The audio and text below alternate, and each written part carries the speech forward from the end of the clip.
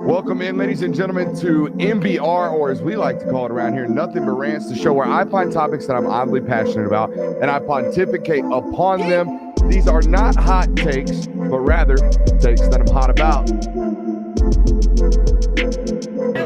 What's up? You really like that?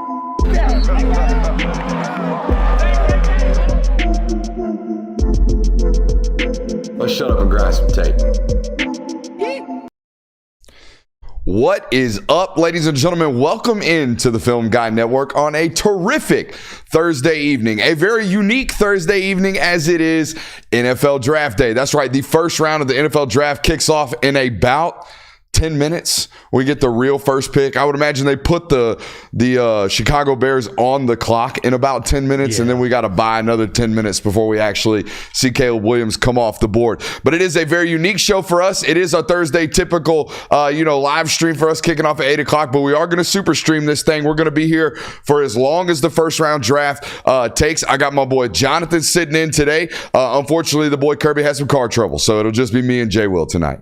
Yeah, you know what? That's okay. You adapt or you die. And we're not dying tonight. We're going to thrive tonight, and we're going to thrive through 4 hours or however long this takes, and we're going to get it done, baby. My man's going to be running cameras. He's going to be running comments. He's going to be checking audio. He's going to be writing articles. My boy's going to be on fire tonight over there. So shouts out to you guys for making it. I know it's a super competitive evening, right? There's a bunch of people taking a crack at this watch party type of event, us being one of those. So we appreciate you guys picking us and sticking with us. We're going to do this in a very unique way, okay? Or at least unique to the space. Most of these guys, you'll have some type of draft pick selection. They will analyze the draft pick from a collegiate standpoint. We will do that, okay? We will have a little bit of that. But we thought it would be very interesting, considering we are a college-based programming network here, to kind of take a look at it from a scouting-based perspective, right? Take a look at these guys from their high school level all the way up. Got about 10 to 12 minutes in between each pick. God forbid there's a trade. There's going to be plenty of time for us to kill tonight in between each individual selection. We felt it necessary to take a look at these guys from their high school ranks all the way up. Maybe see where guys have missed, where guys, might have been overlooked in their high school rankings. Why were they overlooked in those high school rankings? Where did the development come? Where did the development, kind of shy away? Where did they get potentially worse? Some of that stuff going on tonight, as well as some general analysis that you'll find elsewhere as well. But let's talk about this draft. Like I said, it's going to kick off here in a couple of minutes. And obviously, JWill, the draft starts at 2, but really at 3. Most people feel like the Commanders have a pretty good hold on Jayden Daniels. Might be Drake Maye there at 2, but we don't really know. And nonetheless, seems like mayhem in this draft is going to kick off anywhere between 2 and 3 in tonight's draft. Yeah, kind of like a unique feel to this year's draft. There's going to be a whole lot of offensive prospects running off the board, and I'm interested to see because wide receivers are going to be drafted early. Quarterbacks are going to be drafted early. Really interested to see how that impacts the later picks.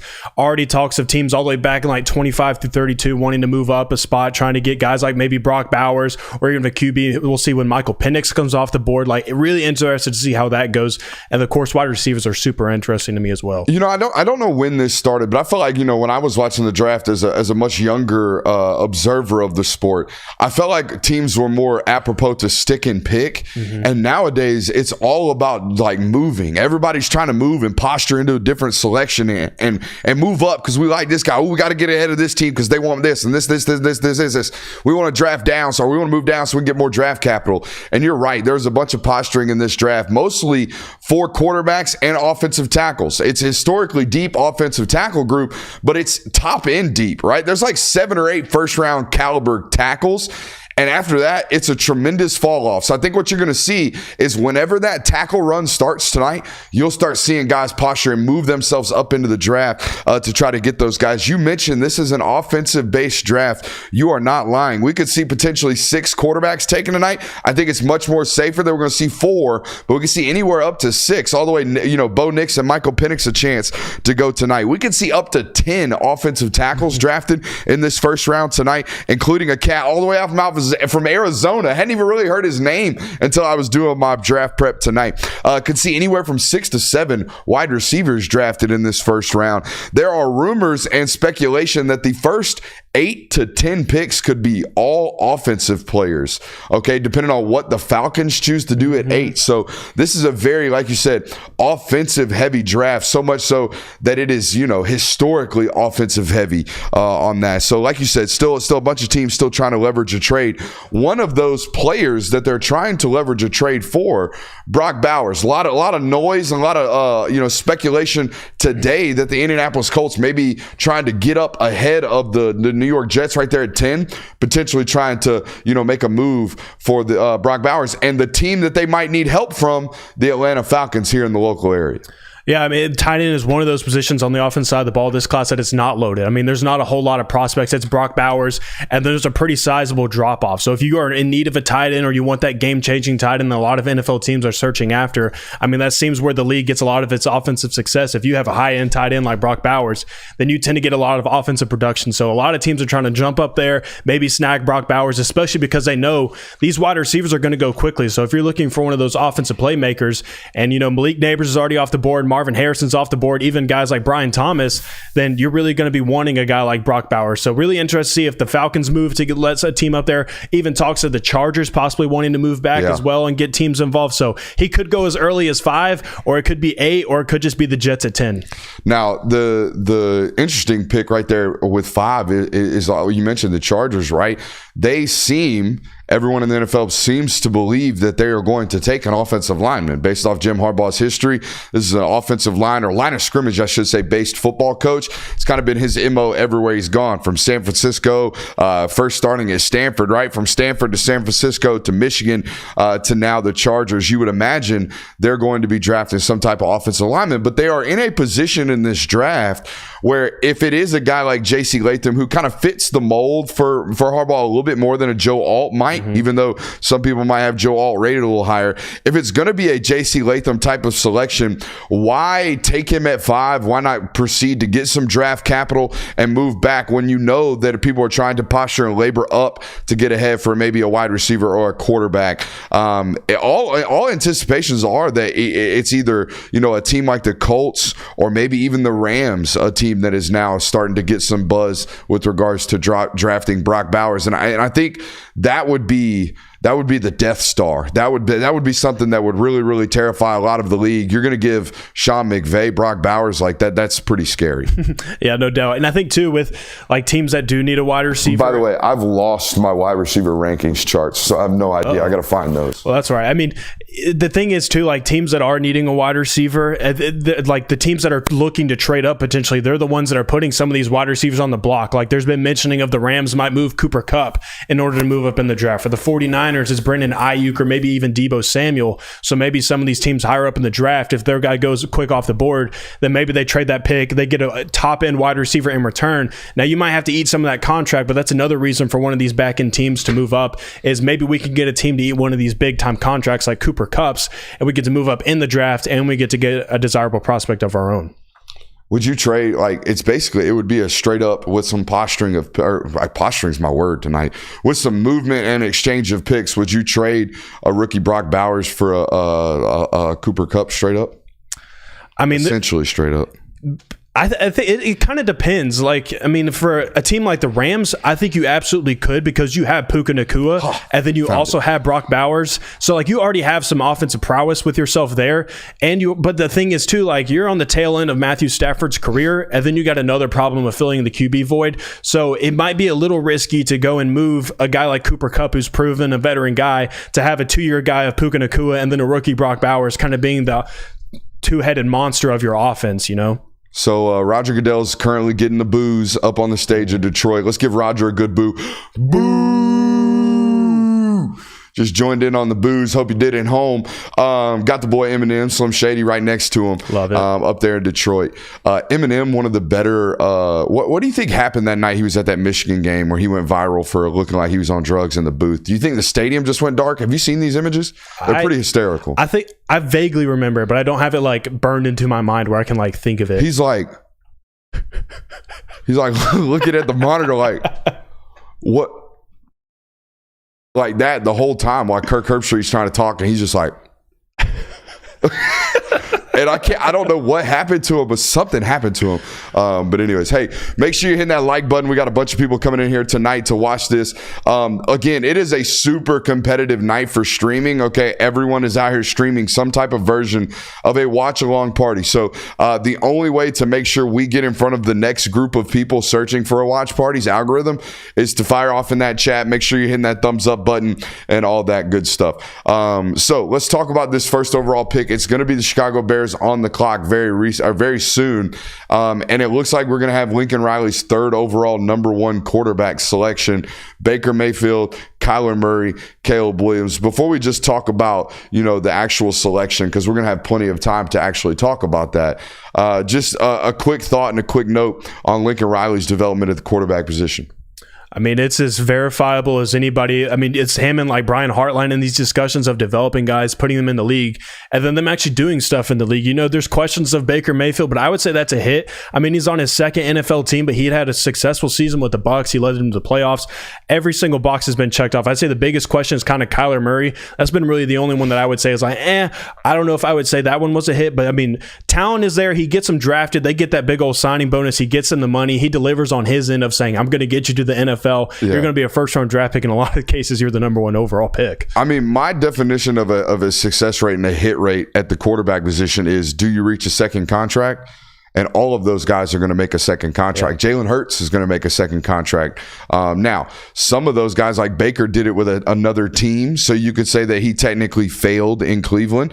But I watched a guy play through a bunch of injuries up there in Cleveland, and I also see an NFL caliber starter. Like, that's what he is. Mm-hmm. That's what he will remain until he is not. And I think that's 5 or 6 years down the road. So, he's had a tremendous success rate, not only of winning Heismans, but putting guys into the league and developing. And look, man, like, say what you want as a fan and say what you want now that he is a media analyst, but during his time as a head football coach, Nick Saban looked Jalen Hurts in the eye and said, you need to take your ass to Oklahoma.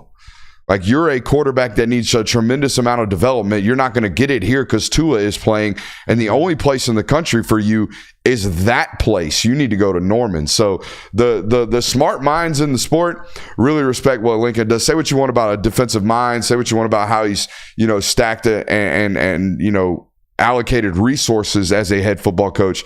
He's a tremendous offensive mind, and it translates on the NFL level. Yeah, and NFL teams keep taking shots at them. Lincoln Riley quarterbacks continue to get drafted. Teams continue to take chances on them. And the good thing for if it is Caleb Williams with the Bears, which they're officially on the clock now, I mean, the Bears look like they're allocating resources, which is kind of something that they didn't exactly do with Justin Fields. And Justin Fields might be a little salty about that. I spent all these years with them, and now you're about to draft Caleb Williams. You're going to get Caleb Williams at the top end of the draft. And then you also have pick number 9 in the first round, which allows you to go and get you a wide receiver or any other position. If they're still there. If they're still there. I mean, any other positional need that you need to fill, you get a top 10 pick. So we'll see how that experiment goes. But that's the biggest question for me with Caleb Williams to the Bears is how is that going to go? And just kind of a different feel, if you will. Like, I mean, while USC was not out here competing for national titles, I mean, they had offensive talent. He was able to make things happen. Obviously, Oklahoma had offensive talent. So that's the biggest question for me. All right, so it's about to be Caleb Williams. And I have some things here, right? Now, Caleb and this class, really, there's going to be 3 guys tonight that we saw at the Elite 11 in 2020 that are going to be first-round draft picks. Caleb Williams won the event. J.J. McCarthy was there. Drake Maye was there as well. All of those guys, assumed and presumed to be going tonight. Caleb Williams, number 1 overall. And I will say this about him. He is one of one. I said it the other night. I've never seen Patrick Mahomes throw in person, but it can't be much crazier than what I've seen from Caleb Williams in person in terms of how the ball comes out of his hand, the effortlessness with which he throws, his ability to rotate his spine in positions that most humans are not able to, are the reasons he can make throws like you saw that UCLA throw during his Heisman year, rolling left and throwing I think it's a deep out. It's like 15 to 18 yards, and he throws an absolute beam rolling to his left. The ability to make all of these plays are very unique to him, and the difference between him and Pat and Pat and him are very equal in terms of arm talent and the ability to play off script. But the difference is this guy's an elite athlete as well. He's got really thick lowers and has an ability to shed shed tackles and get guys off of him within and outside of the pocket. So his ability to extend plays has an additional life form to it because he can get out of tackles. Now, here's the really, really scary thing for me. Okay, and people do the character thing and they'll talk about him as a person. I'm not here to do that, even though there are some things, just things, right? Is football your biggest and most important thing in your life and in your world? I don't know, right? We will ask him that if I'm about to spend $100 million on him over his career. However, I'm not doing that. I'm evaluating the player. And I will say this, there's a really scary number in this evaluation, a terrifying number in this evaluation. The number is 33. That is the career number of fumbles that Caleb Williams has had. In 2.5 years of starting, he put the ball on the turf 33 times. Okay, 16 times this year. This was not something that he got progressively better at. In fact, he got progressively worse. 16 fumbles in a singular year. Guys, that puts him in a category of like Sam Darnold, Jamarcus Russell, Daniel Jones. Like, it's a bunch of bad names. Like, when you have a glaring stat like this, it's a bunch of really, really bad outcomes on the NFL level. And the reason being, and I'm not saying this is who this is, he's tremendously talented, but this is a glaring stat. And if it comes out true, and if it doesn't work on the NFL, this is why. And the reason you put the ball on the turf this many times, the reason you have this lack of ball security is because you have a general lack of awareness of what's going on around you, whether or not you're not realizing that your left tackle's getting beat like a steel drum, whether it's not because you don't realize there's a linebacker around you, so you have to protect the football. Whatever it is, there is a general lack, a consistently general lack of awareness when the ball in his hands, and that is the only thing that scares me about this physical evaluation. All the other intangible shit, I'm not betting on that. What I'm betting on is like, whoa, what is popping up with this? That's scary to me, JWill. Well, yeah, and I mean, we think back to the Notre Dame game all the time of when Notre Dame forced Caleb Williams to make good decisions and kind of put some brain power into this football game, what felt like maybe for the first time in his career, and he had some mistakes. It was a rough game for him, so that kind of matches up 3 picks with your analysis of putting the ball at risk and then also putting the ball on the ground, which is terrible. But then you look at the stat line for his career, and it's 93 touchdowns and 14 interceptions, so it's maybe not the arm putting the ball at risk or throwing interceptions there, but fumbles. I mean, that's inexcusable at that position. You can't be the one putting the ball on the ground. Yeah, and granted, he does a lot more extending of the play. He holds onto the ball a lot longer than most quarterbacks do, but you know, like people do the knock on can he play from him within the pocket. I've watched it. I know he can make throws from the pocket. I don't think there's a throw on the field the dude can't make. My question is sometimes it's like, hey, do we turn down the easy, completion because we're Superman? And if we continue to do that on Sundays, we're just going to be out of the league in 3 years if we continue to be a hard-headed individual. Now, that's not the path here. The path is he's going to, I would imagine, play for a long time. But there are some general, hey, we can't do that on Sundays. We got to rein that back in. I know we're really talented right now on Saturday, but we got to tone that down. Yeah, and I mean, he feels like to me one of the, this is kind of a conversation that at least I have with myself about these quarterback prospects is this a guy that you just kind of want to throw to the fire, let him get reps and just kind of figure it out? Or is this a guy that maybe we want to let sit behind someone else, do it behind the scenes, and then eventually when we feel comfortable, we roll him out with the offense? Caleb Williams feels like a guy where you stick him out there day one and you let him go figure it out because all of the traits and talent are there for him to be able to do that. He can extend the plays. He's athletic enough to survive in this league by just kind of going out there and figuring things out and being thrown to the wolves. And then these in-game reps are where what he needs to really figure this out from a mental level of protecting the football and making sure he's putting the ball in the right spot. So by all means, with the number 1 overall pick, he fits that mold. The pick is officially in. It took him 6.5 minutes. The chat's like, they had 10 months. Why is it taking them so long? It's a TV program. Yeah. That's what's going on right now. They had to get all the analysis in. Well, not only that, you got to allow people to get into your stream. You got to allow people to find it. You know, all these people are like, oh, where's the NFL draft? Oh, it's on this channel. Let me get there. So it's on 12 channels today. It's a marketing scheme of all marketing schemes. It's become one of their bigger and more watched events. And they do the combine really, really well. But I don't think they ever imagined the combine was going to be as big of a deal as it is. And apparently the ESPN contract for the draft comes up this year as well. So we'll see how much value is placed on these types of things.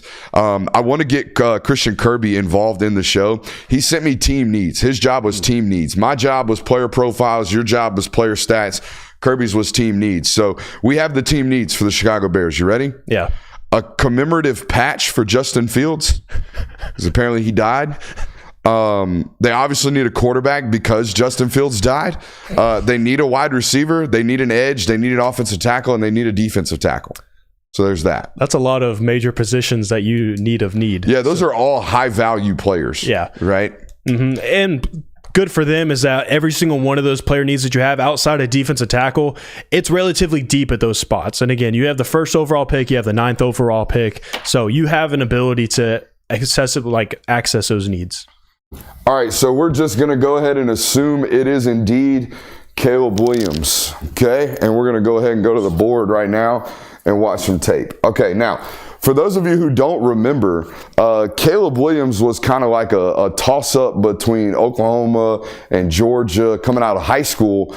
Georgia was like really, really in the mix there for him coming out of the DMV. Played at almost like a super league of high schools, okay? These high schools in Maryland, this team, St. Francis, the school where MJ Sherman went, they all play in like this super highly competitive high school super league because they're too good to play other teams in the DMV area, okay? So all the other teams was just like, put them in there, okay? So this is all really, really high quality high school football that they're playing on this highlight tape, and you'll see the immediate, like, special shit that he did during his time at USC. This is what makes him very, very different than any of these really, really highly talented throwers of the football that we've seen in recent years, right? This guy's got like real twitch and power in his lowers and can really, really get after it as a runner, all right?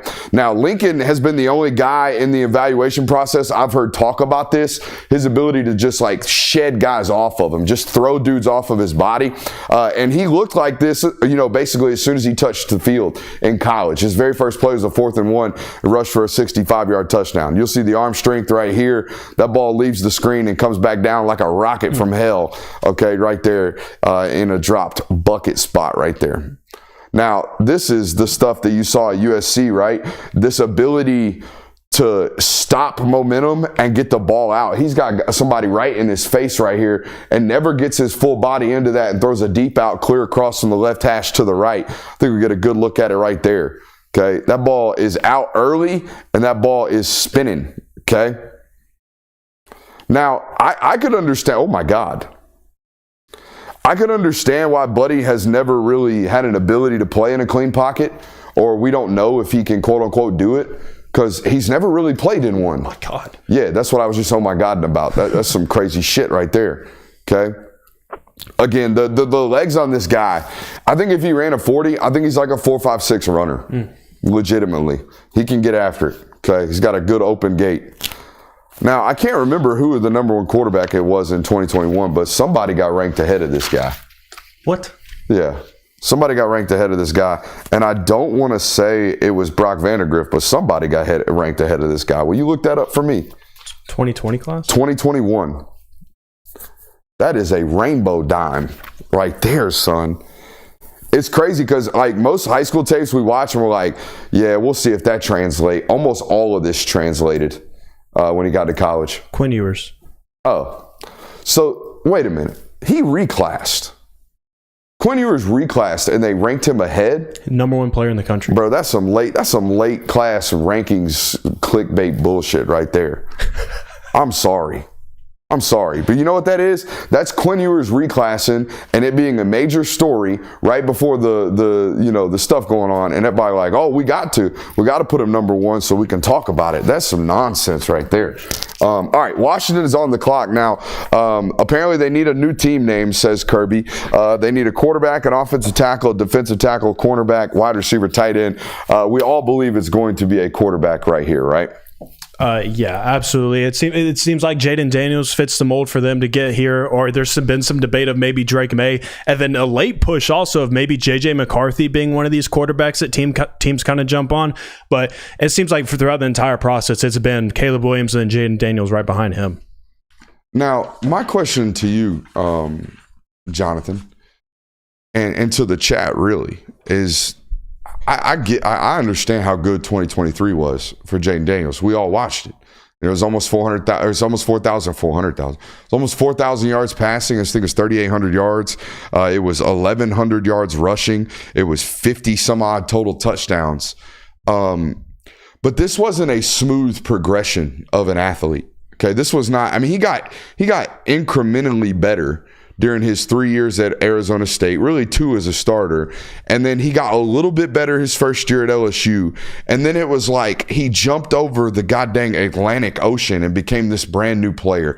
I don't know about you, JWill, but me as an evaluator, I get really not nervous, but I want to ask questions when I see a guy who is a guy for 3 or 4 years, and then all of a sudden he's just a new player in virtually the same system. I mean, he spent 2 years at LSU, and Brian Kelly would attest it to just general confidence. His confidence got so much better, and he just started to really trust his arm and stuff like that. But I see red caution flag, or yellow caution flags, I should say, when I look at just the statistical and player development track of Jayden Daniels. Yeah, and it looks like Jayden Daniels is the pick for the Commanders. Just got the alert on that. Shout out to that. But I think, too, yeah, it's definitely something to be cautioned about, too, because Arizona State, the numbers weren't as great. The completion percentage was down compared to what it was at LSU. And you can attribute that to growth from going from Arizona State to a couple years at LSU. But I think you can also kind of attribute it to he had Brian Thomas and Malik Nabers and some dudes out there that he was throwing to. I mean, the offensive talent was across the board so much better.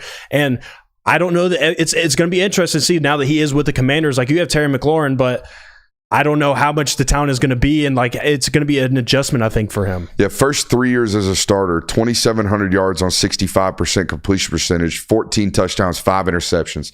That's what he averaged. That includes the first year at LSU. The last year at LSU, 3,800 yards, so 1,100 more through the air on 72% completion. 40 touchdowns to just the 15 average. I mean, it was a completely different football player in 2023. And again, that would kind of concern me, except for the fact that this dude was a really, really high pedigree player coming out of high school. Okay. Coming out of high school out there in California, this is a football player that went to Cajun High School, Cajon, Cajun High School, out of San Bernardino High School. Brian Kelly said when he first got to LSU, he was like 175 pounds. Yeah, spin 2 for me back over here. I'm trying. Hey, it is what it is, right? We got new company or new folks working the camera. Moving forward, I would just leave 3 here and spin 2 with me as I walk. All right. Anyways, gotcha. got a coach on the run and on the fly here. Make sure we're unmuted. Coming out of high school, he was the #1 ranked dual threat quarterback back when they were still doing dual threat quarterback rankings. And he's ranked 35th overall. 175 pounds coming out of high school. Brian Kelly said when he first got to LSU, he was 170 pounds. So somehow, some way, he lost 5 pounds at Arizona State. But interesting. Anyways. It's interesting, too, because like Jaden Rashada kind of fits that mold as well. Very, very thin mold on that guy. But this dude has elite legs. Okay, really, really elite legs. And my only problem with all this, now he's a burner. Okay, my problem is he runs straight up and down. Straight up and down. He's standing chest up, chin up, just ready to get licked.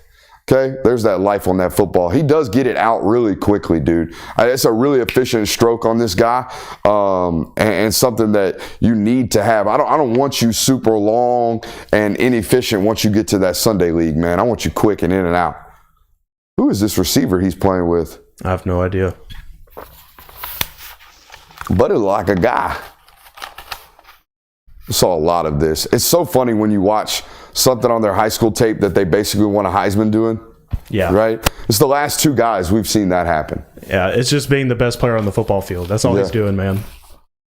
And consistently did that in college, at least for 1 year. There were some growing pains, obviously, once he got to Arizona State.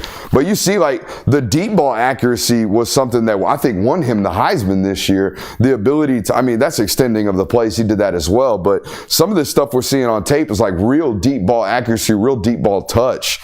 Something that was, kind of the pivotal of their offense last year at LSU.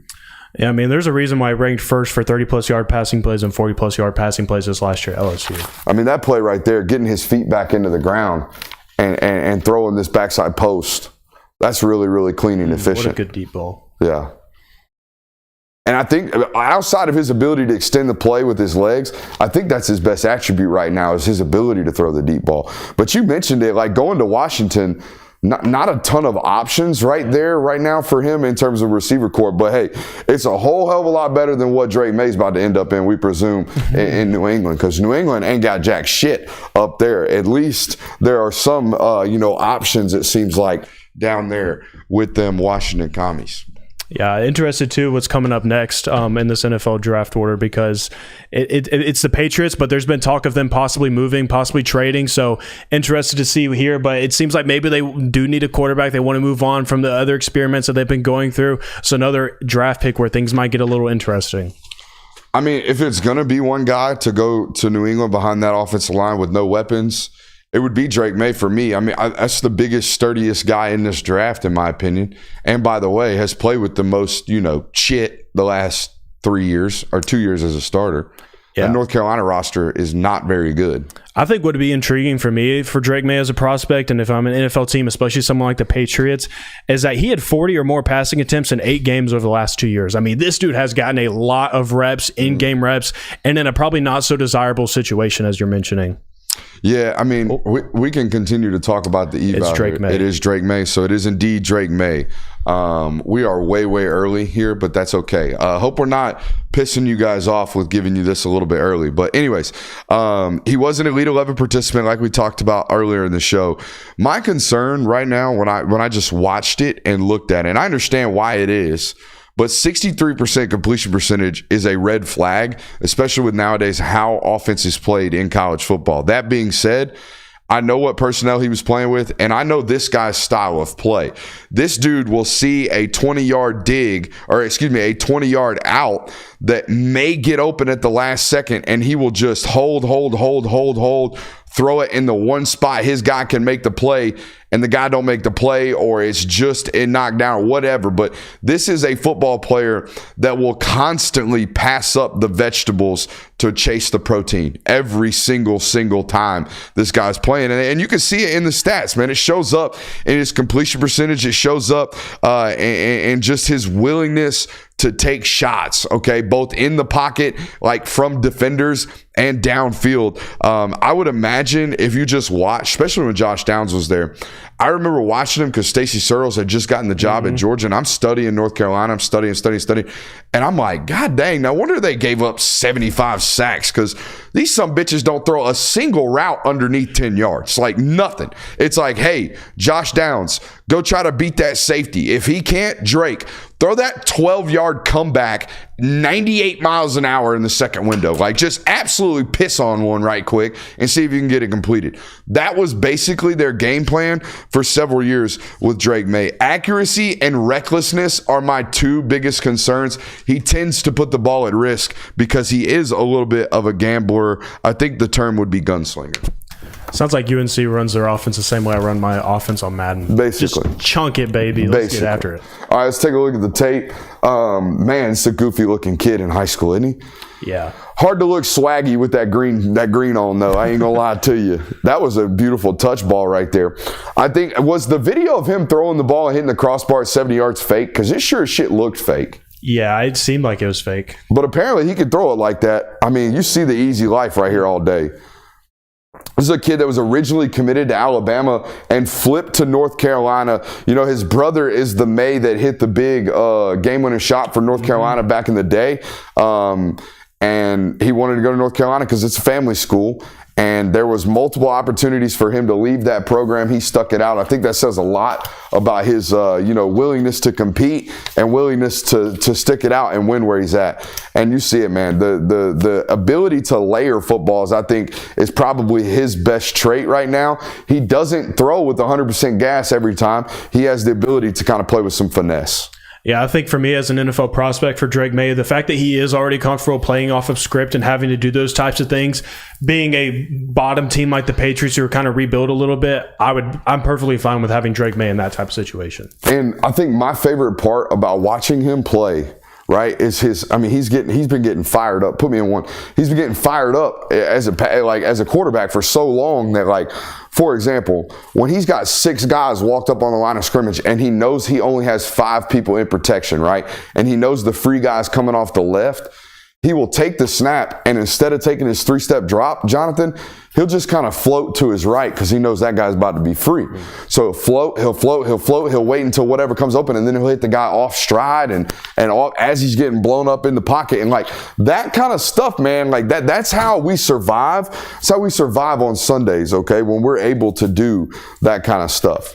So if you are the Patriots, you just kind of is Drake Maye a guy that you probably don't let him get after until maybe like week 8 or something like that? Or you just throwing him out there?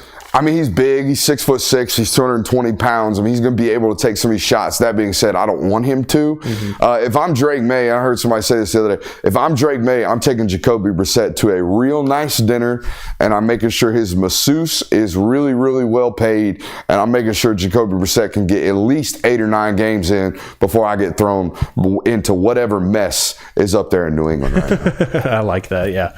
Got to treat your teammates for sure.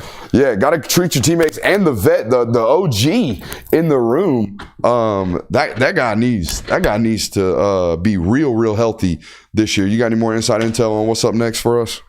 Let's see. Are the Cardinals going to stick and pick? I don't know. That's another interesting one. If they do, it seems like they're going to go wide receiver. This is where it typically seems like Marvin Harrison is slotted or Malik Nabers. You know, there's kind of a battle to see who gets to go here. Is there?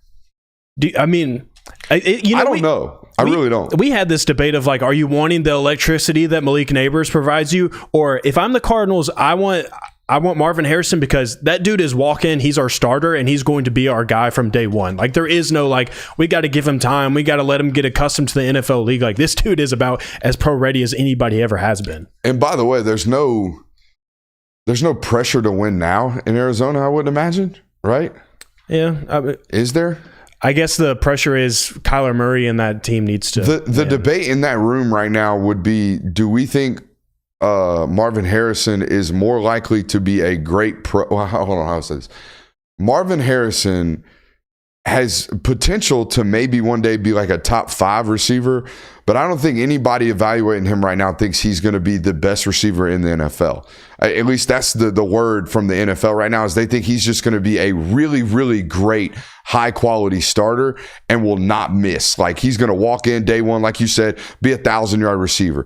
But is he ever going to be Devontae Adams? Is he ever going to be DeAndre Hopkins? That's still left to be known. However, there's ideas and there's thoughts that Malik Nabers might be the best receiver at some point in the NFL just because of how electric he could be. So you're kind of weighing ceiling versus floor, where I don't think there is a higher floor in this draft right now than Marvin Harrison, like, period. Even Brock Bowers has some questions, right, about how you're going to use him.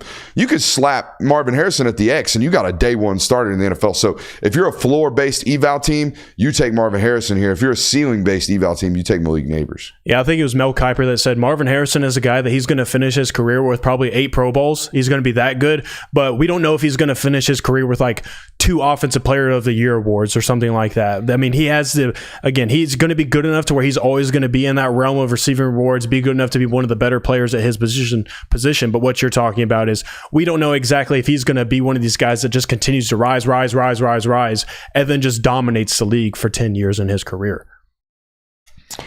Yeah, we'll see about that. We have the pick coming up. The pick is apparently in, and it's been held dormant over there on Twitter. Oh no, it's Marvin Harrison. Oh, I was holding off for a little bit. You were waiting a little bit. It is indeed Marvin Harrison. So we have Marvin Harrison Jr. off the board right now. And like I said, man, only receiver. I didn't say this, but I wrote it in my notes. Marvin Harrison Jr., in my opinion, was the only receiver in college football that I've seen in a long time basically be the offense's entire game plan and win football games at a rate where his football team was a top 5 football team. Oh, dude. I have this stat over here. 15 games with 100-plus receiving yards, only 10 games without a touchdown over his entire career with Ohio State. 1,500-yard games? 1,500-plus yard games. We looked it up before the show. You know Adonai Mitchell only has 3 of those? 3? Adonai Mitchell has 3 100-yard career games. That's it. He's only got 3 games in his career where he had more than 5 receptions in a single football game. Oh. This is the antithesis, right? Yeah. This is a guy who is going to come in, like I said, consensus really, really good. People wonder whether or not he will ever be like the greatest receiver in the league. He's a plus athlete. He's a plus route runner. He's got plus body control. He's got plus hands. He is a can't miss prospect, despite the fact that 24/7 Sports had him ranked 160th in the country. They had him ranked the 21st wide receiver coming out of high school. That is a miss. Let's go take a look at the film and see why. I'm sure this one's going to be fun. You think? I mean, NFL pedigree, 6'3", 190 pounds. They ranked him 21st overall. What the hell? Yeah, we're about to find out why. Yeah, we're about to find out. I mean, I wasn't really out here grinding Ohio tape back in this, but we're about to find out real quick. All right. Okay, so when you just watch tape of Marvin, just because he's a lot longer than most athletes, there's not a ton of immediate twitch. Like, you don't see violence in the steps and in the turf, but you do see absolute dicing of a route runner. Tremendous hands catcher. What's up? I said, what a throw. Yeah. Oh, I thought you were spoiling another pick. Nah. Oh, wow, what a route. Sold the fade and broke into the slant. Man, he really is like, he's chicken and vegetables, dog. He's like real boring. He's much more AJ Green than Julio. You know what I mean? Yeah. Like, AJ gonna give you a smooth 1,200 yards receiving. Nobody gonna talk about him. He's gonna retire quietly. Ain't nobody gonna say nothing. It's gonna be nice and chill. Yeah, it's a great comp in my opinion, because when people talk about AJ Green now, I think a lot of people forget that there was a discussion of, is it Julio or AJ as the top receiver in the league? Nowadays, people just remember, oh, it was Julio Jones dominating. AJ Green, when healthy, was right there with him. His boy McCord throwing these footballs, by the way. Kyle mid-cord, back shoulder. Oh, that's not even a back shoulder. That ball's thrown at the feet of the DB. How do you go get that? His body control and his general ability to find the football has been the thing that has stood out most to me about Marvin's career so far. Two guys wide ass open over there. Where are we at? We got 6.5 minutes left. We got time. Well, that's the first time I've seen Marvin Harrison, the real OG Marvin Harrison, on TV. They've been hiding that joker for a while. Yeah, they have.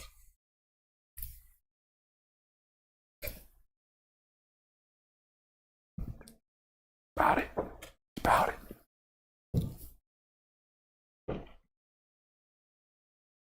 Oh my God. Oh my God. How did he catch that ball?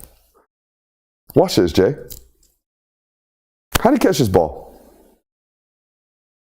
Holy cow. Probably couldn't even see it. Yeah, I sometimes wonder about his ability to separate on the NFL level. Just because, like I said, I don't know what like, even that clip they're showing on ESPN right now, he's just jumping over a corner and back shouldering the guy. Like, when we get to the NFL, we got to pull away. Okay, we got to be able to create space, because DBs ain't out here getting mossed on. But you have to have an ability to route like this. To route up like this dude has, to be able to beat the amount of coverage and double coverage that he's seen over the last couple of years. Like, that's one thing. This dude's going to go to the NFL, and the game might feel easier because he's going to get less coverage. Well, I mean, too, I was just about to say, actually, like, during his time at Ohio State, you could make the argument that maybe some of it was because he had some really good teammates along the side of him, like Jackson Smith and JWill was there with him as well. But anytime you watched Ohio State play football, and anytime you had that game on, Marvin Harrison was still getting wide open, even with those guys playing with him. I mean, that dude was just crafty as all get out, and he still found ways to make the job easy for guys like McCord, and it's why that they were still able to have offensive success, even if they didn't have an elite Q back there. I imagine J.C. Latham comes off the board right here to the Chargers. That's just my guess. But no, I recall that Penn State football game where, I mean, they couldn't do shit. They could not do nothing offensively.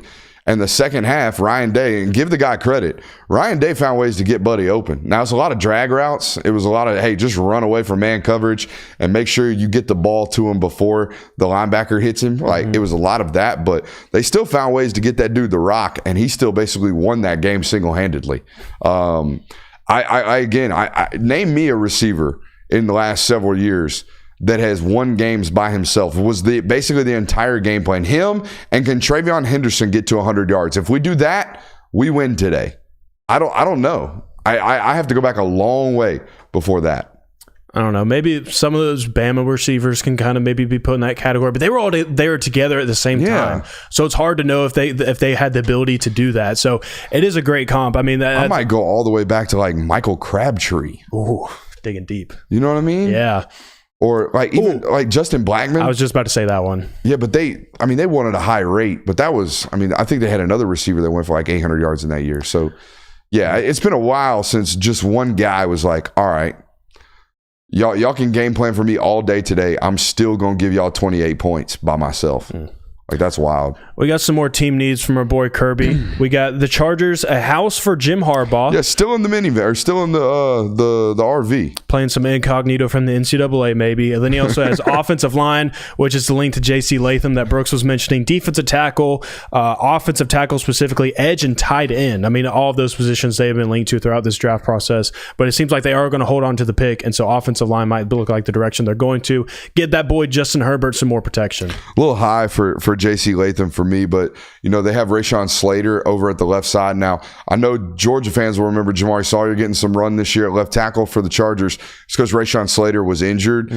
He's going to be back, and he's a really, really solid left tackle for them. So J.C. Latham seems to be the likely pick here. Just slide him right in there at right tackle. Some people will hear that and be like, well, Joe Alt's the better tackle, and I would tell you that J.C. Latham is far more the profile of a Jim Harbaugh offensive lineman. Much more road gradery. I thought immediately as soon as they got rid of Mike Williams and Keenan Allen out of Los Angeles that they were immediately going to go offensive weaponry. Brock Bowers was quickly linked to them as someone that they could potentially need. Jim Harbaugh, a guy that likes to use the tight ends, maybe in a different way than you would use Brock Bowers, but interesting to see if they're going to go insurance with the offensive lineman or just get Justin Herbert another guy to use out there. Man, it's a shame they have Justin Herbert and just re-signed him. Because we could watch Jim Harbaugh be a man of his word right now, but it would cost them I heard today it would cost them $100 million to trade Justin Herbert right now. $100 million. So yeah, go out there and say all you want about JJ McCarthy. You got it? It is an offensive lineman, but it's not J.C. Latham. It is Joe Alt. Wow. Huh. That is interesting. Even more interesting, Joe Alt's football career. Check this out. Did you know that Joe Alt didn't start playing offensive tackle until his senior year of high school football? Wow, I did not know. Did you know that Joe Alt's dad was a multi-time All-Pro offensive tackle? Did not know that. Joe Alt's daddy basically decided that my son will remain an athlete as long as he can remain an athlete, and then at the last moment, we will move him at tackle because we know he's going to be a tackle. They knew from very early on. But his freshman year, he's like playing quarterback. His sophomore year, he's playing a little tight end. Junior year, sticks at tight end. Senior year, they're like, all right, son, you're 6'7" and a half. You're 260 pounds. Let's move you out to left tackle. Okay. He graduates high school, Jonathan, at 6'7", 283 pounds. That's what he was listed at. Okay. At the combine, he was listed at 6'9", 321 pounds. Now, my thing is like most kids don't continue to grow once they get to college. Like most offensive linemen are kind of tapped out. And I think I might have stumbled upon something. This dude was extremely light in high school. He didn't have all that excess weight that a lot of these kids have. Yeah. So he got that final growth spurt where maybe if you have all this extra weight, gravity just simply won't allow you to get that last inch and a half in college that you were made to have. Huh. You think it works like that maybe? Maybe. I'm just saying a decent scouting theory here where it's like, hey, you're 6'7" and a half. Maybe we just play you at 270 and then maybe we get that last inch and a half out of you, 6'9", a nice round number. But anyways, played tight end all the way to his last year of high school football. And guess what? Got on the field as a true freshman at Notre Dame as a tight end / extra offensive lineman in the Rhino package. Ooh. So this was a guy who had never played it and now is the technician in this class. If you ask me, Brooks, who is the cleanest football player at the offensive tackle position in terms of technique, it's this guy. All right. Now his huddle was a little funky, so I don't know what we're going to get here. Looks like it might be some tight end film right here. Oh, yay. Might be some tight end film. Oh, no. No, we got it. Look, man, I understand how this guy was a 4-star high school player. I think he's ranked outside the 280th. He's wearing 16, guys. What the hell are we supposed to do with this?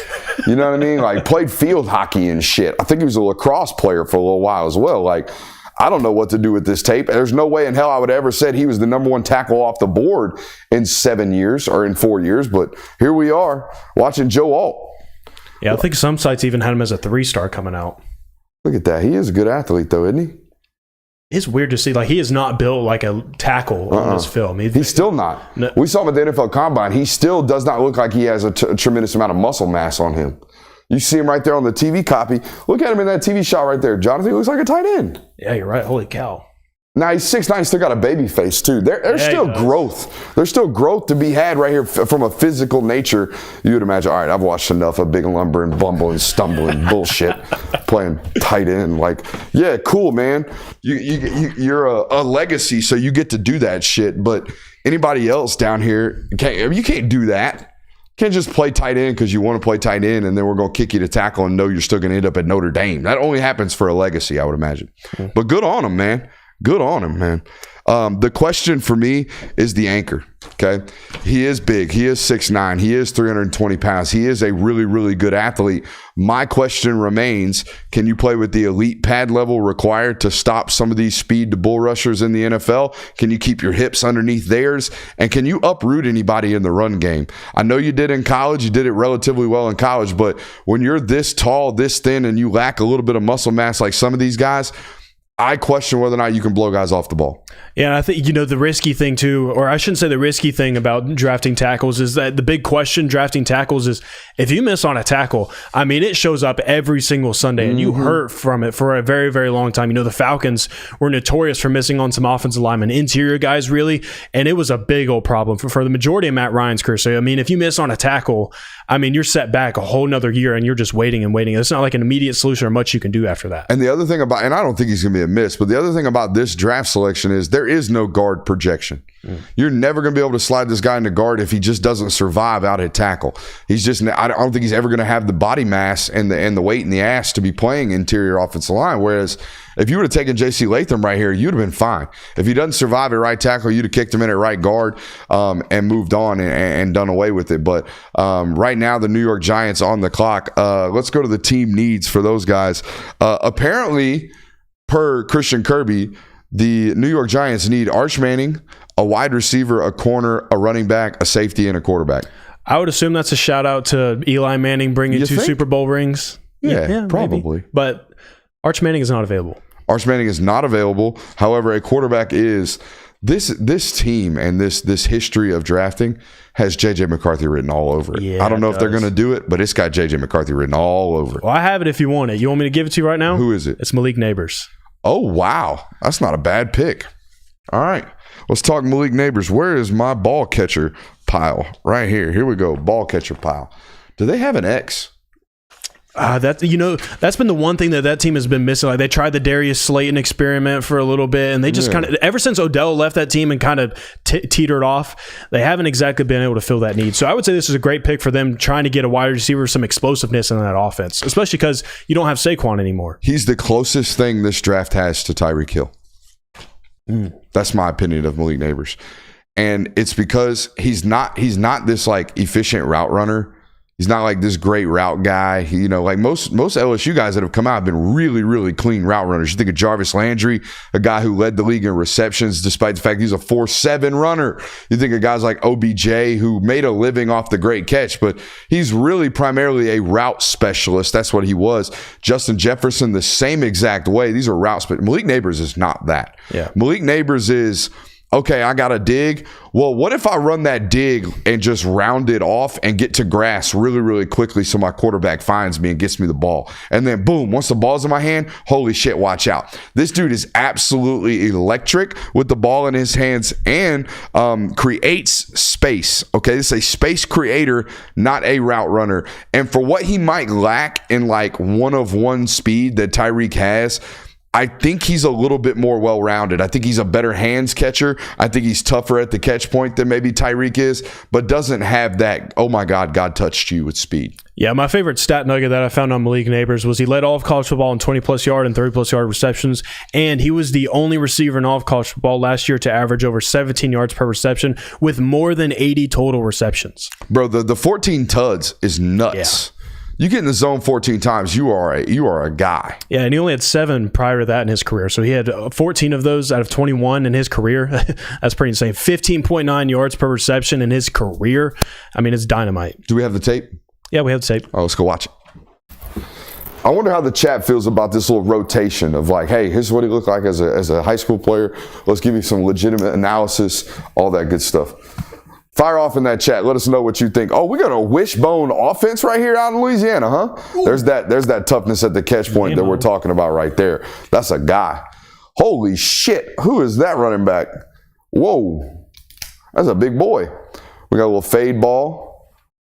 Jeez. Huh. Yeah, I can see why this guy was a 4-star and ends up the second wide receiver drafted overall. Like, how do you evaluate a 6-foot wide receiver like this? I bet he went to LSU and absolutely dunked on people in one-on-ones. Timmy. Yeah, that ain't no Timmy out there in Louisiana. Now, there's some Tylers on this defense. Ain't no doubt about that. Where's he at? Is he about to get the ball in his hands on a jet? No, my God. They're just going to throw a fade on the goal line. Oh, he cooked. He cooked. Yeah, I can understand, again, why the industry missed on this one, because that's what it is. It's a miss, because he immediately, I think he was a SEC All-American or SEC freshman first-teamer as a true freshman at LSU. So it's a guy that got on the field like ASAP. They're running a screen right here for him. Great job plucking that ball in traffic, and that's what we're talking about. That's what I'm saying. The closest thing after the catch to Tyreek Hill, and you can see it in high school, and you can see this dude pull off on guys in the SEC. Led the SEC in receptions in back-to-back seasons. I wonder when was the last time that was done. It's probably been a minute. Yeah, he was 2021 freshman All-SEC. Yeah, so one of these guys that as soon as he touched it out there in Baton Rouge, he was getting loose. All right, Tennessee Titans are currently on the clock, okay, at pick number 6 right here. So the Tennessee Titans apparently need a sideline sports book for Calvin Ridley.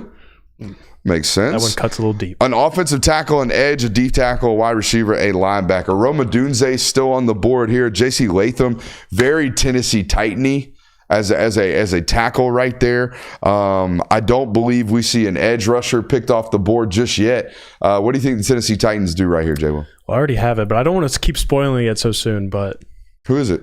J.C. Latham. Oh, there you go. It is J.C. Latham. I don't mind spoiling it. So, I mean, it's why everybody's here. You might as well listen to us. Right. I mean, I would imagine they're listening to us and watching the broadcast. True. Or maybe trying to do a little bit of both audios. Why you want to have the TV on with the stereo system? I don't know, because I like to party. You know what I mean? That kind of thing. But anyways, it is J.C. Latham. All right, no. Before we talk about J.C. Latham, I want to talk about this, okay? Because this is scary. What do you think of offensive tackles' success rate is at Alabama? Like NFL offensive tackles from Alabama. How do you think they fare in the NFL? Honestly, I'm going to say not too well because I can't really remember too many of them off the top of my head outside of like Leatherwood. That's the one that comes to mind right now. And Alex Leatherwood's already got basically shit canned out there at Oakland. Yeah. Or with the Las Vegas. So that ain't been great. Evan Neal with the Giants ain't been great. No. Tyler Steen, the transfer they took out of Vandy that played for them for years, a 3rd-round draft pick. Now, I don't know. JWill, solid right tackle for the Browns. Believe he's going to make a second contract. Jonah Williams, solid. Okay. Cam Robinson, DJ Fluker. I mean, buddy, it is whiff after whiff after whiff. So it would make me a little bit hesitant drafting these Alabama tackles because it seems that they get to the league and they are maxed out. Is what they are. Do you think that really starts to matter when like certain programs and certain positions, like if you continue to see these types of misses, does that really deter teams from picking certain positions from certain teams because like, whoa, they do not have a great history of developing these guys? I mean, I would imagine. Even with guys like JC coming out of college where it looks like it's going to be a hit? I don't know because all the other guys look like they're going to be a hit. I thought there was no way Alex Leatherwood was going to be a bust. Like fair. Alex Leatherwood was gorgeous. Yeah, he was. You know what I mean? It looked great during his time out there. I thought Evan Neal tape at Alabama. Holy shit. Like, what? It all looked great.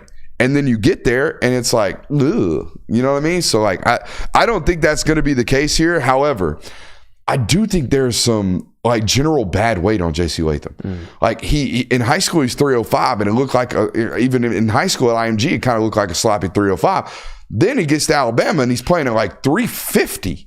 NFL Combine measures in at 340, and he is a big physical football player. Do not get me wrong. He sets the tone.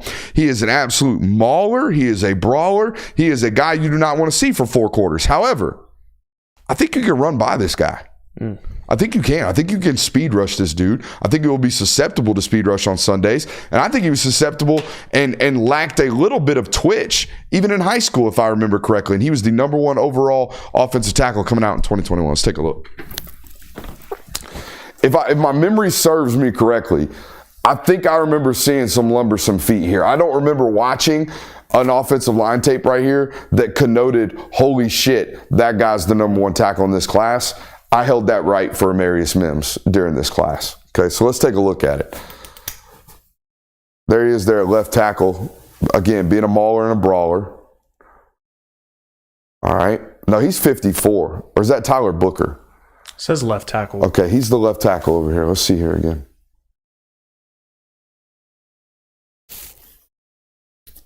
Okay, we're going to engage our feet. We're going to finish there. But no pop off the line of scrimmage. Playing with good inside body lean there, and we get a finish. Okay. Good in the run game here. We get a finish late. Okay. Feels like a lot of I'm stronger than everybody. I mean, he's playing with good technique too, and he's playing against really good competition. I think this is them against St. Francis right here, but that's you laying on a buddy. Okay, let's see here. The whole eval the whole time felt guardy to me. Guard. And he stuck at tackle the whole time. Now he's playing right tackle, played a little bit of offensive guard when he first got to Alabama. But you see what I'm saying? I don't see on tape like, holy shit, look at the big man twitching this human. You know what I mean? Like that not necessarily bothered me coming out, but it made me have reservations for the overall top end athletic ceiling that we have as a Sunday guy. So that was the cause for my hesitation in the eval. Do you have the next one already?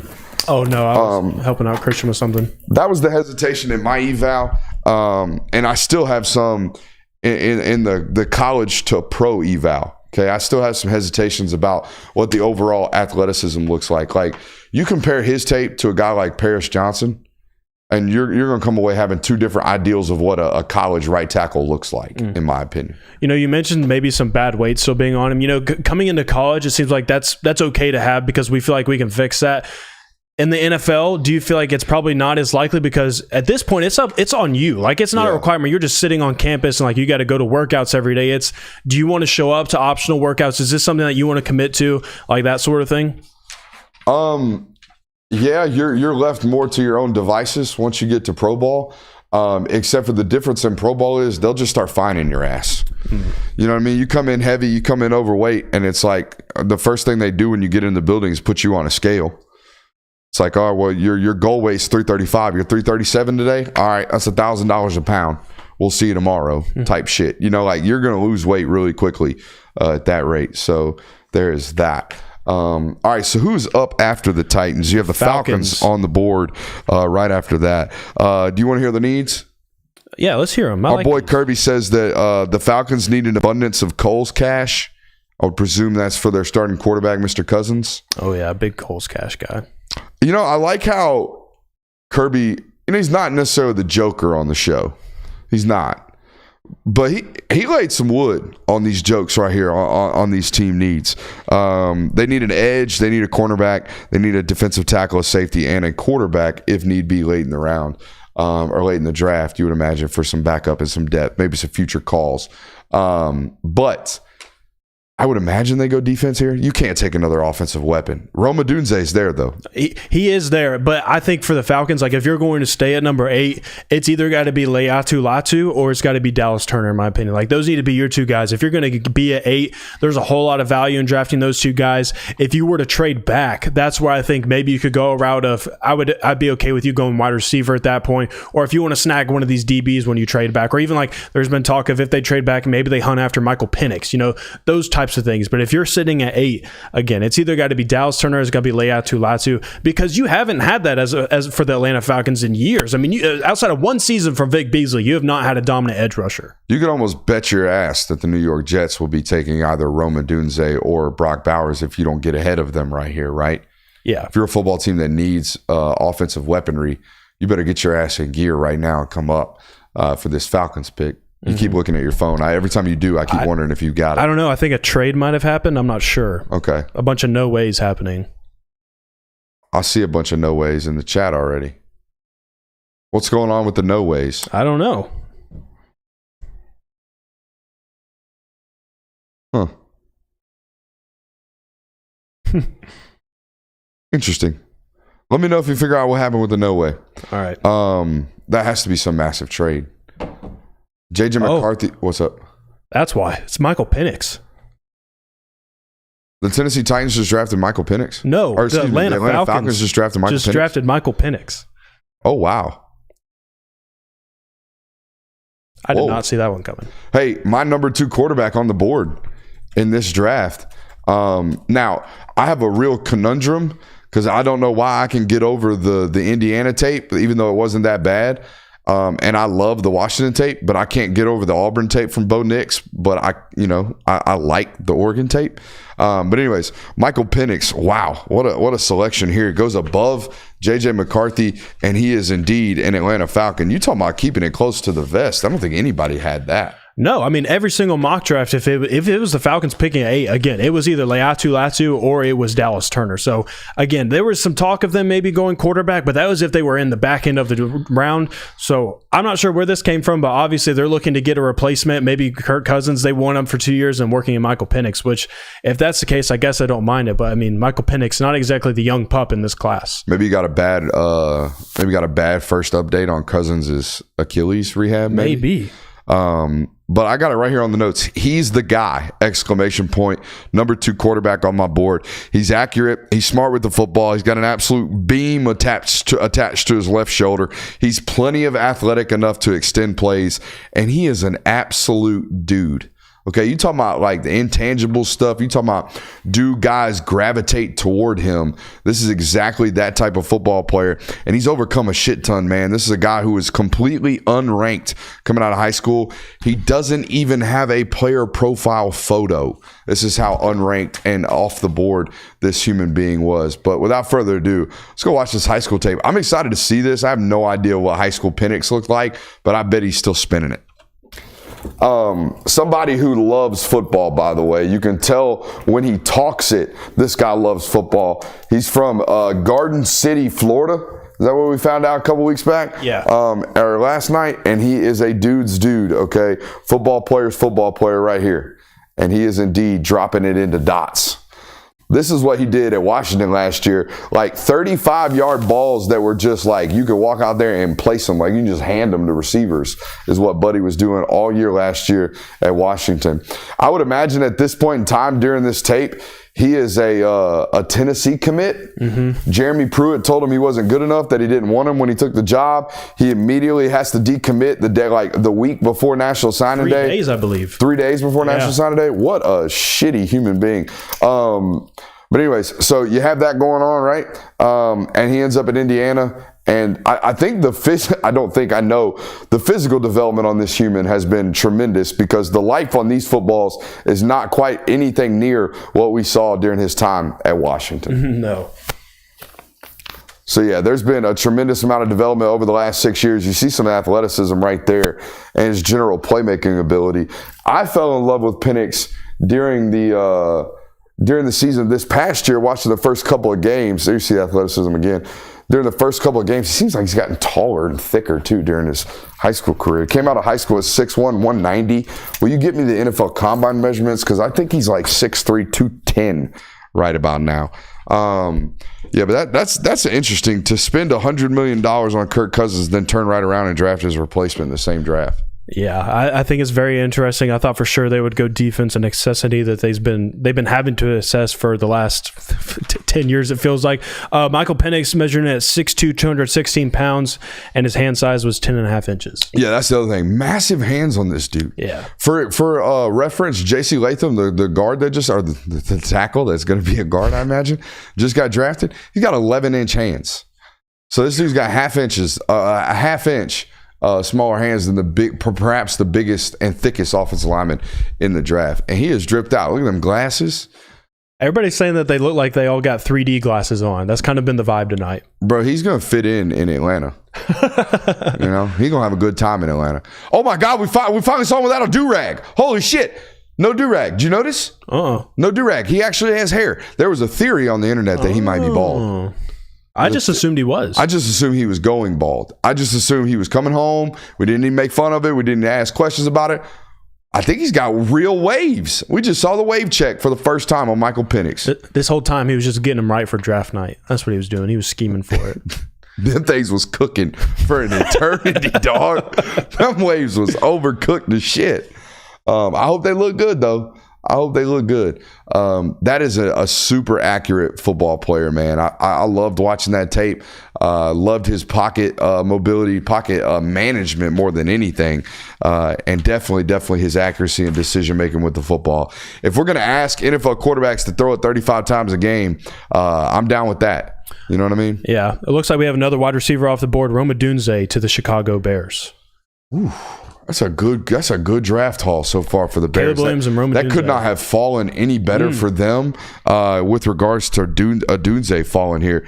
That puts Brock Bowers on the clock, you would imagine, up next for the Jets, unless they go tackle. Bunch of tackles still left available for an offensive line that can't seem to protect their guy.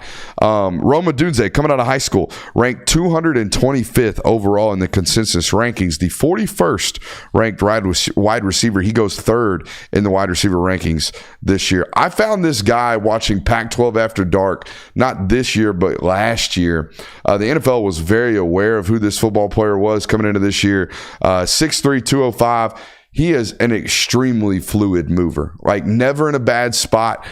You'll find me, like when I talk about athletes like this, I always have a propensity to like them more than others, because when you're this big and you're fluid, you move well, you move efficiently, you're not knee knocked, you have good knee drive, you can start and stop, you're always in a good body positioning, right? You're never falling over, falling down, you're never stepping outside of your hit box. These are requirements for quote unquote great athletes and great movers. He checks all of the boxes. In my opinion, Jonathan, this is the X receiver in this draft that has true, he's the number one wide receiver in the league potential. This is the first guy I've seen in a long time, in my opinion, that reminds me a little bit of Larry Fitzgerald. I mean, 1,600 receiving yards in a season. I mean, that is just absolutely ridiculous. I actually found him through a YouTube page because someone was doing a Washington Dynasty mode on NCAA 14, and he was just chucking it to Rome Odunze every time. I was like, who's this guy? And I found out. You out here checking out streamers on NCAA football? Bro, you got to get your fix in somehow. All right. Okay. Don't be hating. I ain't hating. We're going to be streaming some NCAA football sometime. The New York soon. Jets have just traded with the Vikings. That would be JJ McCarthy. Right? Feels like it. We are hot and heavy already. I mean, we're an hour and 10 minutes into this draft. I feel like we're cooking. We're already into pick 10 now? Yeah. We're in pick 10 now, and you're telling me that now the Vikings have moved into 10 and they've just pick swapped. That makes no sense. They moved one spot. There's got to be something more to that then. That's weird. They flip-flopped. They were in 10 and 11. Did they really think that the Jets were going to take JJ McCarthy or something? I have no idea. Why trade with the team that's above you? Yeah, I don't know.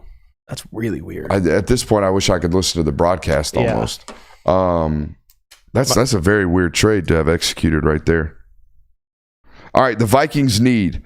I don't even get that joke, Kirby, so I'm not even going to read it. He says Tory Taylor and then hyphen punter.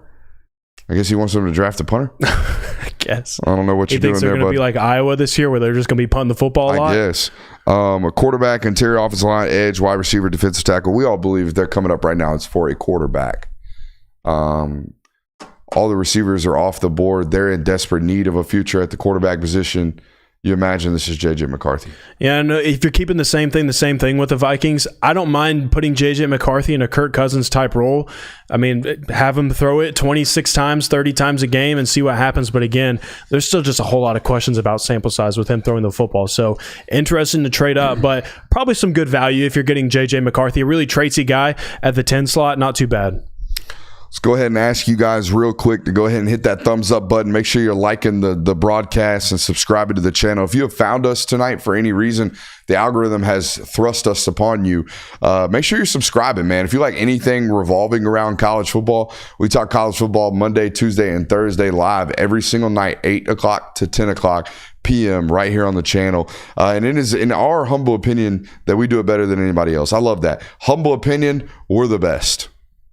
Not very humble. So I got some more trade info on this. The Jets get the 11th overall pick, 129th overall pick, 157th overall pick in exchange for their 10th overall pick and their 203rd overall pick. Again, why would the Vikings do this? Yeah, because especially if you're moving up for JJ McCarthy, if you're moving up for one of the weapons that's still available, I guess I get that. But if you're moving up for the quarterback, the Jets weren't about to draft the quarterback unless they're about to. Well, they just traded Zach Wilson. Maybe they pull a Green Bay Packers and draft the future for Aaron Rodgers while Aaron Rodgers is the starter. Maybe so. Vikings took JJ according to the chat. So apparently someone's got you scooped over there. Apparently so. All right. Well, it is indeed, I guess, JJ McCarthy. And again, I don't understand. Maybe they had a threat. Maybe they thought the Jets might potentially do it. Yeah, maybe so. I mean, maybe they got a late inkling of, this is about to happen, and then they wanted to pull the trigger. Or maybe it was just a matter of, like, we just want to make sure that we get our guy and we're okay exchanging picks. And if that's the case, then I guess I don't mind that either. But, I mean, interesting pick. I mean, it makes sense for them to draft a quarterback again. Obviously, a place where J.J. McCarthy is likely just going to go out there, and he's going to get a lot of in-game reps, you would assume. And, yes, Vikings do select J.J. McCarthy. All right, so an Elite 11 participant, we talked about that a little bit earlier, gets often labeled with the winner tag, right? Won 63 games during his stint as a starter, went 23 or 28-1, whatever it was, during his time as a starter at Michigan. Grew up playing hockey. I would imagine you hear that on this broadcast. That's where he claims he gets his toughness from. Yeah. Big into meditating. Likes to meditate pregame. Likes to go barefoot on the grass. So he really feels like it grounds him to the earth and to the atmosphere and to the game. He was hidden. He was hidden big time for 2 years as a starter at Michigan. I said it the other night. He's got Jake Fromm stats with Josh Allen highlight tapes. I think the hiding of McCarthy from a passing standpoint had much more to do with the offensive line's inability to pass protect. We've talked about that a lot. I like the ability and potential. You're just going to have to go through growing pains in Minnesota. Now, they have a great supporting cast around him. He's got a tremendous weapon in Justin Jefferson that's locked up for the foreseeable future, it seems. But here's the stat. Here's the killer stat on this draft pick right here. The average NFL team throws it 34 times per game. In 17 games, guys, in 17 games, that's 1 year of starting in the NFL. That is 578 attempts. That is what the average starting quarterback throws in a single year. J.J. McCarthy has 482 career attempts. Career. He's going to get asked to throw it 90 more times next year than he has in his entire career. That's a lot. That's a lot of stretch in growth of, hey, we asked you to throw it 23 times a game. Go throw it 34 for a mediocre NFL football team. Yeah, another killer stat, too, is in the 6 games that he threw 30 or more passes, and 2 of them, he completed just over 50% of his balls. So you see the efficiency drop off a little bit, too. All right, let's go watch the tape. Just moving right along in this NFL draft, by the way. All right, this is IMG tape right here. Here we go. Surrounded by dudes. Just loads and loads of them. Good job resetting your feet and letting the chooch loose right there, though. Wow. Now, the funny thing is, he was a borderline 5-star coming out of high school at IMG with super traitsy tape. He's got super traitsy tape right now going into the league with just dog shit stats. Just, man, they hid you for 2 years stats. But he did all this stuff at Michigan on big time games, or I should say in big time games, where he's extending plays, letting the chooch loose, just getting gnarly on 3rd and 5, 3rd and 6. But you'd be hard pressed to find a 1st and 10 rep that looked like that during his time at Michigan. Now, Roman Wilson was probably his best receiver. Yeah. Had a couple of tight ends that are NFL caliber during his time in Michigan, but they kind of had some empty cupboards up there with regards to actual options to throw the football. Yeah, and at least now he has Justin Jefferson that he'll be throwing to. And is that him lead blocking looking like a naff? Our non-athletic friend out here lead blocking for his running back. Now, he showed some juice, but I think I would have kept this one off the highlight tape for this right here. Come on, bro. We getting taken out by the sniper in the trees out here on the highlight tape. Yeah, you can see the athleticism, dude. Mm-hmm. I really do wish some of these guys, like more of these guys would run. Like Michael Penix obviously had something to prove. He was like, I'm going to come out here and show you sons of bitches that I'm an athlete. I'm going to get out here and run 4.52 in my tights and shirtless, right? But I would have wished that, you know, I would have seen McCarthy run because I think McCarthy's a 4.65 athlete. I really do. Yeah, it's still so interesting that as great as an athlete as he was or is, I should say, it's just weird that he continued to be hidden at Michigan, and maybe it's because the weaponry wasn't exactly there. Maybe that could be a reason. They had two really good running backs in Blake Corum and Donovan Edwards, so I kind of get that. But again, I mean, the weaponry is definitely going to get better at Minnesota, and he's going to have some more options, so interested to see how that experiment works out. Yeah, people talking about fun in the chat, funny as hell how Michigan won the Joe Moore Award and couldn't pass block. Guys, you will see it tonight and tomorrow. Just take a mental note when the first Michigan offensive lineman is drafted, because I know one from Georgia will be drafted tonight. I know one from Alabama was drafted tonight. Notre Dame was drafted tonight. Penn State will have one drafted tonight. Okay, there's a bunch of football programs that put out first round tackles. Michigan did not do it. Okay, under Jim Harbaugh. All right, so there's that. They just didn't have the NFL caliber dudes. Now, they didn't recruit at that rate, though, during Harbaugh's run there. They took a bunch of road graders and branded their football program off of that. Yeah, I actually have a stat of when Amarius Mims is drafted tonight, Georgia will have had more offensive linemen drafted in the last 7 years than Notre Dame, Michigan, Alabama, and Iowa. I thought you were about to give me a combined. No, not combined. That would have been dope. But Georgia's definitely been combined. Georgia's definitely been dominating the offensive line production in the NFL over the last 7 years. Absolutely. Yo, shout out. Always love getting text message from close family members that are watching the show. Shout out Mike McKinney. I also want to give a quick shout out to West Georgia Tire over there in Douglas County. Look, if you need a set of tires, West Georgia Tire got you set up, all right? Because they got your boy set up today. So shout out to those guys. The Massey family always doing well by the show. We'll have more information on how to support those guys in the next couple of shows. But wanted to give those guys a quick shout out right now because they did indeed put some new shoes on the boys' whip today. You are all about some shoes. So even the truck, huh? Hey man, spin me the one. Let people see this the small portion of the collection. You know, my goal, JWill, is to one day have an entire shoe wall with all of the Chicago colorways. If you see me do that, ask for a raise because I got money. Where are we at with the next pick? Who's up? We still got the Jets up. The Jets are up now? Yeah. Apparently, according to Kirby, the Jets need a spare Achilles for Aaron Rodgers. Just in case. A tight end, which that's where Brock Bowers comes into play. Safety, wide receiver, linebacker, and cornerback. You know, pairing one up with maybe Sauce Gardner, pairing a wide receiver up with Garrett Wilson. Interesting needs there. I think I would probably go tight end here to go along with Garrett Wilson if I were them. Interesting. Brock Bowers got to come off the board soon. Yeah, I mean, I'll tell you what, he's not getting past 15 with the Colts. He won't. They won't let it happen. But this is the McCarthy pick on television. They're way behind right now on television. Yeah, they are. If it is Bowers, man, I mean, let's not. I don't want to overanalyze the actual if pick, but I think he's the most surefire, other than Marvin Harrison. I think Brock Bowers is the second most surefire hit in this draft. If you draft him, you're guaranteed to have a really, really good football player. Now, the only question is usage. Are you smart enough to actually figure out how to get him loose? You know what I mean? Yeah.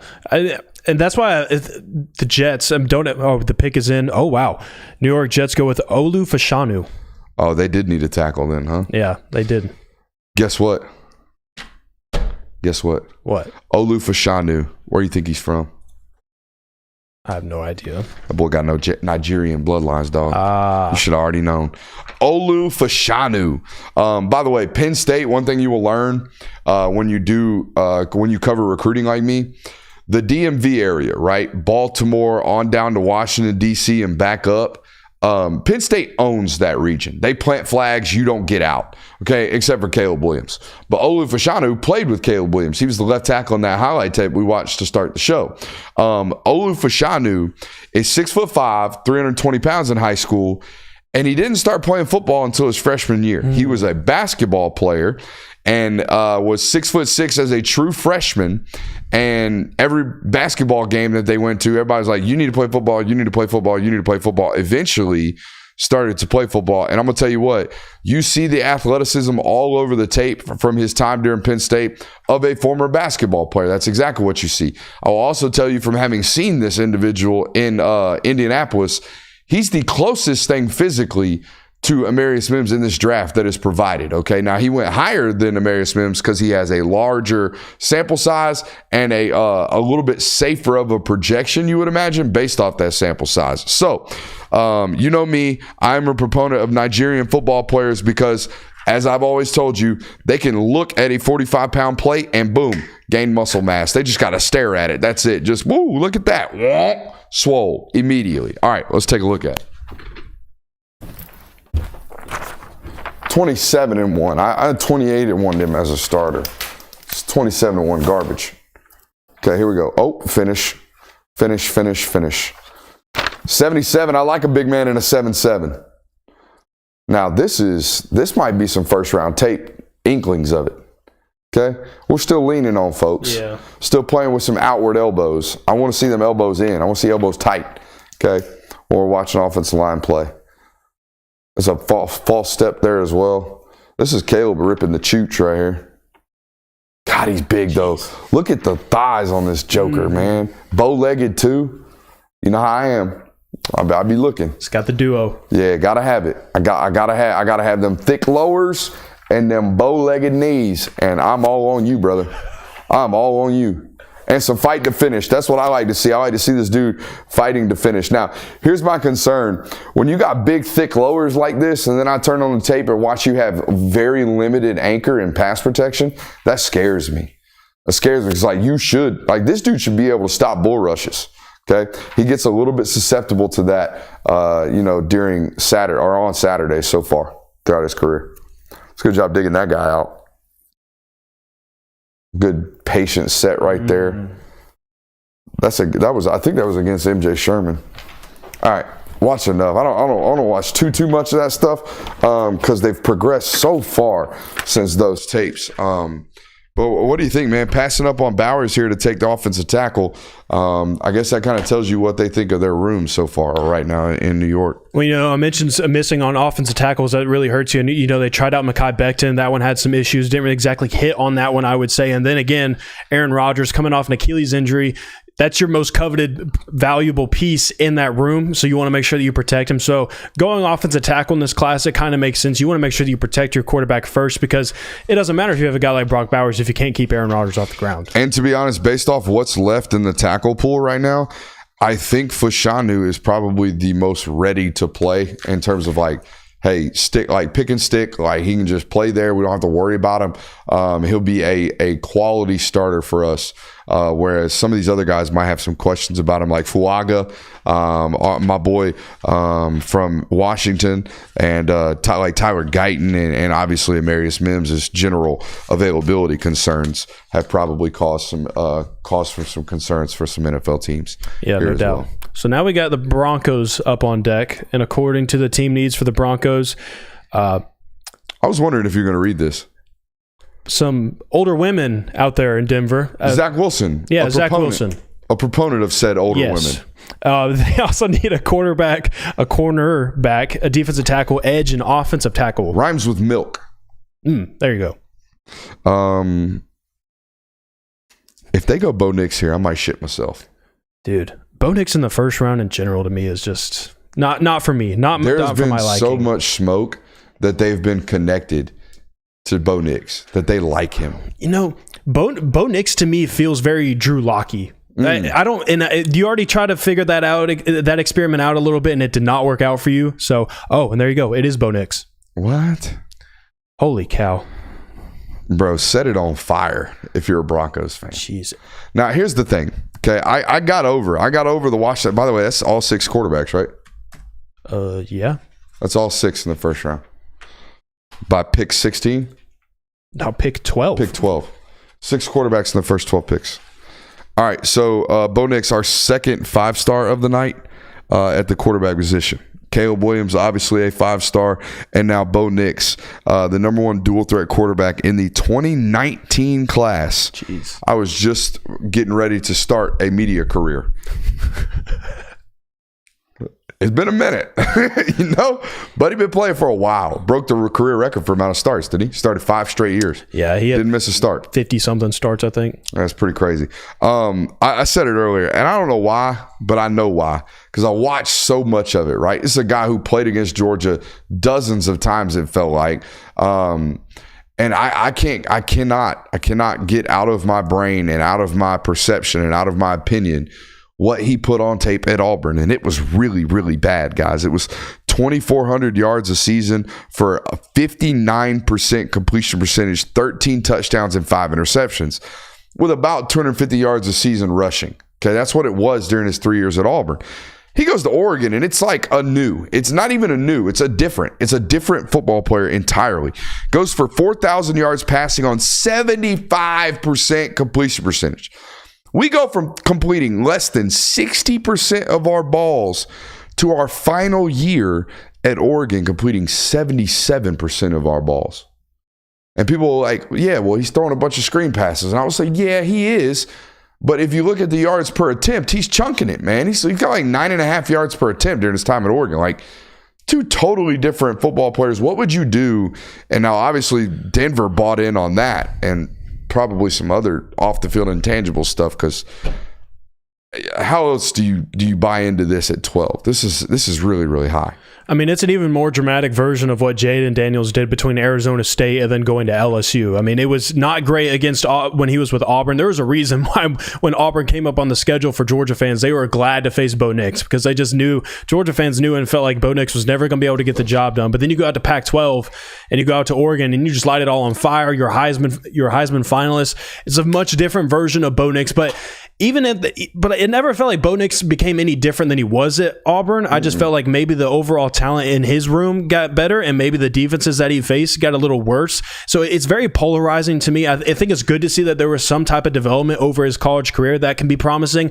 But Bo Nix does not scream to me top 15 first-round pick. Like, that screams to me, draft him in the 3rd round, and he can be a backup piece for you. And he's going to stay in the league maybe for a while, and that's okay. But he doesn't feel like a starter to me. And look, Bo's got like really good arm talent. Bo can talk the game of football. Bo can like dissect football, but he doesn't have insane arm strength. You know what I mean? And for a guy who is as athletic as Bo Nix is, there's not a ton of rushing like success for him. Now, there was a bunch of design runs during his early time at Auburn, but Oregon removed the entire portion of the playbook because they didn't have a backup. And this isn't even a guy like, I can't recall a play where, like, I can recall 4 or 5 of Jayden Daniels' career where he scrambles out of the pocket and rushes for a 70-yard touchdown. I don't have that on Bo Nix's highlight tape. Not from my memory. Do you? No, not at all. And I think maybe what you're seeing, and I just saw this, someone tweet this, is you might be seeing teams drafting quarterbacks now because they're scared of next year's draft class for the quarterback position. Like, maybe they're wanting to go ahead and assess needs now because there's a whole lot of questions next year. You know, you have Quinn Ewers and you have Carson Beck and maybe Shedeur Sanders, and then it's a whole lot of we don't know yet. Whereas this class, it feels like for a lot of these players, we have a lot more answers this year than maybe we do next year. But I still feel like it's early to make that type of judgment call. I think there's a strong possibility that Bo Nix sat down with Sean Payton and just wowed him. Just talked ball at the level that probably had him thinking like, man, this is like if Drew Brees ran 4.58. You know what I mean? Like this guy, ooh, you know, former quarterback son, you know, 5-star. Played a lot of college football. This guy's good, man. And, you know, maybe they just bite the towel and they let Zach Wilson play through the first few seasons or whatnot. Or first season, I should say, not first few. But, again, Bo Nix started a whole lot of football games. This is a guy that, I mean, you're not getting any more experience or really almost any more development, it feels like, if you're Bo Nix. Because you've played the game of football for a very, very long time. If you're not close to NFL ready now, I don't know if you will be at the end of one NFL season. Also, who in the hell in that room is he supposed to learn from? Anybody got that one? Like, is this the worst quarterback room ever? It might be. It's Bo Nix, it's Zach Wilson, and some people we don't know. Is Stidham with them? Stidham's still there, and they got one other guy. I want to say that's, you know, a never play type dude. Maybe Bailey Zappi. Ooh. Is Zappy still a Pat? I don't know if he's still a Pat. I don't know if he's with the Broncos, though. But should we watch tape? Or do we have the next pick? We don't have the next pick, but I do have the Raiders, by the way, who Kirby left. Please don't draft Bo Nix. You won't have to worry about that. Attaboy, Kirby, you avoided it. I bet this tape is really, really fun. Is this Hoover tape? I do not know. It's senior tape. Oh, that's Hoover tape. I can already see it. Oh, no, this is Pinson Valley. He finished his career at Pinson Valley with Kool-Aid McKinstry. I'm pretty sure. Oh, yeah. See, we didn't see this in college. No. This type of shit was not on the college tape. Are they booing him? Nah, that looks like they're kind of happy. I can't tell if they're booing. Is that George Pickens? Must be nice. No, I'm sorry. This is Pinson Valley. He started at Hoover and finished at Pinson. That's good touch on that ball. He does play with a little bit of that when he's extending plays in college. No, this is just a good athlete. He's about to figure some shit out. Deep corner. It's a good ball. Almost looks thicker in high school than he did in college. Yeah, he does. He got real thin at Oregon. What a play by the running back. Some Reggie Bush shit. Now, this is another one out here in Birmingham, just to educate some folks right here. Pinson Valley is in the same kind of area as Clay Chalkville, okay, right down the road from, they all play in and around Thompson. They all get those Thompson games in every once in a while too. So every year, and I think there's one other massive school out there as well, but there are like 4 or 5 like really, really good Birmingham area resident schools, Hoover being one of them as well. Birmingham has become basically like since this class, and maybe even all the way down back to Probst. What's up? Brock Bowers is off the board to the Raiders. Can we make sure that article is getting published? But anyways, there was a time period, and there still is. There's a time period where, you know, this was or still is a really, really elite area of the country for preeminent, draft capital. All right, let's talk about Brock Bowers. Is it already out?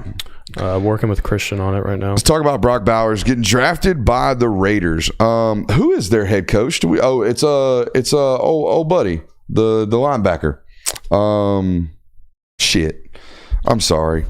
I forgot Buddy's name. That's how you know I'm an NCAA coverer, a college football coverer.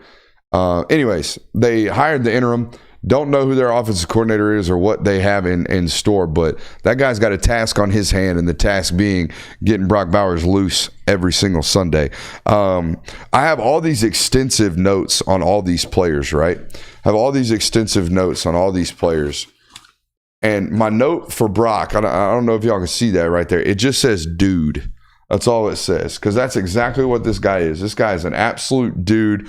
And they knew it from Jump Street at the University of Georgia. Very rare do you have a football player, Jonathan, that walks in day one and everybody recognizes this guy's got to play for us this year. Oh, man. I mean, a true freshman game one against Clemson, it was, we need to get Brock Bowers the ball. And it was evident that was the game plan. I mean, anytime I think he finished the game with 13 receptions or something like that in his first game, or 10, it was double digits. So the very first game of his career, it was Todd Monken knew, I need to make sure I get this dude the freaking football. And that's exactly what they did. And while it wasn't exactly the high-powered offensive production in that one football game, from that point on until the very end of his career, when Brock Bowers was healthy, when he was on the field, they were making sure they got him the football, the maximum amount of production. If you want a fun little stat from Georgia and the tight ends, with Brock Bowers off the board, Georgia's now just his second school since 2013 to have 2 tight ends drafted within the first 3 rounds of the draft in back-to-back years, with Darnell Washington being the previous one. UJ is also the only program to have 3 tight ends drafted within the first 3 rounds over the last 4 years. Trey McKitty was the other one from Georgia. So some cool stats there. Todd Hartley getting them some work done in Athens. Waiting on that article to pop out. I texted him. He said he was going to pub it. Guy's sitting at home and can't even get on his shit. Man. I mean, dear God, he's got one job. Get the articles out on time. That's it. He didn't even have to drive over here today. Oh, this is an interesting point. Michael Mayer and Brock Bowers now are in Las Vegas. So a little duo tight end action they got going on in Las Vegas. That's Mayer's second team, isn't it? Or did they draft him already? No, they drafted him. I thought he was. Oh, that was Cole Kmet that was a Bear. Yeah. That's right. They're two totally different players, though. Mayer's a much bigger, stiffer, kind of like physical Y type, whereas Bowers is much more of a slot H. And we talked about that a while back about just how, like, man, you got to be very, very, not careful, but adamant about how you use Brock Bowers and getting him loose.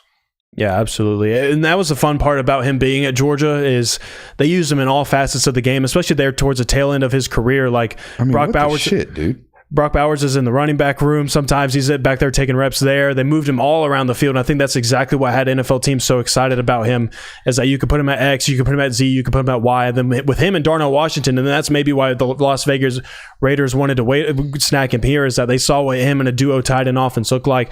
Maybe seeing what he did with Darnell Washington, now him and Michael Mayer, pairing them up together, you could really get some offensive production from them. So interested to see, but still got to figure out the quarterback position for the Raiders. Yeah, man, as long as they're complements to one another and not duplicates of one another, you should be fine. Yeah. And that's exactly what they are. They're not duplicates, they're complements. So I like this selection.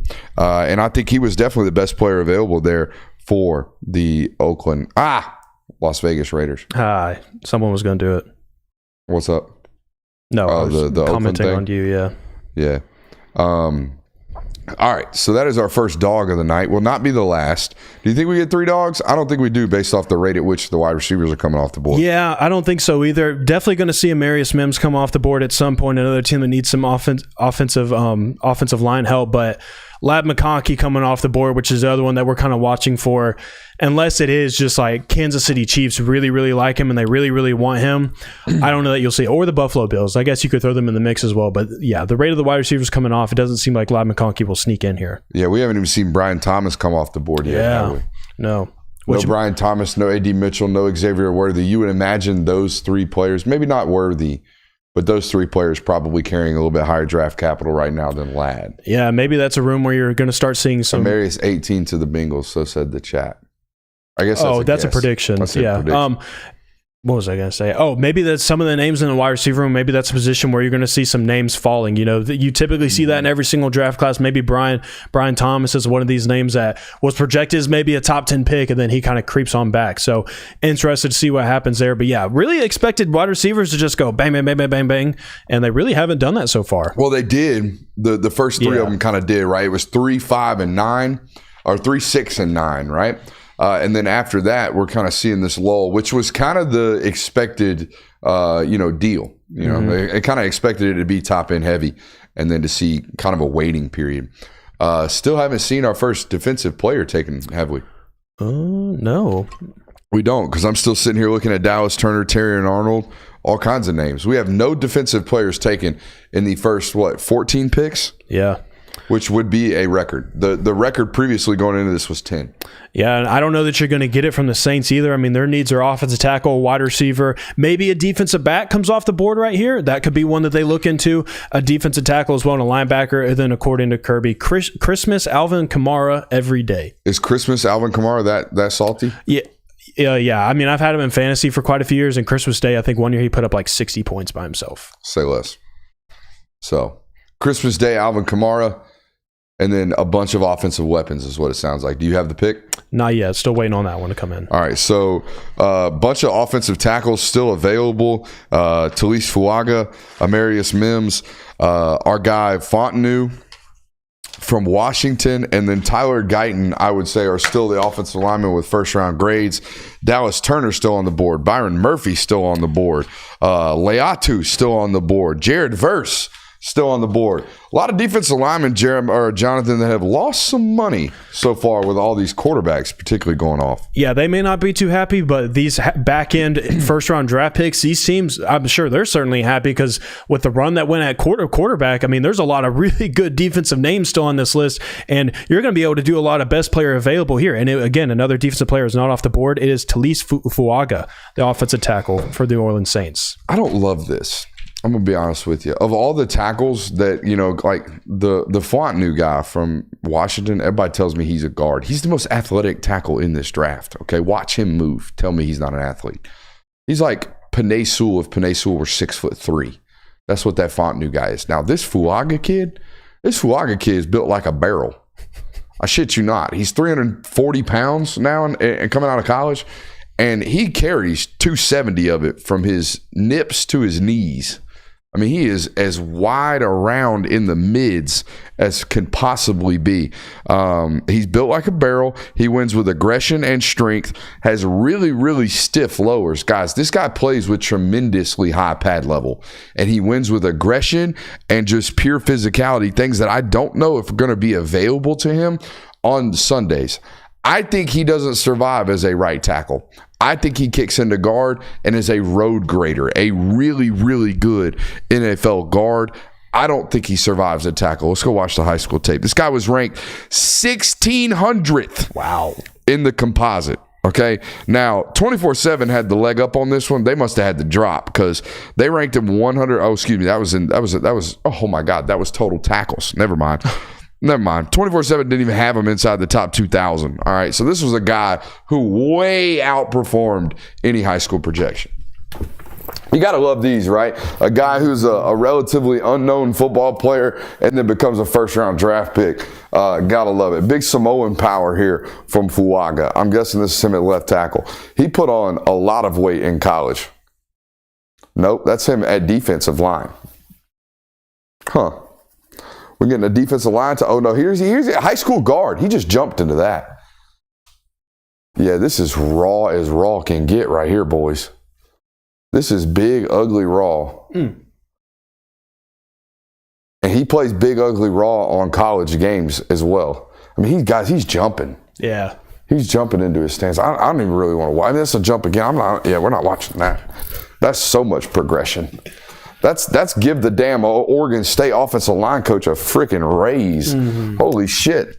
This guy played for a long time out there. Holy crap. What a level up for that kid, man. Yeah, I mean, going from that to now a first-round draft pick, top 15 draft pick, I mean, give yourself a round of applause and a pat on the back for that, dude. I mean, that is tremendous growth within. I think this was junior season highlights, if I remember correctly. Mm-hmm. So that amount of growth over the years, I mean, good on you, dude. That's awesome.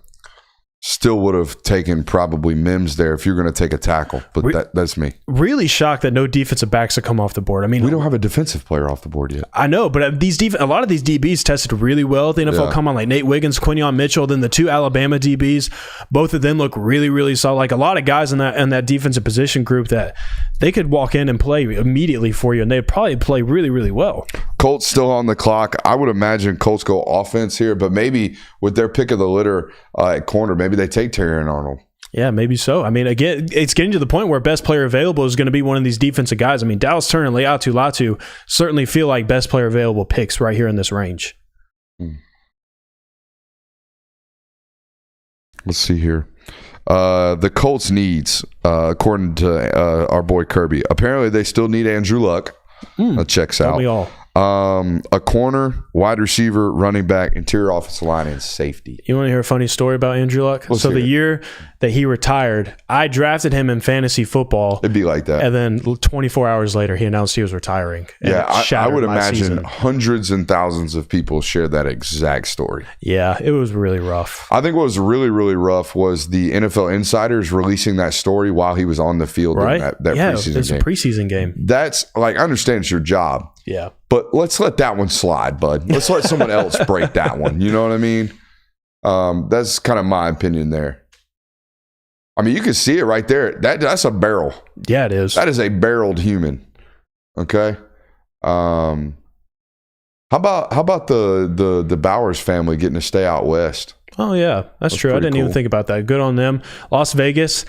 Brock Bowers probably not the type of dude that's going to be like, Vegas. You know what? He's the perfect Vegas player because you know he's never going to be in trouble. Mm-hmm. He is going to be locked in his hotel room, avoiding human interaction. Yeah, he will be. That's a great point. Oh, man. And, not a crazy media market. Like, I talked about it earlier in the show, not this show, but earlier in shows about how, like, it's not a negative. But if we don't have to put him in a New York market, let's avoid put him in a New York market because the dude doesn't want to do them. Yeah. You know what I'm saying? He doesn't want to do interviews. He doesn't want to have 30 journalists standing in front of his locker after his first rookie game. Yeah, it's a good thing that you have a guy like Devontae Adams out there who he'll stand in front of the media. He'll do all the talking for you. Then just being a Raiders fan, you got to be glad that you have a guy like Brock Bowers, Michael Mayer, and then also Devontae Adams. But again, Who the heck's going to be throwing the football for you? Isn't it Aiden O'Connell out there? Yeah. Some good shit right there, brother. Some good shit right there. Do we have the Colts pick yet? We do not. Still waiting on that one. All right. First dog off the board a couple picks ago. I think we're gonna soon to get our first defensive player off the board. I would imagine if they go offense, I think they're going Brian Thomas or maybe Xavier Worthy. They've been linked a lot to speed at the receiver position. Is what apparently they need. I was so upset that we got robbed of a full rookie season of Anthony Richardson because 3 weeks into that of his rookie year, he was killing it. He was playing phenomenal football. Looked like that maybe betting on the traits for him was actually going to pay off for them.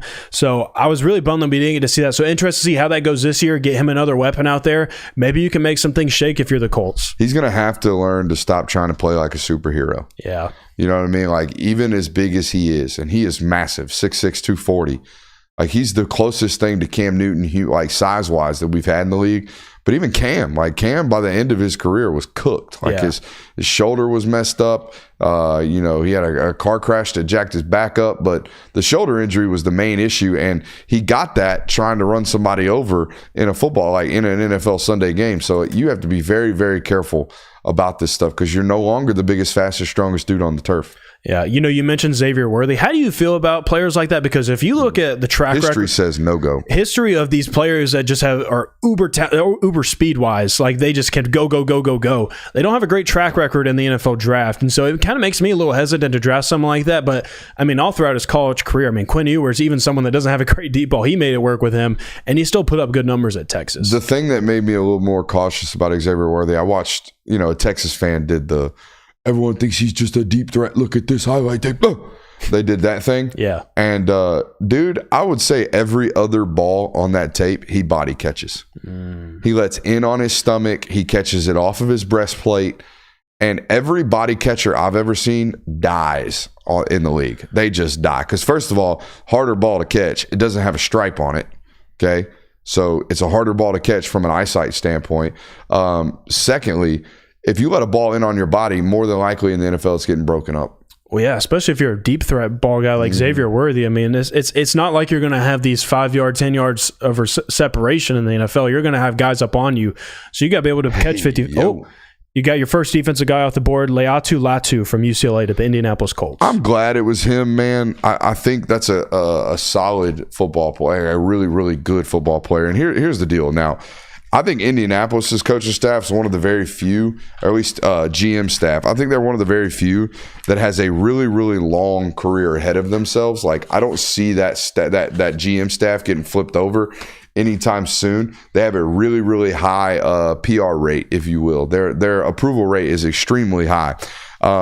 So this is an interesting decision for me because I wrote down if I were a football team that needed to win right now, I would take Latu and I would say, fuck it. If his neck screws up, if something goes wrong, who cares? I got a great player for 3 years, 4 years, because I think that's what this dude's going to be, a great player. I just wonder how long it's going to last. I think everybody wonders how long it's going to last. But what this dude put on tape from he's got top 5 production. He's got top 5 statistical production. And then you watch the tape and he's winning with Sunday moves. He's not winning overpowering people. He has the ability to do that on Saturday, but he wins with great hand fighting skills. He wins with great pass rush plans. He wins being a football player that will translate and win on Sunday no matter who is in front of him. That's what Latu put on tape during his time. He is our first football player in this draft so far that has a transfer in his past. Yeah, if you had to go out and play a football game tomorrow, then Laiatu Latu is who you pick because he is that polished.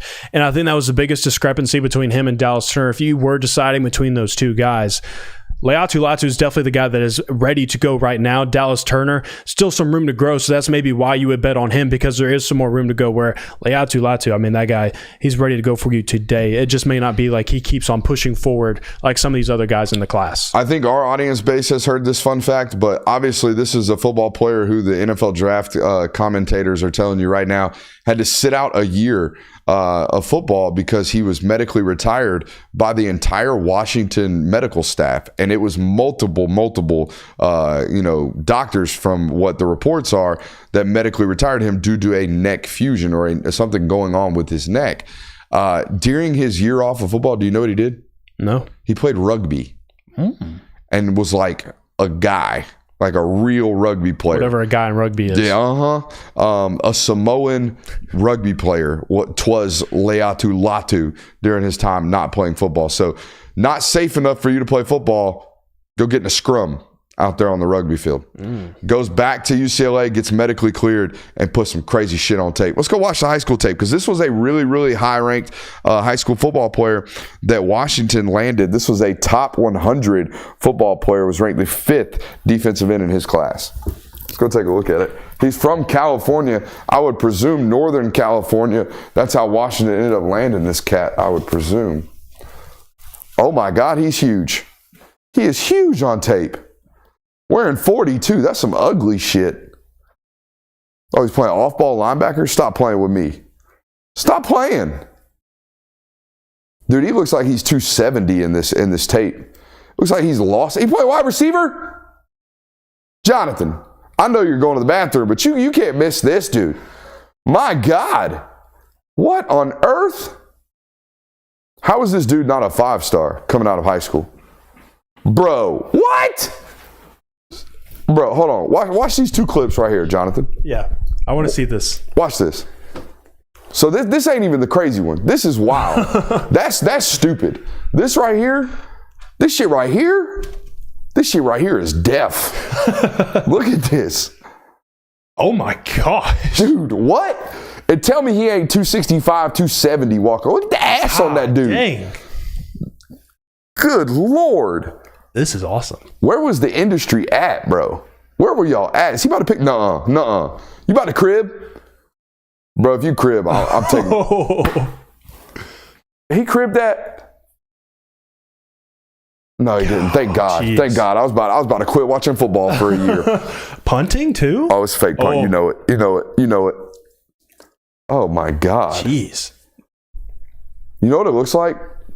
It looks like if Noah Sewell's highlight tape were on a 6'6", 270 pounder. Because that's what Noah Sewell looked like. Nice point, off-ball linebacker. I'm glad we did this experiment tonight of watching high schoolers, because I've learned a good bit about these dudes from just watching their high school tape. Oh my God. Jeez. I want to sit here and watch this the rest of the night, but we got to move on. The Seahawks are on the clock and they're halfway another through. One here, the last one. Okay. Oh my God, he just tackled that dude with one arm. I'm going to pause it. That was fun. That was fun. That was really I loved fun. that. It was really fun. That was like, that gave me vibes of like the first time I watched Jadeveon Clowney tape. You know what I mean? Clowney's out here returning kicks and shit. He looked like he got thinner in college. That makes me really, really bullish on this eval. Yeah. You know, we've lost weight. We've trimmed the body down tremendously during our time in college. That's elite. So now we got the Seattle Seahawks on the board, and according to our boy Christian, they need the Legion of Boom to return, naturally. Defensive tackle, linebacker. So it looks like we're probably going to get another defensive player off the board right here. At least it feels that way. A lot of defensive needs. Edge is a need, interior offensive lineman, and also a tight end. So again, feels like maybe you go Dallas Turner. I was about to say Dallas Turner still on the board. Sorry for the yawn. Your boy's been up since 4:45 this morning, and we're currently 3 hours into this stream. So no excuses, but we're rolling. Only 2 hours into this stream, actually. Where are we at? We had pick 20 already?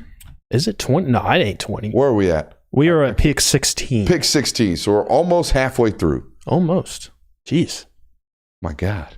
I thought we were moving. We still got a whole half of a show. Yeah, so basically we just did the first half of that. Yeah. That's nice. We're going to be here a minute. Hey, this is what YouTube's like lately. I don't know why, but super streams have really been a thing.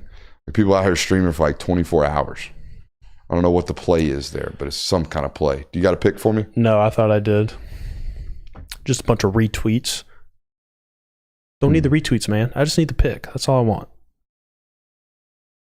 The Legion of Boom ain't coming through that door anytime soon. Heck no. They did get last year they picked up Witherspoon out of Illinois. Good solid selection. Really, Devon Witherspoon, really good selection. I loved him coming out of college. I really wanted the Falcons to pick him last year, but they didn't end up. But man, that's a hit already. And for year one, it seems like. Somebody said the Colts just won the draft. Okay. little bit hot takey for me already off the bat. Yeah, I'm not going to be saying who won and lost the draft just yet. I mean, I'd like to see them play a little bit. I would say that the Denver Broncos lost tonight. Yeah, okay, that one's fair. There are definitely some that you can deem as a loss. Who in the was picking Bo Nix anywhere in the top 30 picks? Like, why did you feel the need to burn 12 on that? Maybe that's why the Vikings want to trade up, because the Broncos are stupid enough to trade up ahead of us and just draft our player or something like that. I don't know. Crazy, bro. It is crazy. All right, so of all those quarterbacks, while we have some time here, I'm sure we'll get Seattle's pick soon. Of all those quarterbacks, who's in the best situation? Is it McCarthy? McCarthy has the weaponry. He has a good situation out there. It's not the Patriots with Drake May. It might end up being Caleb Williams, though. It very well might be. I mean, you added another weapon for him to use out there. Odunze, I mean, great selection for them. So I think that one could end up being one, but that Atlanta roster in 16 months could look really, really good. Yeah, it might. If that is what they want to do, like if Kirk cut, which is an expensive year one, just 1 year type deal for you, if that's what you want to do. $60 million guaranteed, wasn't it? Yeah, I mean $100 million. Yeah, over two. Yeah, or over. Yeah, I think so. So it's super expensive. So, but I thought the sticker was $100 million and you're guaranteed 90 over two. All right, like 2 years at 45. We got a defensive player off the board, but it's Byron Murphy, the defensive tackle from Texas. What happened to Dallas Turner? I don't know. All right, the Byron Murphy eval right here for you. I put straight up fire plug. Okay, plays with great balance and has an ability to uncoil his hips. He's only 6'1". Okay, if that. Okay, if you told me he were 6.5 feet, I wouldn't be shocked. At the combine, about 300 pounds, maybe plays about 295, 290. Here's the biggest thing about him. He already has very good natural pad level, and he continues to play with that post snap. That's very, very important for a player this small. He is very short with short arms. I think his arms are under 32 inches long. Okay, not a lengthy prospect here by any means necessary. But you go try to block this sumbitch for 4 quarters, and you tell me how hard he fights off blocks. That to me, when I'm evaluating defensive linemen in particular, like if you have a motor that just doesn't shut off, you automatically get boosted. You automatically get boosted points up and spots up the board, because I know you're not going to be blocked very long. If you get blocked, you're not going to stay blocked. And this is one of those types of football players. And here's the good thing about this one, Jonathan. He was ranked 393rd nationally. Texas knew immediately. As soon as he got on the roster and on campus, this was a dude who was borderline freshman All-American, and I believe was freshman All-Big 12. So he got on the field very, very early for Texas and didn't really leave it. Had a very good career down there. Yeah, he did. I mean, just looking at the stats over here for Byron Murphy, in 2023, 8.5 tackles for loss, 5 sacks, and over his career, 70 tackles, 15 tackles for loss, and 8 sacks in his career. So, I mean, a really good, solid career out of Texas. And again, defensive tackle, one of these position groups that isn't exactly deep. So if this is a position that you wanted, it's probably good to get some value out of him right here. So go ahead, snag the top guy off the board, and assess that need right there. And I will tell you what, this is a kid from DeSoto High School in DeSoto, Texas. I guarantee you when we go watch this tape, we're going to see some dudes that this guy's playing against. He's played high-quality football for a long time. Let's go watch some Byron Murphy. Byron Murphy the second. Want to give a quick shout-out to Pops, okay? Don't want to shit on Pops for being the first here. Got a junior on our hands. I bet that's him right there. Here we go. Take a look at the tape.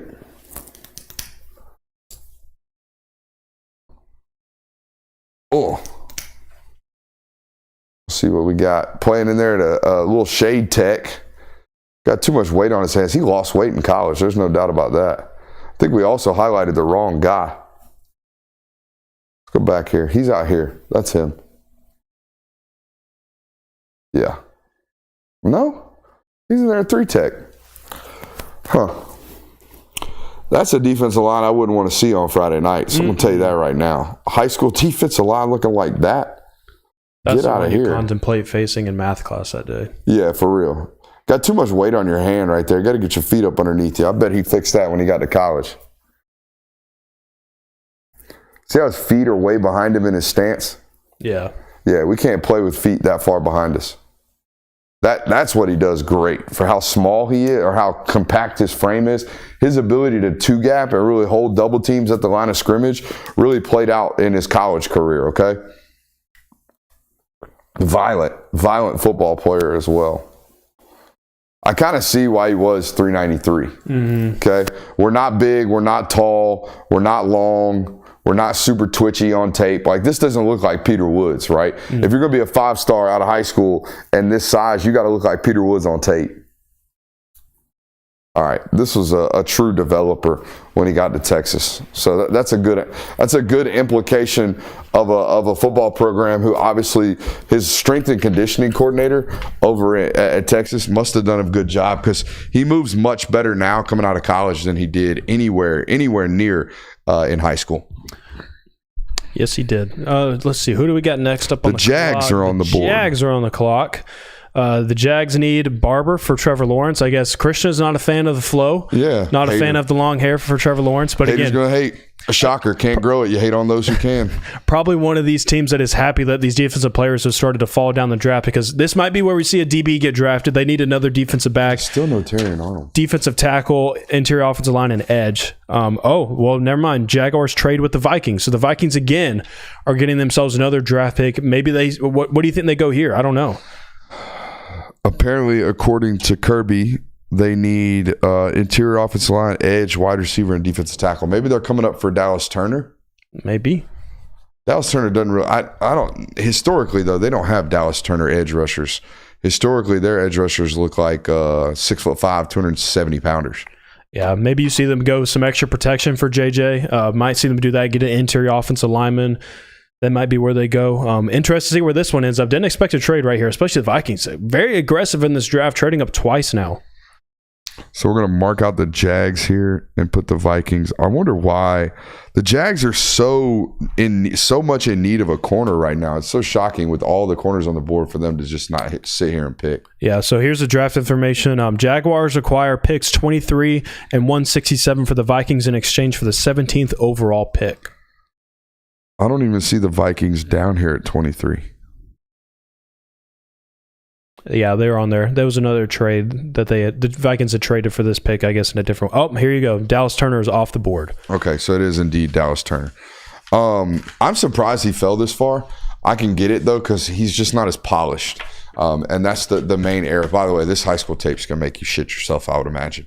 This was a number one overall type football player coming out of high school, even though he was ranked 9th on the composite rankings. But this was a freakazoid coming out of St. Thomas Aquinas. The smoothest mover, okay, with the combination of twitch that the edge position has available this class, right? The smoothest mover lacks a little bit of twitch is Laiatu Latu, the one who we just got done talking about. The smoothest mover with some twitch is our guy,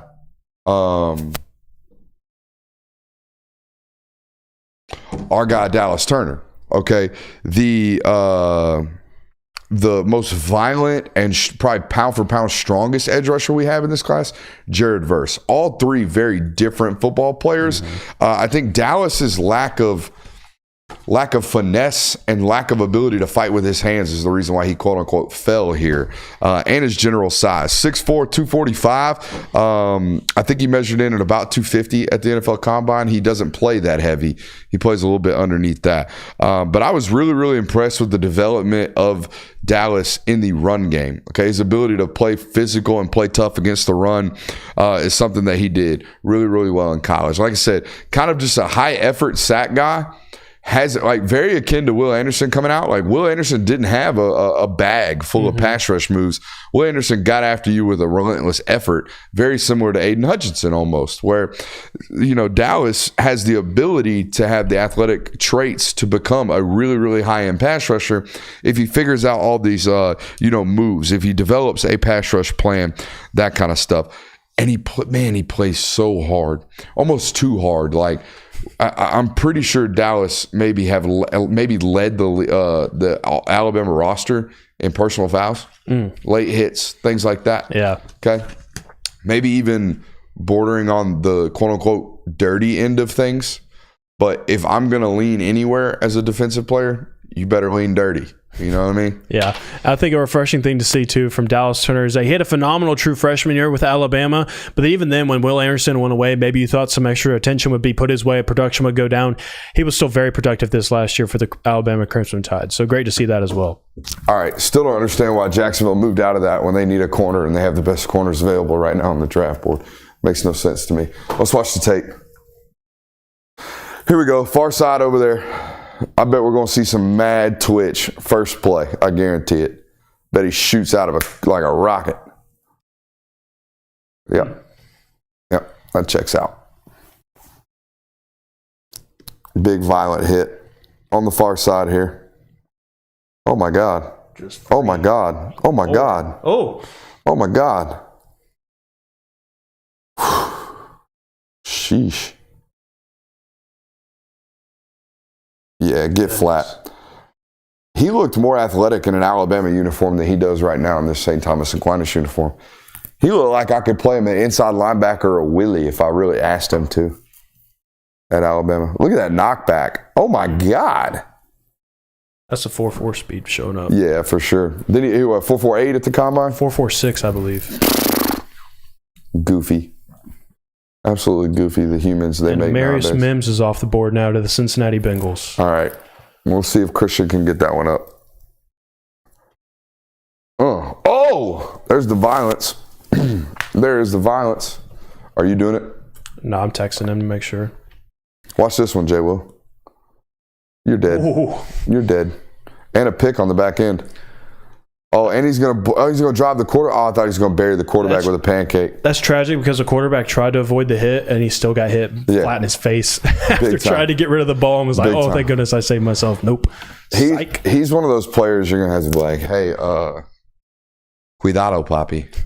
Like, slow down, okay? Slow down just a little bit." The pressure rate on that guy was really, really high last year. So says ESPN. Gonna have to be. The Mims to Cincy pick was one of those ones that just made too much damn sense. Yeah, it really feels like outside of the first 3 picks of the draft, this is really the only one that has gone to what we thought was going to happen. Of course, the Vikings snagging J.J. McCarthy, didn't exactly expect them to trade up, but Amarius Mims to the Bengals, I mean, from day one, it feels like when he was draft eligible, that was one that the Bengals was like, ooh, me likey, we think he's going to be in that range, and sure enough, they pick him up, and it's good. I mean, Joe Burrow, his entire career, hasn't exactly been protected. It's why he's been on the injury reserve list for so long, and he's missed extensive time. Getting someone like Mims, who still has room to grow. I mean, he hasn't even played the best version of himself yet on the football field. Knowing that he's only going to get better and he's going to get more reps out there in Cincinnati, I think that's a great pick for them. Keep the roster young as well. What the? This kid's going to Walton now? That's wild. Kids be moving high schools left and right nowadays. Left and right. Anyways, not draft related. Let's get back to the draft. So it is indeed Mims. We're 100% sure here. That's what the leakage was. All right. So the leakage is indeed Amarius Mims. Amarius, one of the more surefire evaluations coming out of high school. It was almost like you got to be an idiot to screw this one up type deal. If this kid comes to your program, he better leave a first round draft pick type shit. It was that simple. It seemed that simple. The development of it seemed that simple on the outside looking in. Now, there were some bumps in the road here, right? There was obviously the potential portal entry or the actual portal entry and the Florida State visit during his redshirt freshman year. That would have been him going into his second year and Georgia looking him in the face and saying, hey, Warren McClendon's coming back. We're going to need you to sit for another calendar year. And you're like, well, shit, I'm a 3-and-done football player, so you're asking me to basically play at Georgia for a season before I head off to the NFL. And that's exactly what happened. He didn't even play a full season. This is a football player that left the University of Georgia with 8 career starts. 8. That's all it took. And I promise you right now, if he would have played 3 games at the rate at which he did against Ohio State in 2022, he'd have been the first tackle off the board this year. I don't think no doubt. I don't even think there would have been in a doubt. If you'd had multiple games where it was last year Ohio State, this year Georgia Tech, if we could just have like 4 of those games, like 80 snaps at the rate at which you played in those 2 games, this dude would have been the first tackle off the board. But the injuries, the lack of like actual like real sample size for this guy knocked him all the way down here to 18. Yeah, and there were some questions about the durability of him, not only with his foot injury this last year with Georgia, but then even at the combine, he had to deal with an injury as well, and it kind of pulled him out for the rest of the way. But I mean, the size, the measurables, and again, the ceiling, it's so hard not to bet on that from a guy that looks this way. I mean, and he has looked this way for the longest time. I mean, when I pulled up the film, this is sophomore film. He was 6'7", 285 as a sophomore in high school. I mean, it's just absolutely ridiculous. I mean, beautiful looking athlete. And it's hard to pass up on something like that. And that's exactly how the Bengals talked about him in this draft process. They're like, yeah, that's a dude right there. We like. Yeah, 6'8" at the combine, 335 pounds, sub 10% body fat, ran 5.01 in the 40. And his waist is as thin as mine. Yeah, that one was the wild one. I think that's the thing that scares most people when they first meet or see Amarius in person, is like, how are you that thin and that big? Yeah. And still like have really broad shoulders. You have an 85-inch wingspan. He has an 85-inch wingspan and probably wears a 36 size waist. You know what I mean? Just different. Just crazy. Just crazy shit. Cincy, a good spot for him. Obviously, they needed some tackle protection for Joe Burrow, but he immediately walks in and is a presumed starter, you would imagine, Jonathan, on a really, really high-quality football team.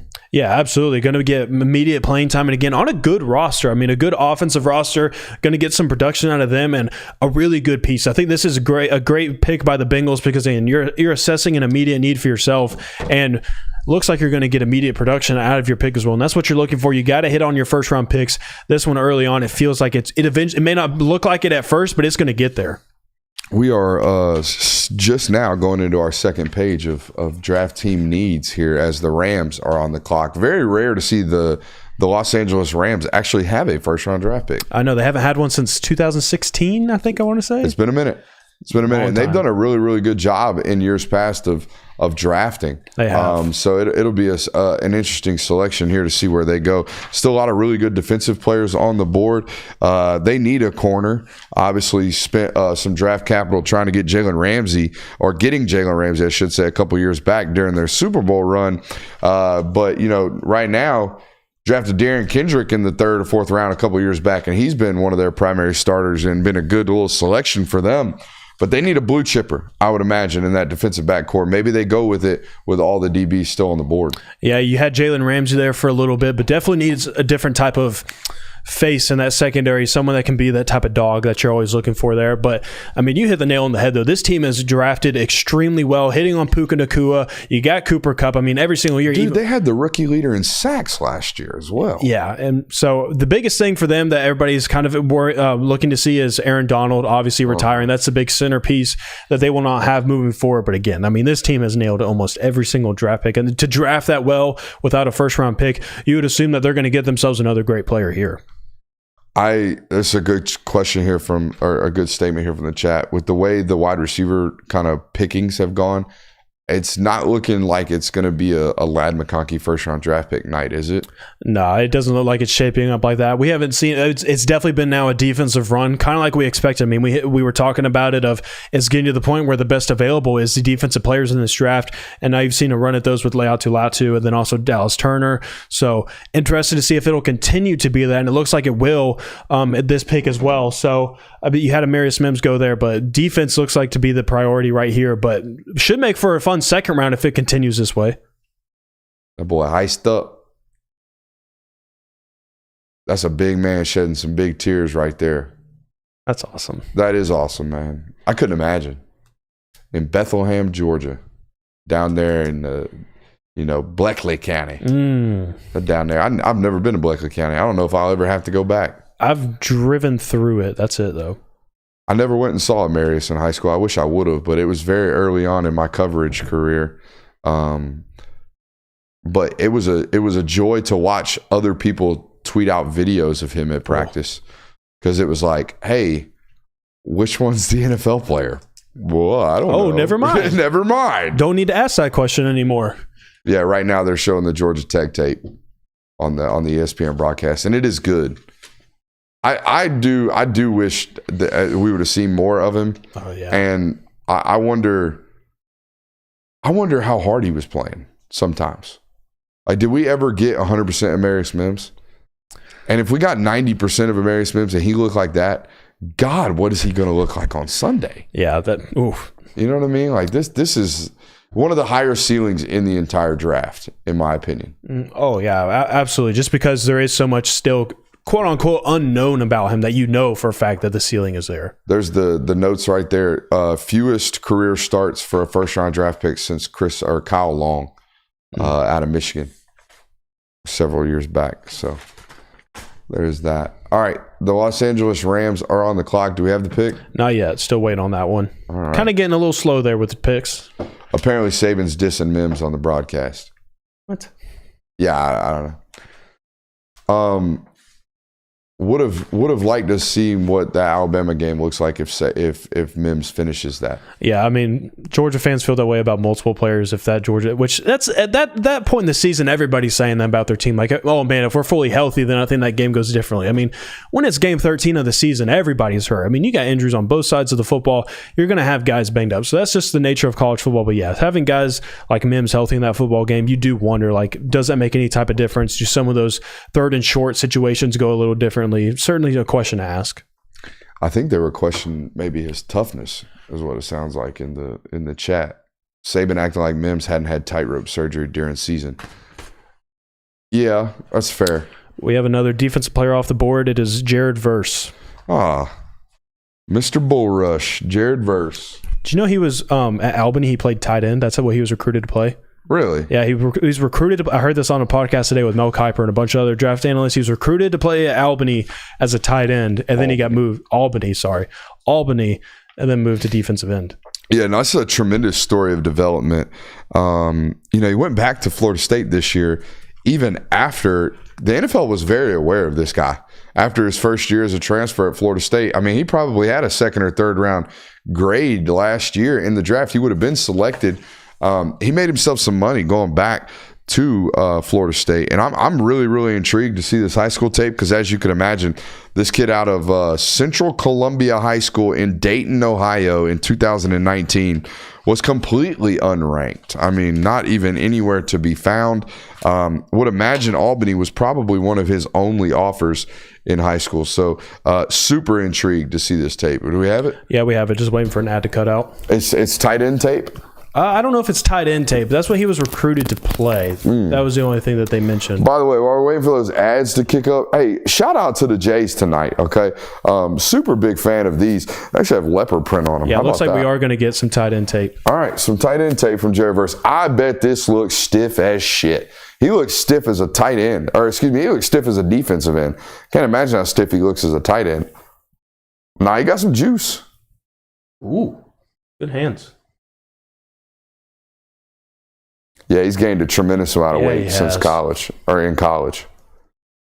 This is him at probably like 225. Oh my God. Huh.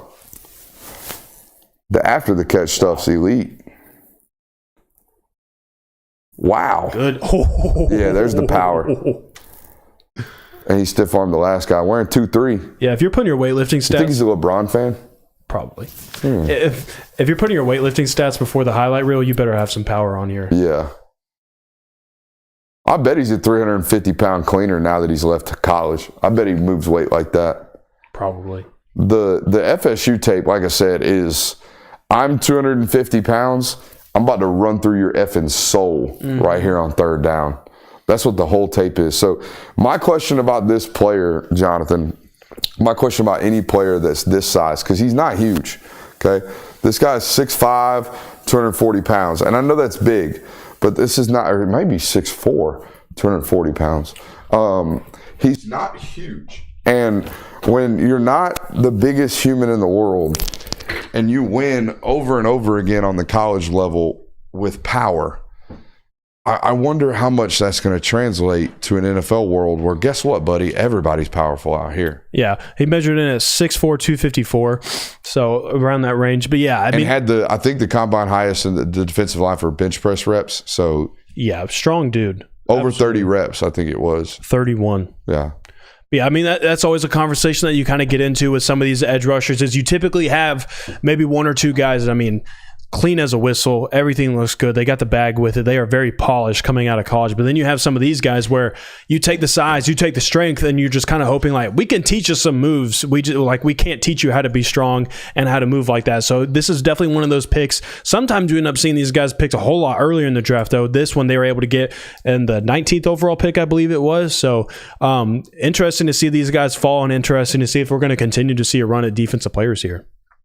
Still no corners off the board. No, all top 3 corners are still on the board. That's crazy. I was thinking tonight we could have 6 or 7 of them, or like 4 or 5 of them drafted. Yeah, I was too. I mean, no Tyrion Arnold, no Quinyon Mitchell, no Nate Wiggins, no Kool-Aid McKinstry, no nobody. This is Albany tape. So they're showing us his Albany tape now, and then going to show us some of his Florida State tape. And I promise you right now, ESPN will not show anything other than a bull rush. Because he don't have it. Yeah. He has nothing other than that. No. You might see a DB taken here with the Steelers. That is a position of need for them, but they also need some more offensive linemen. He just overhand hand swiped against LSU. So there's a little bit of it. But, I mean, I just didn't see a large variety. That's bull. Yeah. I didn't see a large variety of anything other than I'm fitting to bitch you left tackle. Let's see what we got here. And it's great. Look, man, like, I said the same, very similar things about Will Anderson coming out last year, and guess what? I think Defensive Rookie of the Year this year, or close to it. Yeah. Like a guaranteed hit out there at Houston with the Texans. So the bottom line, he's going to play first and second down real hard. Like that's worst case scenario. Best case scenario, he actually figures out how to rush. Because right now, he was second in the SEC in pressures and tackles for loss with no plan, but he just ran through folks. So yeah, there's that. And you know, college production doesn't always turn out into NFL production. So no, I mean, in the NFL draft, you get it all the time. Of we're just betting on everything else about you. We see the tape. We like how you move. We like your size. Again, all the things that you can't teach someone, you can't coach into someone. Especially with these picks right here in these like 20 range, like anywhere from like 15 to like the 25 range, you kind of see that a little bit. Like maybe we can just bet on the traits and we can develop you into that, because a lot of the times these teams right here, they aren't in like dire need of having to start winning. They've already been winning. So interesting right here. But the Steelers, I'm interested to hit the route that they go, because they could go either way right here. Still some good offensive linemen left on the board, interior guys still left on the board. But again, I don't know how you could keep passing up on some of these defensive backs knowing that the top guys are still there. I mean, not even a single one of them has gone off the board. That boy Brock was in all khaki. Can we spin 2 in here? Can we zoom 2 in here? Yeah. My man was in all khaki. I don't know how I feel about this. Come on, there it is. Love it. Todd Hartley right next to him. You think Todd Hartley gets a little smidgen of that? Just hit the main homer. Yeah, you're right. Do you think he gets a smidgen of that signing bonus? Just like a little tad. Maybe he gets some of the Chipotle money. Some of the sponsorship money. Yeah. Maybe he gets a little bit of that. Shout out Chipotle, giving that boy Brock some quiche while he was in college. All right, who's up next? We got Steelers. Do we have the pick? Not yet, but it does say the pick is in, but I have not gotten anything. All right, apparently here we go. What's up? Troy Fashanu. Oh, it's Fashanu. Fashanu, sorry. Our guy from Washington. I think it's a tremendous pick for them. I love this kid. Yeah, I'm very intrigued to see what the high school tape looks like, because I love this dude. This is my guy at the offensive tackle position. And if you sit here and you try to tell me this is offensive guard, I'm going to slap you, okay? I'm going to slap you, because I think this dude is a bona fide tackle. And here's the thing about me. When I see tackles that I know will completely, like, they'll take our run game plan and they'll rip it up and just, they won't even rip it up. They'll just add a whole new playbook in because of what this dude can do athletically. I'm all for that, dude. I'm all for, hey, look how we're now blocking trap. Look how we're now blocking counter. Look how we're going to block inside zone now, because this dude can do all of these things. Let's go to the board. And let's be quick, because I think I hear my wife trying to come down here to bring the dog. So let's be number 50 to 43. What we got going on over here? What kind of shit? I don't know what's going on. Welcome to the trenches. Give me some of that. Ooh. Welcome to the trenches, dog. We got to add. Don't look at this. Don't look at this. No ads. No free ads. No free ads. No free ads. Okay. Hey, how's everybody doing? Make sure you hit that thumbs up button, like, subscribe, and rate, review. If you are new to the channel and you have seen anything that you like tonight, you're like, that guy forgot to unmute his microphone. If you've seen anything that you like tonight, make sure you subscribe and like and rate, review, and all that good stuff, okay? All that good stuff. Actually, let's re-unmute it here. All right. Ooh. Little First Corinthians. I like it. Uh-oh. Somebody about to die. Oh, yeah. Stand over. He real thin right there. Yeah, he is. Though, dude, this whole team's Samoan. Where's he from? I thought I saw some Troy Polamalu. Where's he from? This whole team's Samoan. Look at this. They got one brother on the whole roster. Bro, Samoan. We got Polamalu Flow. We got Polamalu Flow. We got Samoan. We got Samoan. We get definitely. Okay, yeah. Says hometown is Henderson, Nevada. Yeah. Oh my God, he knocked that guy down. Give me a right tackle, getting some rib. God, he looks so smooth. Oh yeah, big man twitch on Buddy. Oh yeah, he's pissed too. Playing on sand. Bro, I am here for some Fashanu. Yeah, get out in open space. I want to see this dude open the gate. I want to see this dude get out in open space and really, really let it rip. I mean, it's all over the college tape. Come on. Do something freaky, man. He pointed at him. I love it. Now, this is what I'm talking about. Like, this dude's a 3-star? Yeah, I think so. How do you watch this tape and you don't realize that there's some explosiveness all over this? Every play's got head snap on it. Every single time he hits somebody, their head just goes. He was a 27th ranked offensive guard prospect in the nation and number 2 overall recruit in Nevada. Bro, how in this shit do you look at this and you say guard? How'd you do it in high school? How'd you look at that at 280 pounds, not carrying a damn bad pound one, and go, oh yeah, I think he's a guard? I don't understand people. I don't understand that at all. I think he's a great selection right there. And you know what? He's a good balance for what Broderick is. Broderick's a very, not undersized, but he's not Mekhi Becton. Yeah. You know what I mean? He's an athletic base tackle over there at left and put this guy over at right. And y'all live, man. Y'all live for the next 10 years with good, high-quality tackle play. Shoot, between him and Darnell Washington and Broderick Jones, you might quickly have the best blocking team in the freaking league at that point. Now. Jeez, I mean, you get it all covered. Talk to me. Yeah, they getting after it out there. Still no Brian Thomas. Still no Xavier Worthy. No AD Mitchell, which probably means no Lad McCarthy. Yeah, probably not. Not seeing the run at wide receivers that we expected. That was the whole talk of the pre-draft season was wide receivers, a whole lot of weapons. And you really haven't seen that. I think, again, it has to do with the fact that there were so many great defensive prospects still left on the board. And teams just, you can't pass it up at that point. You always need defensive guys. And if you get some good ones like they have so far, you can't pass up on it. All right, so the Dolphins are supposed to be up next on the clock, and Kirby says they need more Zins for Mike McDaniel, an interior offensive lineman, defensive tackle, edge, and tight end. So probably not going tight end here. Don't think they're, I don't even think Theo Johnson's their mold. Brock Bowers would have been a perfect mold for them at tight. Yeah, they would have. Maybe an interior offensive lineman, but who would be the best interior offensive lineman available right now? A guy from Oregon, maybe? I don't know. Yeah, Tyler Johnson's fair. Power Johnson? Yeah. Powers Johnson. Yeah, because Mims is off the board. Fontenot's off the board. Graham Barton from Duke is available. Tyler Guyton, they don't need a tackle, though. He's available. Jordan Morgan, another tackle. And Kingsley Suamatea is available as well. All big, unathletic tackles available still left on the board. See, ESPN's calling Troy Fontenot a guard. I'm going to throw up if I see it again. He's just too athletic to go there. He's a tackle. For the love of God. Maybe Polynesian descent? Flowers. No, Samoans do the flower thing too, right? I think so. Just island.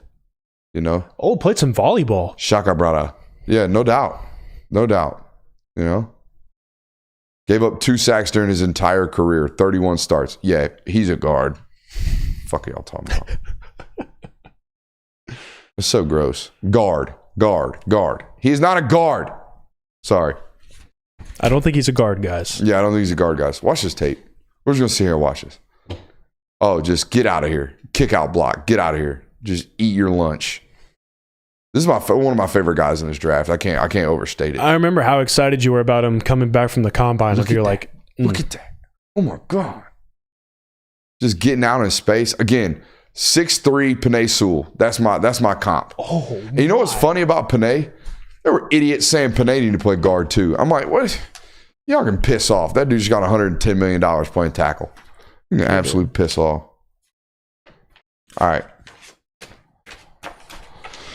Who's up next? We already talked about it a little bit, right? The Dolphins? The Dolphins are up next. No pick yet? No pick yet. They got 2.5 minutes left, so they better get it in quickly. All right, who's best player available? It's got to be one of the DBs, right? Yeah, no corners.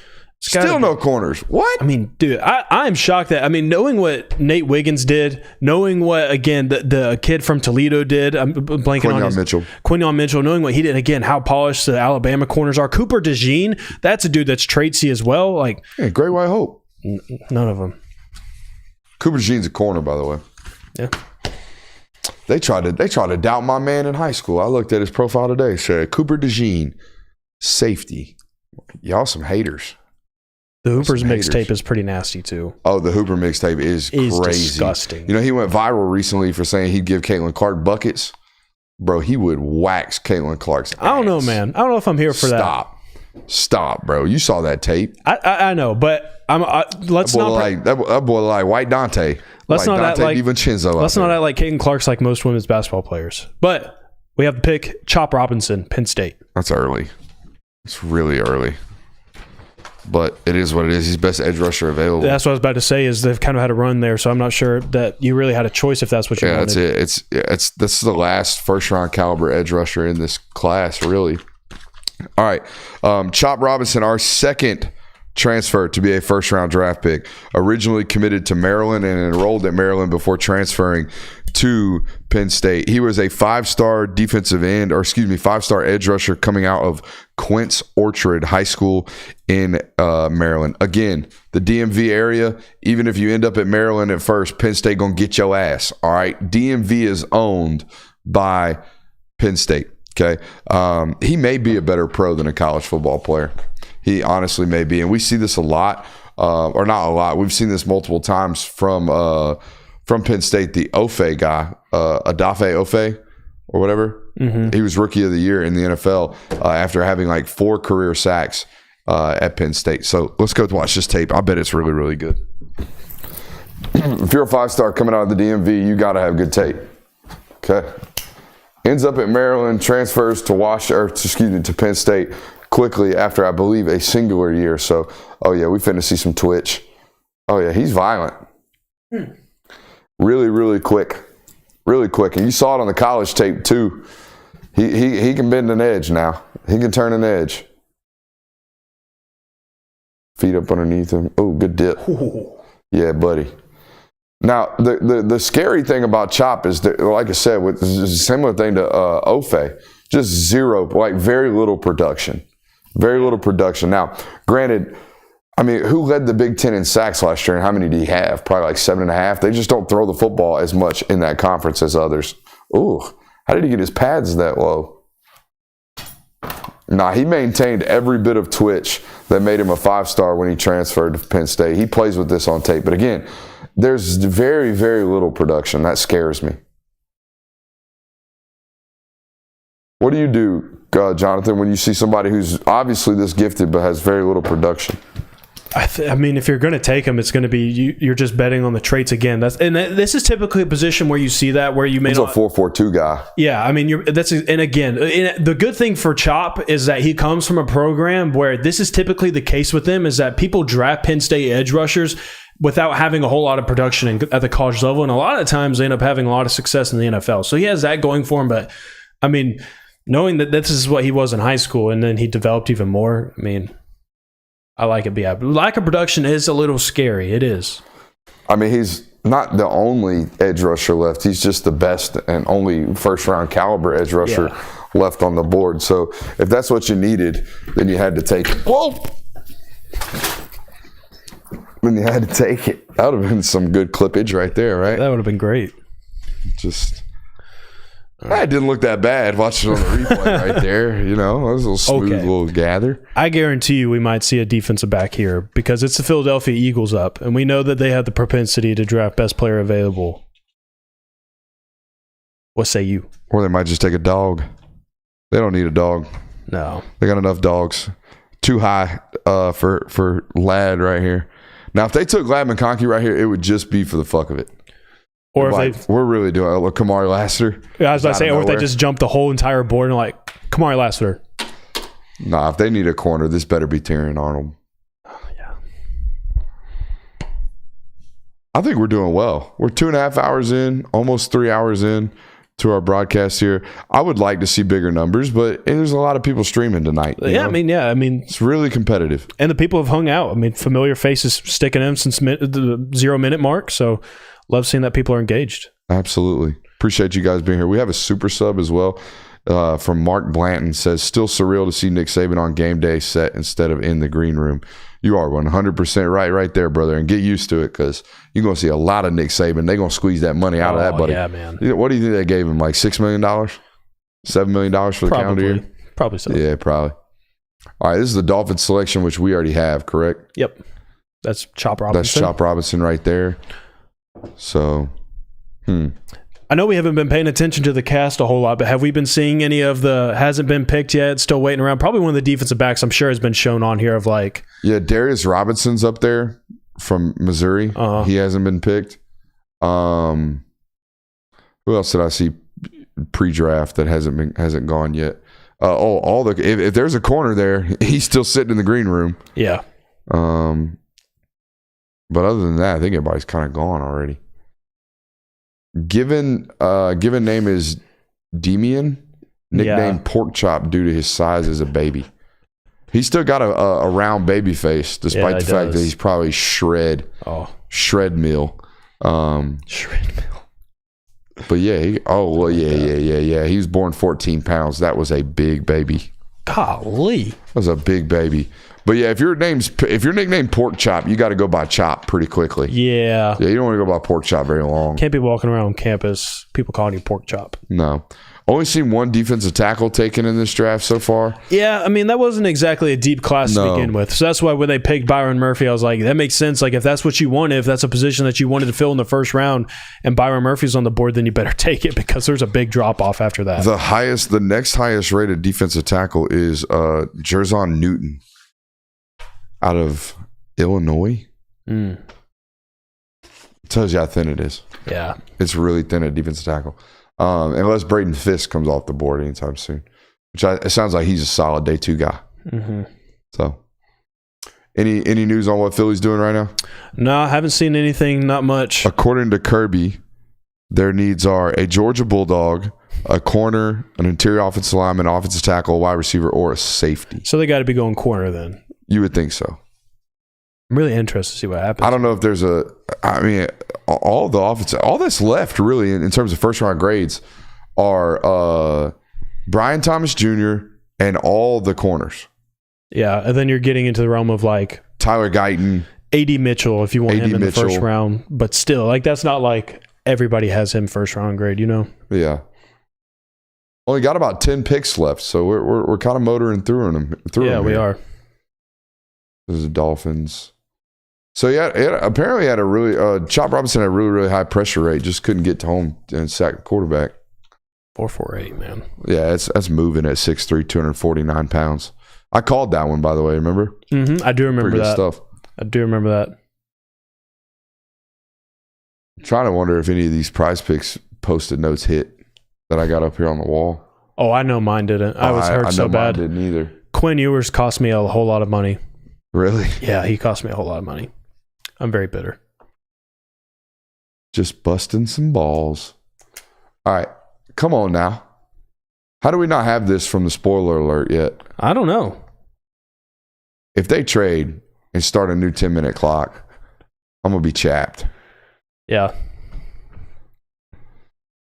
While we're here, There's a lot of Georgia people watching tonight, I would imagine. The Kristen Miller story. Oh, yeah. In and out, real quick.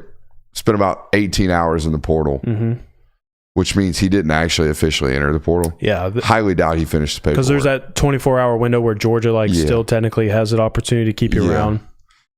What if you baited somebody into tampering like this? Wouldn't that be some shit? Like, I'm entering the portal, and then all of a sudden Ohio State's just like blowing your player up, and he's not actually officially in the portal. Yeah, what if in a few days... That'd be a good way to get somebody on some tampering. In a few days, we get a breaking news USC is being investigated. Yeah, they got immediately linked. I got phone calls from LSU. It looks like we have it now. Who is it? Quinyon Mitchell. All right, first corner off the board is Quinyon Mitchell, the cat out of Toledo. Now, this is very interesting because, he put a bunch of zone coverage out there at Toledo. They didn't play a lot of man. All right, they played a bunch of zone coverage, and he had a bunch of ball production. Okay, he got to the football and got to the football often, and he ran 4.33 at the combine, so you can understand how he managed to get to the football. This is a kid from Williston, Florida, out of the 2020 class that had to go all the way up to Toledo and freeze his nuts off to play some college football, and did exactly that. A lot of people, when he came to the Senior Bowl, wanted to know, what is he going to look like in bump and run man-to-man coverage? He hadn't played any of it during his time in college. Okay. And he went out to the Senior Bowl and absolutely strapped everything that was available out there. He was the hottest name out there in Mobile for pretty much the entire week. It was like, who the heck is this Quinyon Mitchell dude? And then ever since, nobody's forgotten the name. I mean, he's been engraved in our minds. Now, you would imagine there's going to be a transition period here for him. There's going to be some acclimation to real, high-level football. And he got a little bit of that at the Senior Bowl. It's going to be a totally different baptism once he gets to minicamp. But a tremendously talented football player. Interested to see what this high school tape looks like, to be honest. Yeah, I am too. On his profile, it said basketball player, but there is football tape, obviously. So now I'm interested. I might have to go back and watch that. So he was a 3-star out of high school. And I want to go back and see who did this eval. I don't have the notes on it, but somebody gave him a ranking. And based on the fact that this kid's from Florida, I can almost bet it's what's his name? I wanted to give him a compliment on how good he is at his job just now. I'm going to have to come back to that one.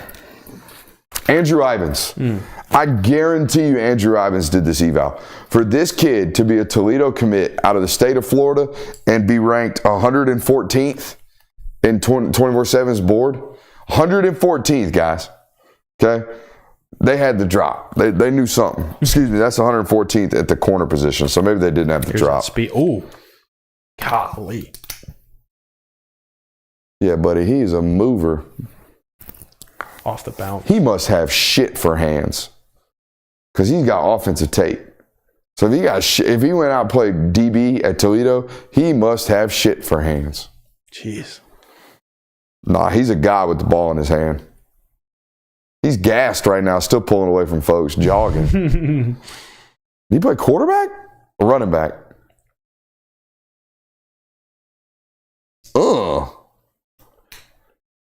Yeah, you can see the athleticism all over the tape. Yeah, I wonder if it was he got to Toledo and they're like, you're such a good mover and a good athlete and you can't catch.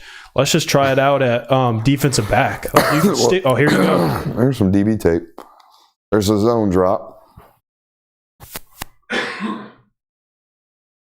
Oh, my God. Ooh.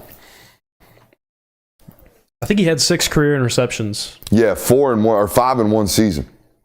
5 last year, not this year. This is another pick, I would imagine. He cribbed this too? Yeah, bro. How does this kid get out of Florida and go to Toledo? I guess because they had no idea what they were going to play him at. Yeah, I guess so. Maybe that was the biggest thing. Huh. But, I mean, the athleticism's all over the damn tape. I ain't watching another 9 minutes of it. We got plenty of it. Good Lord. That's a tremendous grab from Toledo. Absolutely. They got their money's worth right there. I think I might have known his position coach during his time at Toledo. Let me send Buddy a text message right quick. While we do that. So next up on the clock, this is the pick Minnesota traded. right?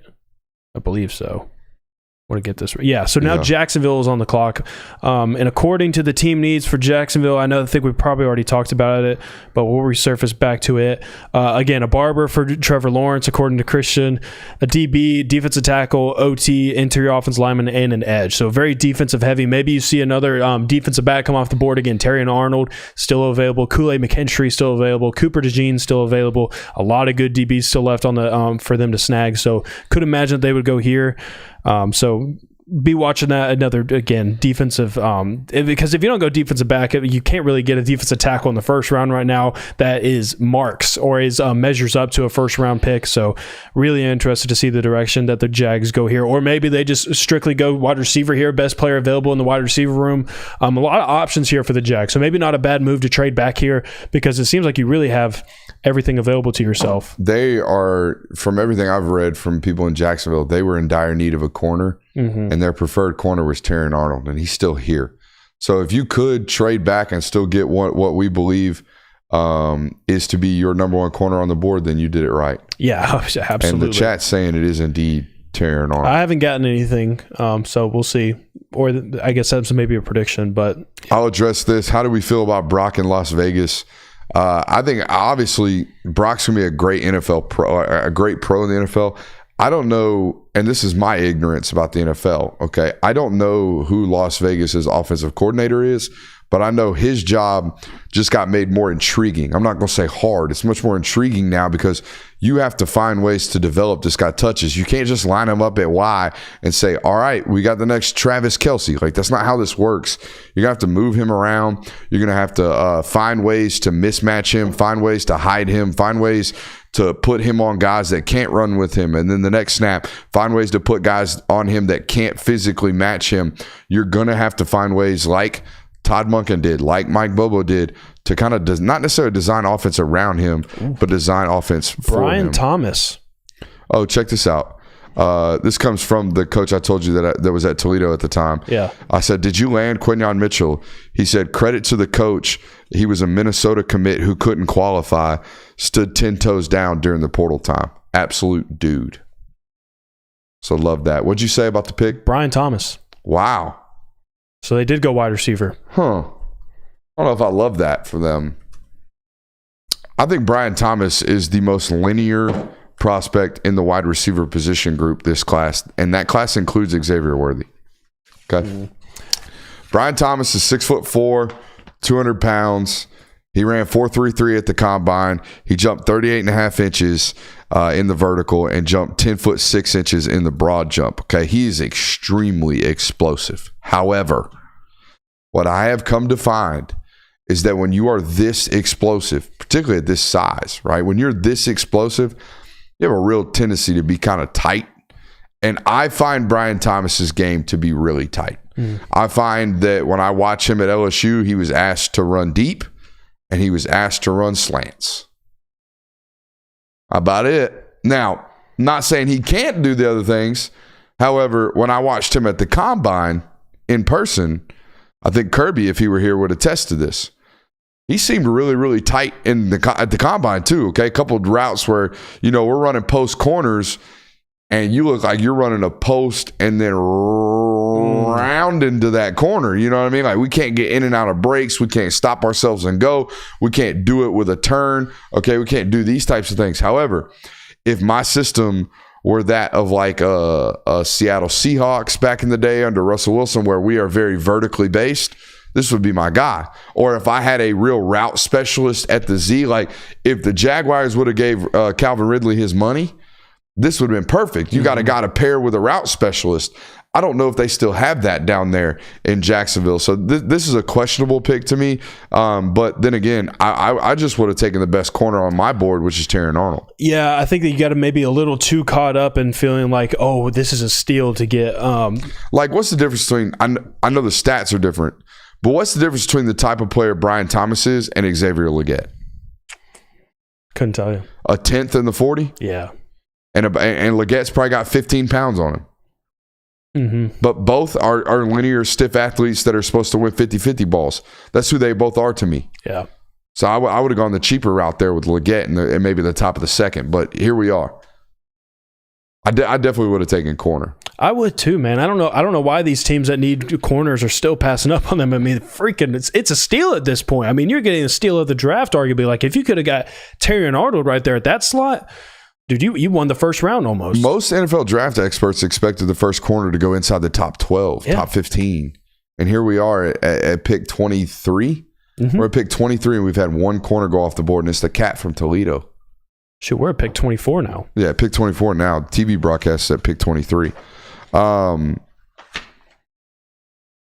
mean, he's Brian Thomas, back to that discussion. He is a take the top off the defense type football player.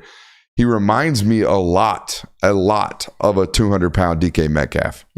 That's what it looked like to me, where the whole tape for Brian Thomas is, we fitting to throw this football real far, bro. Go get that shit. Which I guess you got a good quarterback for that, Trevor Lawrence, who can throw the ball deep and you can throw it far.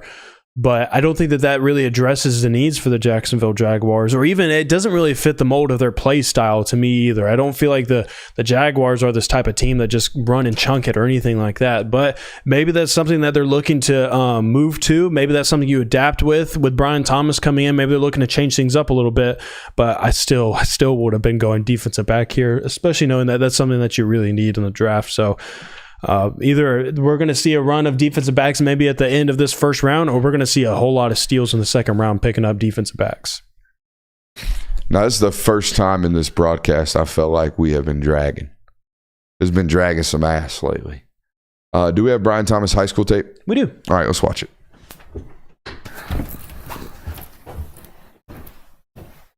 Louisiana kid? I didn't check that. I can find out, though. I bet this is a slant or a fade. It's a fade. High point. All right, we know you can do that. Walker, Louisiana. Yeah, so he is a Louisiana kid. You wonder why LSU got dudes every year, because they be coming out of places like this. Okay, there's a little double move. Little slant go. Ball's thrown back inside. He tracks it well. It's a top 100 player on the consensus rankings, by the way. This guy was projected to be selected where he basically was. He about to crib this. Make a guy miss. Get up the sideline for 6. You know, if I were an asshole, I'd look at this and go, is he coachable? I bet coach told him to get down on that play. You know? Mm-hmm. Is he coachable? If you're a real ass hat, which I am not. Every once in a while I want to be, though. Man, I bet this quarterback thought, man, he was blessed from the gods when he saw this wide receivers in practice the first day. Yeah, no, definitely tracks it really well with the ball in the air. Did he do any returning stuff at LSU? I don't think he did. Was the higher rated recruit in comparison to Malik Nabers, and you kind of see why based off the tape. Yeah. One guy's 6'4" and does shit like that. But even then, man, like, watch the knee drive. Do we ever get to parallel, JWill? Do we ever get to parallel on this knee drive? No. Because it looks to me like we're really capped and we're really tight at the top of our hips. Yeah. Okay? And if we're tight in our hips, guess what we have a trouble doing? Stopping. Got a real tough time stopping and getting our hips down if our hips are tight. Who's up next? We got the Dallas Cowboys. Ooh. America's team. The Cowboys need Jerry Jones to sell the team, an offensive tackle, a running back, interior offensive lineman, defensive tackle, wide receiver. Well, likely not taking a running back here at this slot. Could be taking a wide receiver. Could see that happen again. Another team that the offensive tackle, maybe. I don't know if you see that one here, but I think this may feel like another wide receiver coming off the board, in my opinion. Yeah. Who would it be? A.D. Mitchell? A.D. Mitchell, I guess. Yeah. Maybe Xavier Worthy. They kind of already have a big body possession receiver in CeeDee Lamb. That's true. The stats on A.D. Mitchell were crazy when I went looked at him. I think you read it off already, but read it off a little bit earlier, and I don't understand how this happens. Now, you test this well, you're going to fly up boards, but I just don't. I don't know how A.D. Mitchell has become what we all think of him. Like, we all think he's a great player. We all do. But he's got no production. And when I talk about like no production, I'm talking about no production. His highest career single season yardage is like 840. That's okay. It's not elite. Okay? I talked about earlier in the show, A.D. Mitchell has 3 games in his career in which he has more than 5 receptions. That's not a lot.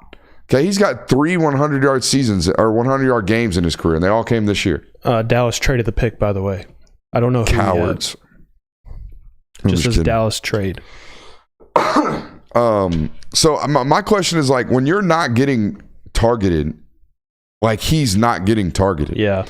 Does that mean you don't create separation? Because it's not the system. It's not Texas's system. It's not. It could be Georgia's system. They were, by proxy. Brock Bowers was there. Could be Georgia's system, but it damn sure wasn't Texas's. Mm-hmm. So what is it? I think it's just a guy that you rely on the hands and you rely on the route running. I think that's what really made A.D. Mitchell shine in those moments. I cannot remember routes where A.D. Mitchell was just wide open or anything like that, but he has great hands. And he has the ability to find space. Also, by the way, the Lions are the ones that traded up for the pick. So Detroit is now on the clock. But so it is interesting that you bring that up, and it kind of makes sense. He missed extensive time with Georgia, and kind of felt like a very George Pickens type career arc for him, where there were spurts of moments where he was like, "Holy cow, this kid is freaking good." I mean, but then when you look at the stat sheet, it's like, "Oh, well, he had like 3 really good games throughout his entire career in college." Chat's talking about Terran Arnold here. He's got to go soon. Someone's got to take him. He's got to go soon. But back to the A.D. Mitchell discussion. What a damn gem that dude was to have found. Yeah. Georgia kind of kept him under wraps. Ole Miss tried, but Detroit takes Terran Arnold. Yeah. So there you go. Terran Arnold off the board. I thought the best athlete at the corner position. Now, people will look at the stats or they'll look at the testing measurables and they're like, well, you only ran 4.53. I'm like, yeah, but have you seen this dude move? That's kind of my deal here. Was a safety in high school and was a tremendous 2-sport athlete. In fact, you're probably going to find basketball highlights just as quickly as you found football highlights. Is that correct? Yep. In the player profile, it says basketball. Buddy was a hooper, okay? Originally committed to Alabama to play both. I wonder if Nick Saban is going to talk about that on this broadcast, how for like 6 years he lied to players about being If I knew about that, I'd definitely be asking him about it. Yeah, probably. But, might be, like I said, might be the best overall athlete in this class in terms of never in a bad position. I would put him and Latu right next to one another. And maybe Brock Bowers as just like, this guy's never in a bad spot. You won't ever see him just fall down. You ever see a wide receiver run a route and just like, oh, he slipped? This never happens with great athletes like Terran Arnold, Brock Bowers, and Laiatu Latu. Was the number 2 safety in the 2021 signing class and was down to Georgia and Alabama as he closed out his commitment. Let's take a look at this highlight tape. It's from John Paul Catholic High School, a very, very small high school in, I believe, North Florida. Okay, and you'll see based off the stands, not huge high school football here down in South Florida or in North Florida. We're 11 in high school, and you're going to see some stick here, I bet. Oh, yeah. Oh, yeah. You're going to see some stick right there, boy. Now where you at? Backside run it down? You already know. Backside run it down? You already know. Wow. Oh, shit. This guy went on to play corner in college? Damn. Pick or hit? What do you think? Pick. Play the ball, not the man. I hear you, bro. What is this, 1996 footage? Yeah, what the heck is going on here? Kick return specialist? I think so. He's going full field over here. Yep. Bro, he kicking up sand out here with the Nats. You see that? That is crazy. That is some small town football right there in Florida. He going no hands out there, no gloves. Oh, no, he got gloves on. It just looked like he had no gloves on. Jesus. Mm-hmm. Oh, it's a stick. It's a stick coming our way. Kabang! Yeah, I can't believe this dude went on to play corner in college. Hitting like this. It's a little absurd. Wow. Wow. All right. Seen enough. What do we got? You over here typing like a madman. What we got? Oh, just responding to a text. That's it. Who we got on the clock now? We have the Green Bay Packers are on the clock. Green Bay Packers, a QB to sit behind Jordan Love. Okay. Didn't exactly hit on the joke there, Kirby. Yeah, no. Didn't exactly hit on that one. We got 7 picks left. By the way. Defensive tackle, linebacker, offensive tackle, defensive back, and safety. So those first 2 needs, probably not going to be finding those in the first round. Not a heavy linebacker class. Again, not a heavy defensive tackle class. Might see another defensive back come off the board. Or another tackle if they like one of these lower round guys. Lower first round guys. Yeah.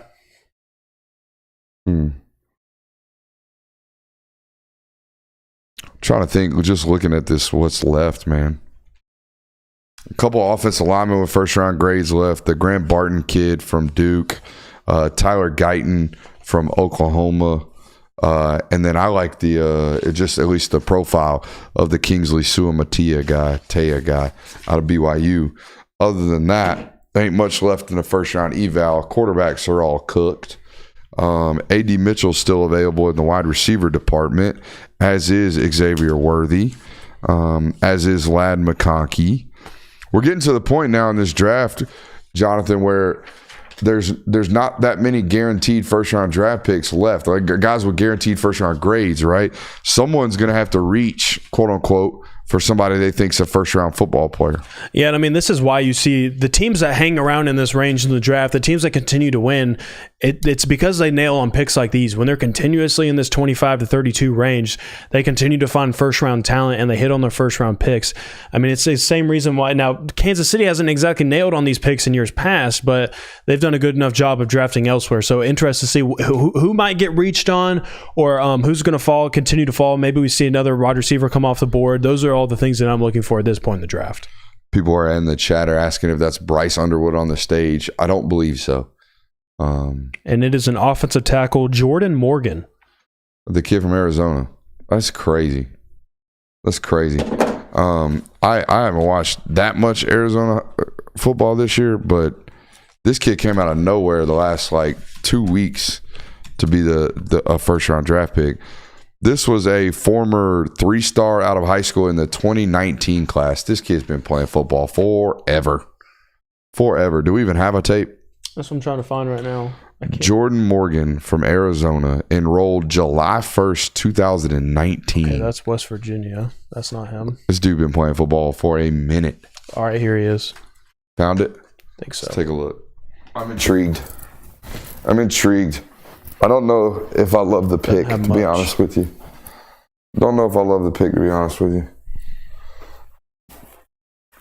This is just one game. He doesn't have a whole lot of highlights. Yeah, buddy, his ass is up in his stance. His heels are on the ground. This is pure development once he got to college, I'll tell you that much. Yeah, we're good. That kid may wind up being a great offensive tackle in pro ball. I don't know nothing about him. You got anything? I ain't got nothing on Jordan Morgan. I don't even think he participated at the combine. Other than his name sounds like a bank was named after him. I'm trying to find out something about this guy. I don't know shit about him. We'll see here. 6'5". He don't even have 33-inch arms. What are we doing here? He's got 32-inch arms. He ran 5. This is a guard projection, if anything. Well, they did just lose David McCarthy, I believe, for the Green Bay Packers. So maybe that's the hole they're trying to fill. Fluid and flexible in space with the ability to help spring running plays and second-level blocks, play side-by-side blocking. Punch approach diminishes the pass protection. The ability to redirect weight in space. Long arm defensive. Yeah, I don't know about this. Again, he may wind up being really, really good. Like, even his NFL comp I've never heard of. Charles Leno Jr. Never heard of him. That's interesting. I don't know how I would feel if I were a Packers fan. Yeah. But they seem to do this shit. They do. That's what I was just about to say, is that the Packers are kind of notorious for doing stuff like this. And sometimes it works out. Sometimes it does, but then you also have other times where it completely craps in your face, and then you're left just like, oof, maybe that was. But this is exactly what we were talking about ahead of this pick, is who's going to reach. This one definitely feels like one of those reaches where you probably didn't have to snag him right there as early as you did. We will be on Cincinnati radio tomorrow. Attaboy. 10:40 if you guys want to check that out. Shout out to my boy at Toledo, giving props to the head coach right there. He's now an NFL coach. So that's the fun part about going out on the trail, is you literally never know. This dude was a coach at Toledo, and then within like 8 months he was on an NFL staff. And you're like, how's that happen? I don't know. The breaks of it. You literally never know. So you went from, why would you want to talk to a coach at Toledo, Georgia beat reporter, to now you have an NFL source. And that happens time over time over time over time. And now all of a sudden you have dozens of NFL sources. That behooves you. That's really, really beneficial for your information and intel gathering career. Mm-hmm. So there you go. That's how that works. Who's that? I recognize him. Maybe Dallas Turner? That is Dallas Turner. Yeah, he just gave a shout out to Nick Saban. That's why. All right, we got Tampa Bay Bucks up now after the Green Bay pick. Tampa Bay Bucks need Tom Brady, apparently. Don't think that one's happening. They need an edge rusher, interior offensive lineman, defensive back, safety, linebacker. Man, a lot of teams that need a defensive back here in this back end of the first round. And a great place to be, again, if you need a defensive back. Just sitting patient as shit is Terran Arnold on that highlight tape right there. All right, best player available. I'm going to give it to A.D. Mitchell right now. Yeah, A.D. Mitchell. Does that sound right? One. All right, if the Bucks need an edge, they're shit out of luck. If they need an interior offensive lineman, probably shit out of luck. If I were them, I would probably take one of the corners that's still available right now in terms of best player available and at a position of need, because apparently you don't need a wide receiver in Tampa. I don't know how that's working.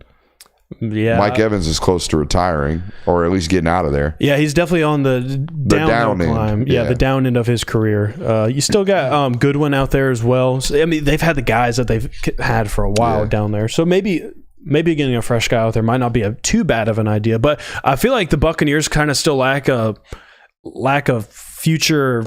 I don't know how to put this, but basically, like, we have I don't know the direction the Buccaneers are going in, because there's not like a solidified foundation of that franchise. Because you had Baker Mayfield. Baker Mayfield does not feel like a quarterback. It's like, yeah, he's going to be here for the next 6 years, and he's going to maybe finish his career as a Tampa Bay Buck. Mike Evans, don't know what's going to happen there. Like, I just don't know the future of this. But they just drafted Graham Barton from Duke. Yeah, the offensive lineman from Duke. Yep. Yeah, he's a guard projection, I would imagine. Mm-hmm. A fun story. Actually started out his career as a true freshman, getting playing time at center. And then by the time he was a sophomore, started all 13 games at right tackle. And then by the time he was a junior, I think they bumped him to left. One of these Swiss Army knife guys, potentially. Yeah. Yeah. And he definitely looks Swiss, too. Except he does not have blonde hair. You think you got highlight tapes on Graham Barton, the 14th ranked offensive guard in the 2020 class? Oops. He was ranked 671th nationally, 71st nationally. Long night, huh? This boy, an idiot. Where's he from?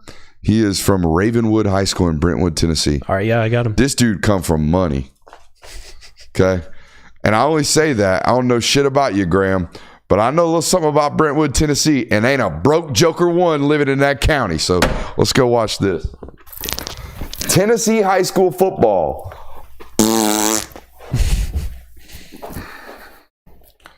Graham Barton weighed in 257, now weighs 280. Gained 33 pounds in this high school season. 23 pounds. Boy, if I would have told your daddy you're going to be a first-round pick when he was watching you play on Friday nights, he'd have called me high.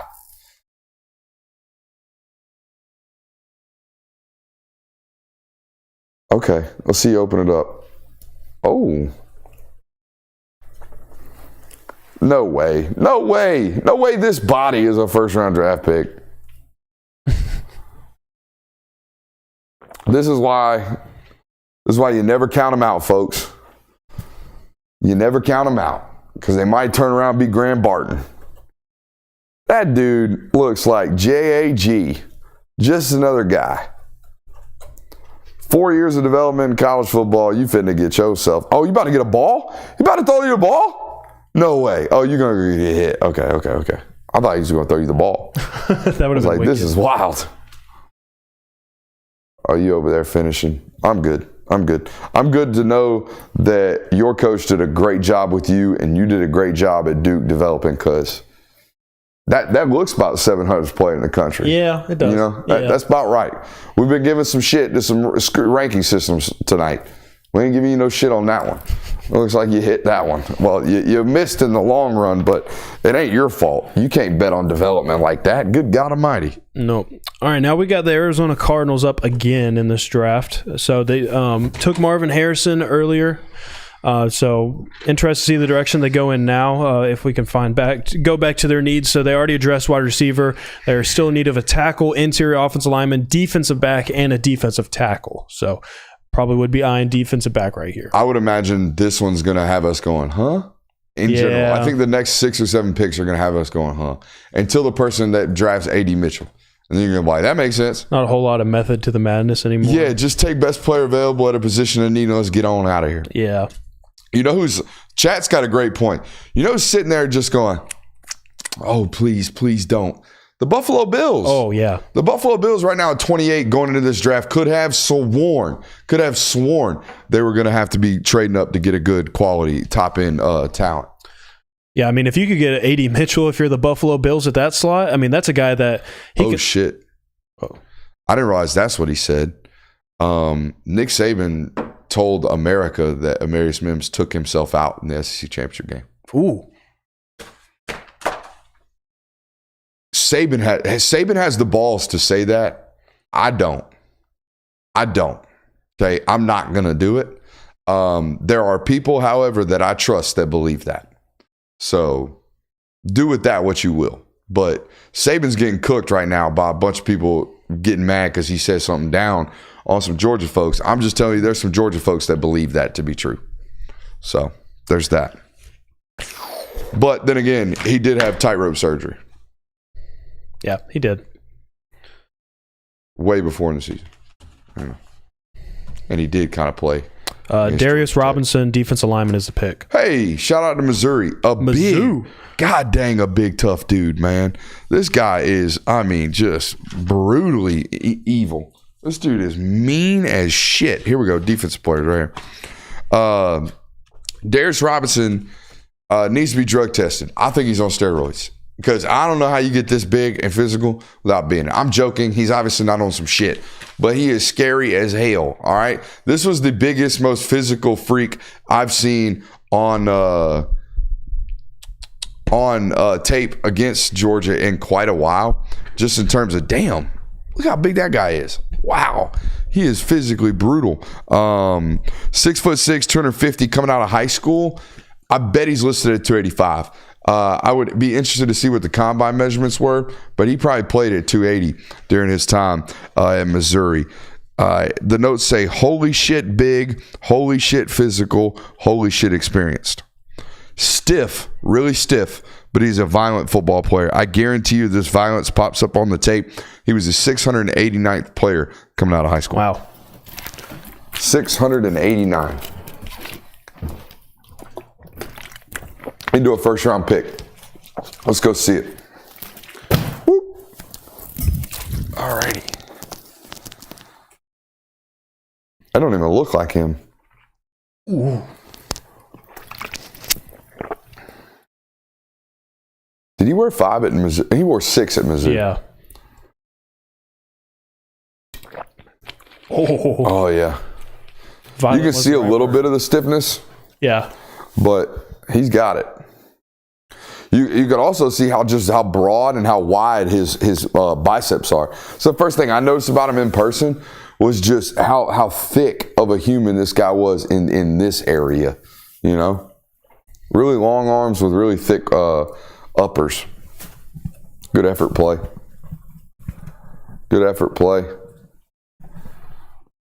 Way to shed a block there.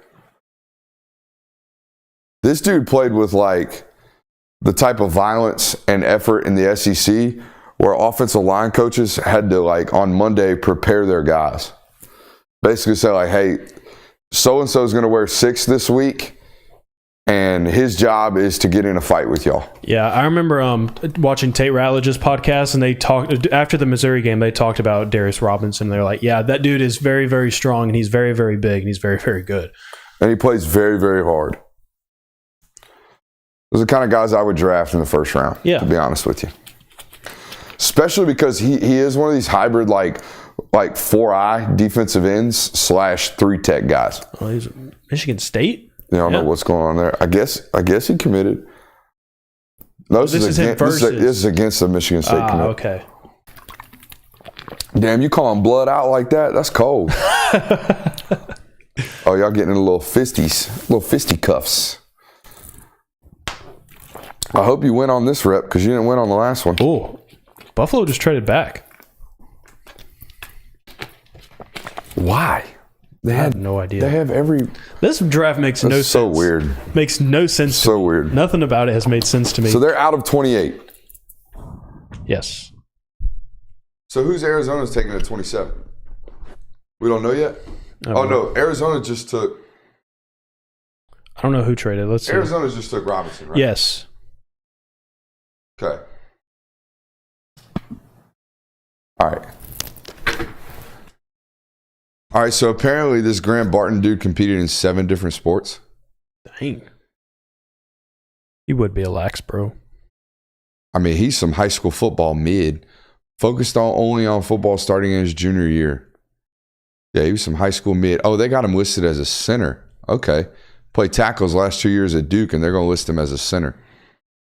So I guess he's playing center at the next level. He got quick feet. I ain't going to lie on that one. Still don't know who's traded. Bet you won't acknowledge this. Georgia took themselves out of the SEC championship game. Would love to see that game played again if Saban wasn't known to retire all year. Don't know about that one. I don't know how Georgia took themselves out of that one. I would say, and I've talked about this ad nauseum at this point, the biggest change in that SEC championship game was Nick Saban making the best coaching decision I've seen in recent memory. Mm-hmm. Where he's like, all right, we were playing a 5 down front. We're going to play a 4 down front, 2 high safeties, play man covers, 2 man over the top all day long. Good luck. Georgia failed to move the ball successfully the rest of the football game. Yeah. Had very little to do with Amarius Mims checking himself out, or very little. I mean, the injuries on Georgia's offensive side of football were huge, but the 4th and 3 play, y'all know about that one, whatever. But the biggest adjustment in that football game and the biggest momentum changing play or decision was to change defensive concepts that they were running. Something that not a lot of football coaches would be doing, but the GOAT did. Mm-hmm. So. Still have not gotten word of who traded with him or what. Very interesting. Make sure you hit that thumbs up button. This is our 2nd longest stream of the year so far. National Signing Day was just a little bit longer, even though I think this one might beat it by the end of this. We go 3.5 hours on Super Signing Day. Yeah, we started at, what, 9 a.m. 9 a.m. and went to almost 1. Shoot, we actually probably did more than that because we came back for KJ Bolden. Because we came back and did a KJ Bolden's mini episode as well. We were in the stew from 9 to like 3 o'clock that day. Yeah. Just producing all kinds of content for you jokers. And I hope you liked it. I really did. I hope you enjoyed that one. I hope you enjoyed this that we got going on. They got him listed as an edge. He is not. He is a defensive end. That is a modern or an old school defensive end. And I'm talking about Darius Robinson right now.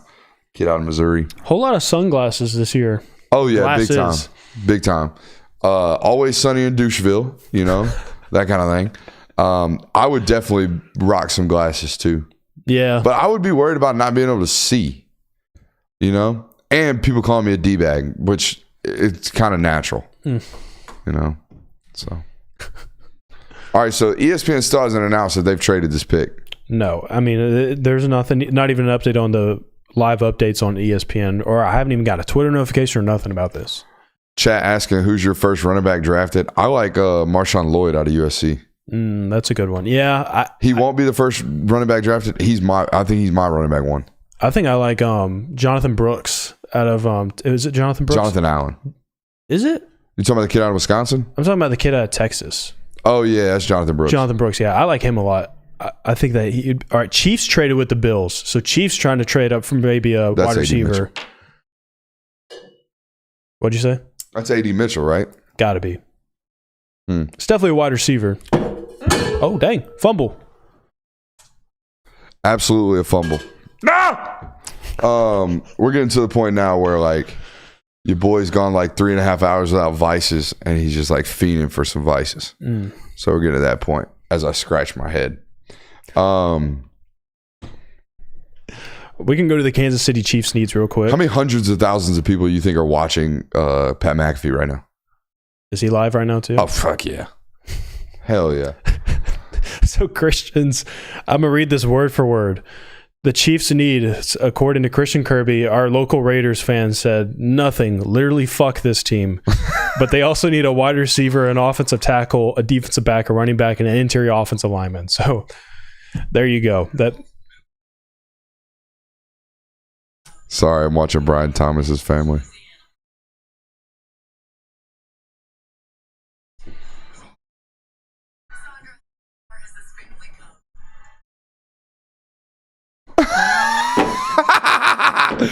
They asked the mom how far the family has come, and she said, we came from Baton Rouge, Louisiana.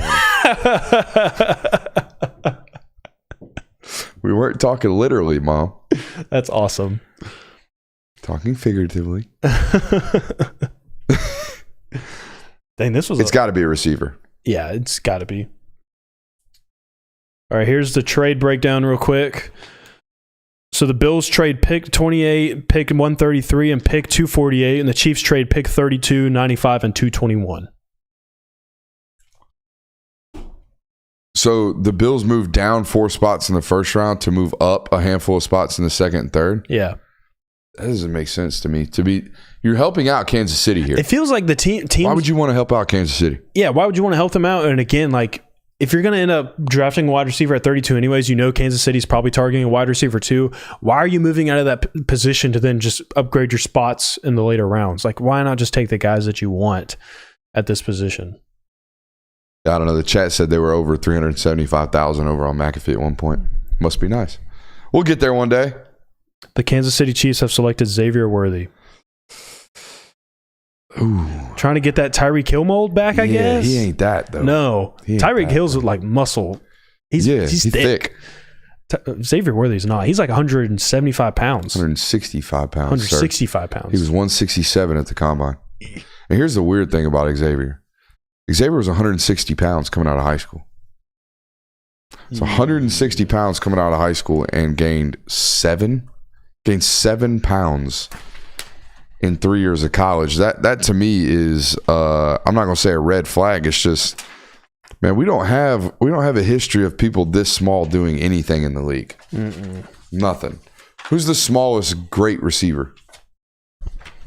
Zay Flowers right now? Zay Flowers. And I wouldn't even, but he's borderline great. Yeah, like Taylor Gabriel had a stint with the Falcons, and then with he was okay with the Chicago Bears. Or yeah, he was there.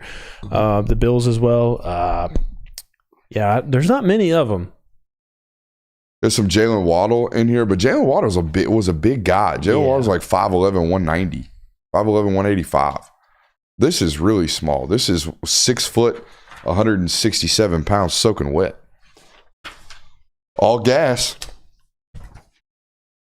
One of those things where first day of practice, I would venture to see if Pat Mahomes can actually overthrow him. One of those kind of things. The high school tape is going to be very, very akin to what we saw at Texas. Straight gas. That's what I was about to say. He was committed to Michigan out of high school originally, and then flipped his commitment to Texas right during second National Signing Day, I believe. And the only reason I remember this is because Georgia was recruiting him really, really heavily, because this was at the very beginning of that run where Todd Monken was like, hey, you run track, want to come play football for me? That kind of thing. So let's go see. I was in the building when he ran the 4.22. 4.21? 4.21, I think. When he ran the 4.21 in the 40 up there in Indianapolis. And yeah, we kind of knew it was going to happen. Here's a look at him returning kicks. He's all gas, dude. And it's a very different kind of speed. Like, it is palpable. You feel it. Straight up burning. Him in the slot right here. A little bit of a double move. Not really, though. Sold the inside post and then got upfield. Let's see if the body catching shows up here on the high school tape, because it certainly does on the college tape. Here's him running some Wildcat stuff. And we got to look for, yeah. This bothers me, guys. If we're avoiding contact and running out of bounds in high school, man, we're gonna have a long run when we get to college and pro ball. And now he did it well in college. He played well in college. There's some contact strength, and one guy almost finally caught him.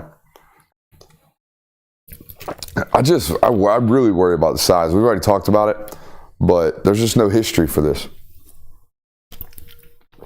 How do you overcome size, JWill? Physicality? You run a 4-2-1. I mean, outside of that, Lord knows he's fast, but you still got to be able to play with some type of physicality. I guess the biggest thing that I would say is you have a quarterback like Patrick Mahomes that can put you in good spots to where you're not putting your body at risk. Or, I mean, you could be someone like Ladd McConkey, where Ladd McConkey did a tremendous job of he remained in plays while also avoiding contact. Like, he was never taking these massive hits off the chest or off the head or anything like that. He protected his body the best of his ability. Also, the Cowboys just took Guyton. You see this right here? This shows up on his college tape. That's what I was talking about earlier. Watch him allow this body into his chest. On Sundays, this ball will be deflected. I promise you right now. That ball is not going to stay in your belly, man. We got to catch it with our hands and pull it away from our body. All right, I've seen enough. You said Tyler Guyton? Yep, for the Cowboys. Just got drafted. Now, Guyton is a kid from Oklahoma by way of TCU. He's our third transfer of the night, correct? Yes. So, A.D. Mitchell would make 4. This is a little bit different than what we had in years past. In years past, I think last year Christian Rodriguez was the only transfer retread that was a first-round draft pick, Colorado to Oregon, and Jermaine Johnson the year before. Now we have 3 of these guys in this year's draft so far. So it just shows you how the game has kind of changed with regards to these transfer players making it. He is a Texas native, so the Cowboys have that going for him. Here's his highlights. I don't know if they're going to be that good over there, bud. This was the last tackle that I had a draftable first-round grade on. He was 902 in the national rankings coming out of high school, the 94th overall offensive tackle. Signed with TCU, transferred to OU, and had a really, really, really good Senior Bowl week. I think that's what got him first-round grades and first-round evals coming up through the process.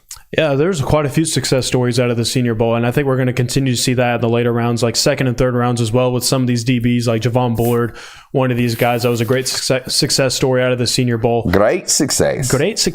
So, Guyton, solid pickup. Again, probably not bad, always adding some extra protection for especially a guy like Dak Prescott, who's also starting to get on the down end of his career as well.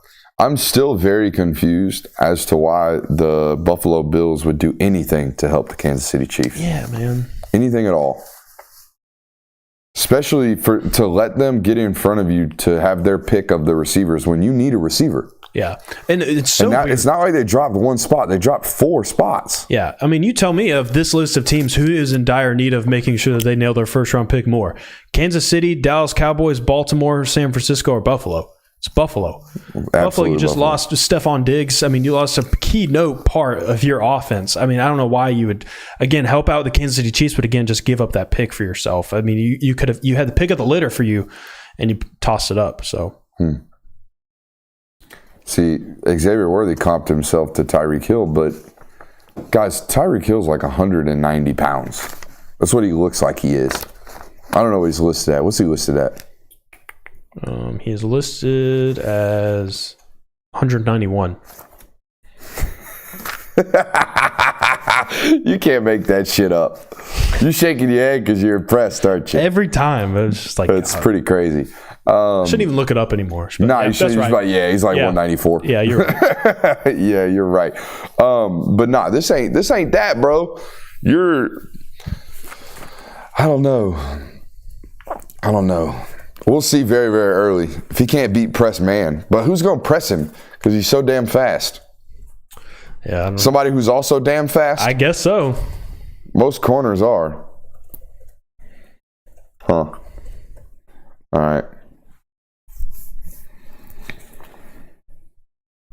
Still, the Bills, man. That's weird. Lions on the clock next. Why do I see? Oh, they're still on the Cowboys pick on the broadcast, dude. They're so far behind.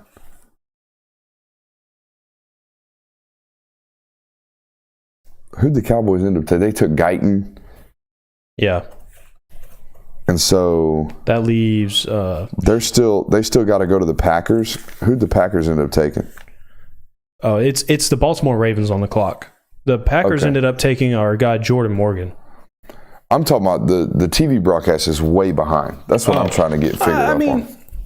They're at the pick is in. That's kind of on track, I guess. Okay. All right. We had some other Georgia news to hit on, did we? Christian Miller, Rashada. Yeah, Jayden Rashada getting at it, but we talked to that ad nauseum. Yeah, our audience was well aware of that one. Yeah. So we're good on the Georgia news there. Ravens, they need a running back that can throw. Interior offensive lineman, offensive tackle, edge, wide receiver, safety. I don't get that joke. A running back that can throw. Isn't that what? I guess because they have a quarterback that can run. I guess, but isn't Lamar Jackson already classified as a running back that can throw? No, he's a quarterback that can run. Yeah, I don't know. That's a shot. We need Christian in the studio to explain something. I guess so. All right. You mentioned it. Interior offensive line, offensive tackle, edge, wide receiver, safety. If they're in that much need for an interior offensive lineman, Ben Cleveland must have been a miss. Yeah, must have been. They nailed last year Tyler Lindbergh. No, you're right. Linderbaum, I think is what it was, or something like that. Something like that.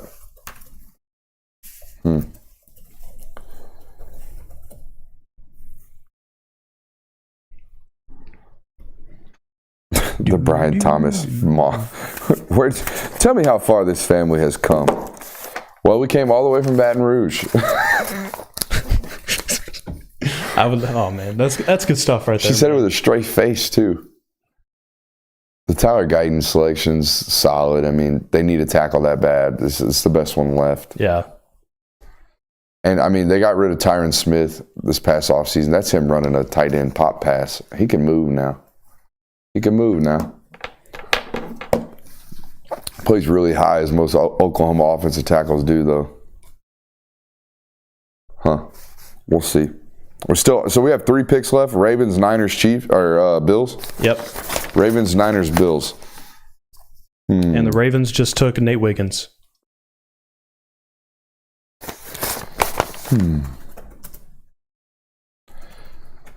That's so anti-Ravens. Yeah, it is. It's like a Raiders selection, not a Ravens selection. But I mean, then again, really have everything figured out on offense. You know, you got Zay Flowers, you got Derrick Henry, you got Lamar Jackson, you got a good tight end. I'm more talking about from like when I think of Baltimore Ravens defense, I think of physical, I think of tough, I think of cutthroat. I don't think of a 170-pound corner who can't really get off blocks. His tape says, nasty Nate to be continued. Yeah, I wouldn't classify Nate Wiggins as nasty. I would classify Nate Wiggins as one of the best athletes I've ever seen, though. Absolutely. I mean, that's hands down. I would also say that class of corners that came out of the state of Georgia that year was absurd. It was Jordan Hancock, Nate Wiggins, and there was another 5-star caliber in-state kid in that class too. They ended up going to Georgia. The one that ended up at Georgia was a dude, Nyland Green. Oh, Nyland Green. I was about to say, was it Nyland Green? It was Nyland Green. So those all 3 came out of one class. Nate's the first one drafted. Jordan Hancock will be drafted next year. Kirby was under the impression that Nyland was an NFL football player. He just needed to get some playing time. We'll see if he can do it at Purdue this year. That was the, very rarely do they encourage players to leave. But Nyland was a football player where the whole staff looked at him and was like, we are greatly, greatly sorry that we cannot get you on the field. We think you're an NFL football player. We're going to send you somewhere where we think you can go and play. And that's exactly what we're going to help you while we're doing so. He definitely flashed quite a bit on special teams. Anytime he was on the field, it felt like you saw number one doing something that was worth taking notice of. Yeah, just I would have waited if I were Baltimore. I would have waited till next round and picked up Kamari Lassiter. Much more of a seemingly fit for you, but there's fewer ceilings that are higher than Nate Wiggins. I also think the weight of him at the combine might have been a little bit overblown. I think he weighed in at 172 at the combine. He very clearly came in light so he could run fast, right? Yeah. I mean, there's no way he plays an NFL season at 172 pounds. He's going to play at 185. And he ran fast, so I'm sure it helped popped him. His groin, but he ran fast. I'm sure it helped him get into this position of where he's a late first-round pick. Absolutely. I remember doing his high school eval for Born to Compete on 11 Alive. Was asked about him. At the time, he was still playing here in Metro Atlanta and then moved to Westlake. And then finished his career out there. Obviously went to Clemson. Georgia got in on that one real late with Nate. And it was like, no, I'm good. I'm either going to LSU or Clemson. I think he committed to LSU and then flipped to Clemson late. So, but yeah, man, he can cover. Kid can cover. But if you're looking for a corner to set the edge or maybe moonlight on special teams, this ain't the one. This kid's going to go run and cover, and that's about that.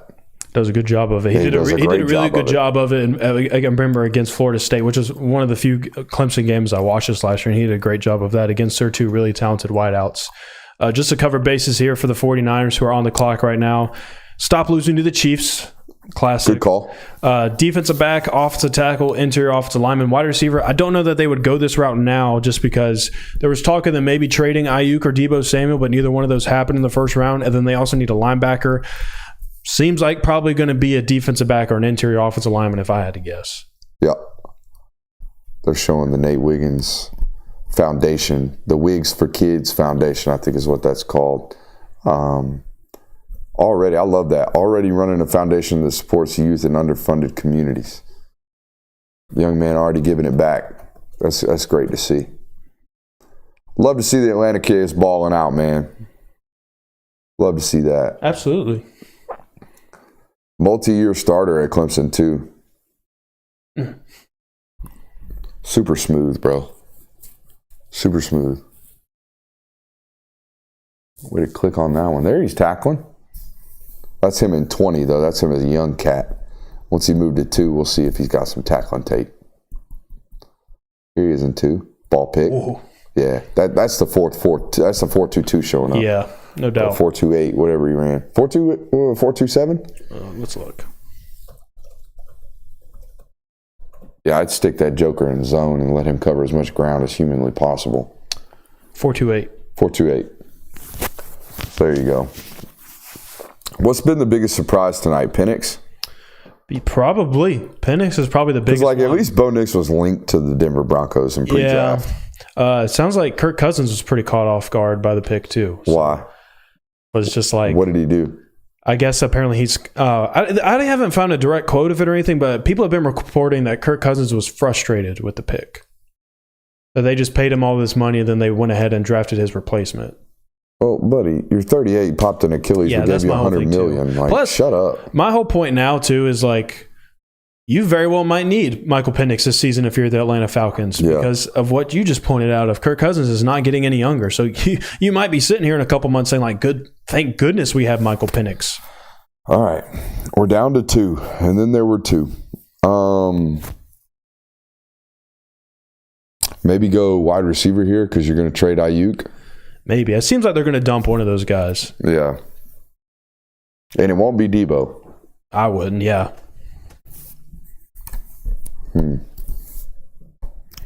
Cousins is a walking liability with an injury, unfortunately. I mean, that's pretty much true right there. Ugh. Also, Nick Saban just openly admitted to tampering on live TV. So I don't know how that happened. What did he do? I'm curious. I don't know. I am too. Very curious. That's the one thing I hate about not watching the draft is we miss out on things like that. San Francisco 49ers select Cooper DeJean out of Iowa. Betty White. Got some inside intel on Cooper DeJean, by the way. Oh, yeah? So Cooper, obviously a white corner. Everybody, since high school even, has been wanting Buddy to move into safety. And the hard part about that is Cooper's got one of the more drastic, and I know he's hurt, he had a foot injury. Had he been 100% healthy, I have I have it on good authority that he would have ran sub 4.4 in the 40. So I was going to say this actually. When I was listening to Matt Miller and Mel Kiper's podcast today, that one of them was saying that they had heard that he ran 4.42. He did at his pro day after his private pro day, but he wasn't 100% healthy. Mm-hmm. He's the guy that had foot surgery at the end of the season, I believe, and came back and ran 4.42 after not being able to really train like some of these guys train for this. Had he been an Indy running a 40, he probably ran 4.34 or 4.36, something like that. And at that point, guess who's not talking about whether or not this guy's a safety? Yeah. Everybody else. So, I mean, it's on Cooper, really, to tell these people, I ain't going. You know? Like, I'm not bumping in. What's up? The Twitter guy is saying he lied. So maybe it's not Cooper DeJean? Maybe it's not Cooper DeJean. He said wrong white boy, question mark? Interesting. Nick Saban on ABC about Toledo, Quinyon Mitchell. He was our number one guy in the portal last year to try to get him to come out of the portal, and he would never get in the portal. Do you hear me? Yeah, I was just reading it too. That's some straight up tampering right there. Yeah, it is. I guess he can say those things now that he's retired. Yeah. What if the NCAA gave DeBoer a retroactive suspension? That'd be classic. Oh my gosh. Huh. They did the same thing with Drake May. I wonder if he admitted that one on national television. Did the same thing with Tulia Tagovailoa. I wonder if he announced that one on national television. Ricky Pearsall. Wow. Okay. Not terrible. I thought he played really well at Florida. Ricky's going to be a good pro. Mm-hmm. I think the same thing about Ladd. So you draft good pros this late in the first round. You want to hit. Yeah, I mean, Ricky Pearsall definitely feels like a wide receiver that is going to be in the league for a long time. One of those he shined in a Florida offense that there wasn't much shine to. Georgia fans showing their homerisms here. Ricky Pearsall over McCarthy is effing wild. Is it, though? Aren't they kind of the same player? Yeah. I mean, I hate to say that, but aren't they kind of the same player? I think Ladd's a better route runner. Yeah, Ladd's more refined, but they both got that explosiveness to them. I mean, they ran basically the same 40. Ricky's an inch taller. They're the same player. So, there you go.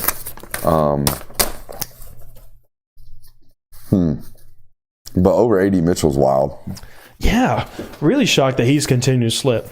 And where are they going to play him? I guess Buffalo's about to get a 80 Mitchell gift wrapped at 32. Where are the 49ers going to play another slot? Doesn't he kind of play similar? He's going to do the same thing Debo does. Yeah, I don't know. Kyle Shanahan, though, must have something up his sleeve. He obviously knows what he wants to do with him. So we're on the final pick, right? We are. This should be it. Of the day. This should be it. Man, what a great stream this has been with you guys. We're creeping up on 4 hours. It's almost midnight. Appreciate you guys for being here. Your boy's voice has held up the entire time. I think we're past all that nonsense from the allergies. So, yeah, again, people saying Ricky Pearsall in the first round is crazy. It is a little bit crazy. It seems crazy. But also, man, like, we've talked about this. You get this late in the draft, go get you a really good football player. You bet your ass, Sheffrey, I'm going to be playing some COD after this. I don't know if I will. I've got an hour drive home. Might, one of these days we'll talk with that openly about what's about to go down after this. Anyways. They're saying the Bills traded again? Jesus, they don't want to win. I'm just kidding. They want Josh Allen to hold out.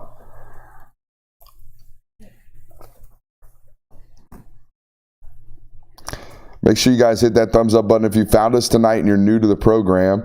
We stream live every Monday, Tuesday, and Thursday at 8 o'clock till 10 o'clock. We do it as well or better than anybody else in the sport covering college football, I believe. So the Buffalo Bills have traded their pick with Carolina. So Carolina moves up That's one a receiver. spot. That's Ladd or AD. You think so? Yeah.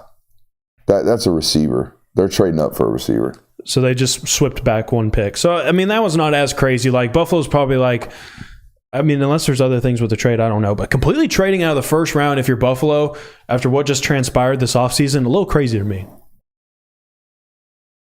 Almost as crazy as paying $160 million to draft his backup.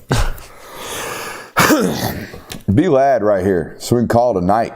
Now, I don't want Ladd to be in that Carolina system. That's going to suck, but it is what it is. I'd rather be a first-round draft pick. Yeah, just to say you have one. And then when they can Bryce Young in 2 years, go get on a new team.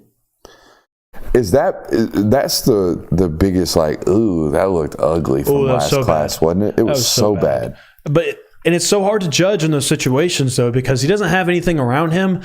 But Bryce Young, you would think at some point it has to look like Bryce Young did at Alabama at some points, But it just never looked that way. I mean, it was a struggle bus the entire year. And he looked absolutely pissed off with every play call that was like Bryce was such a good body language human in college. He never showed any ups or downs.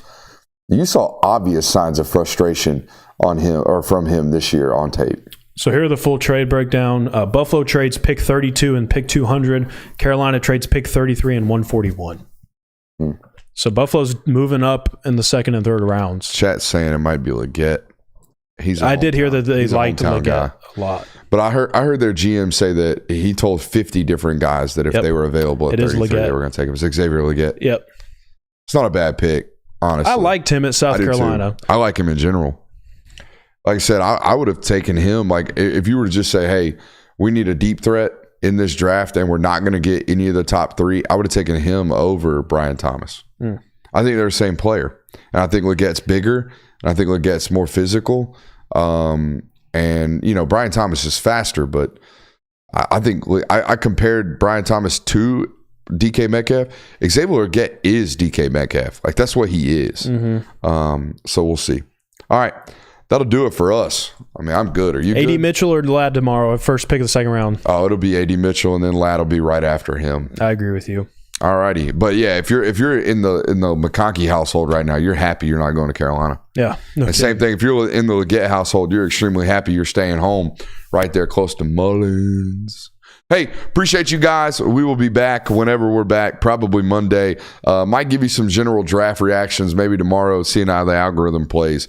But I love you. We'll see you. Bye.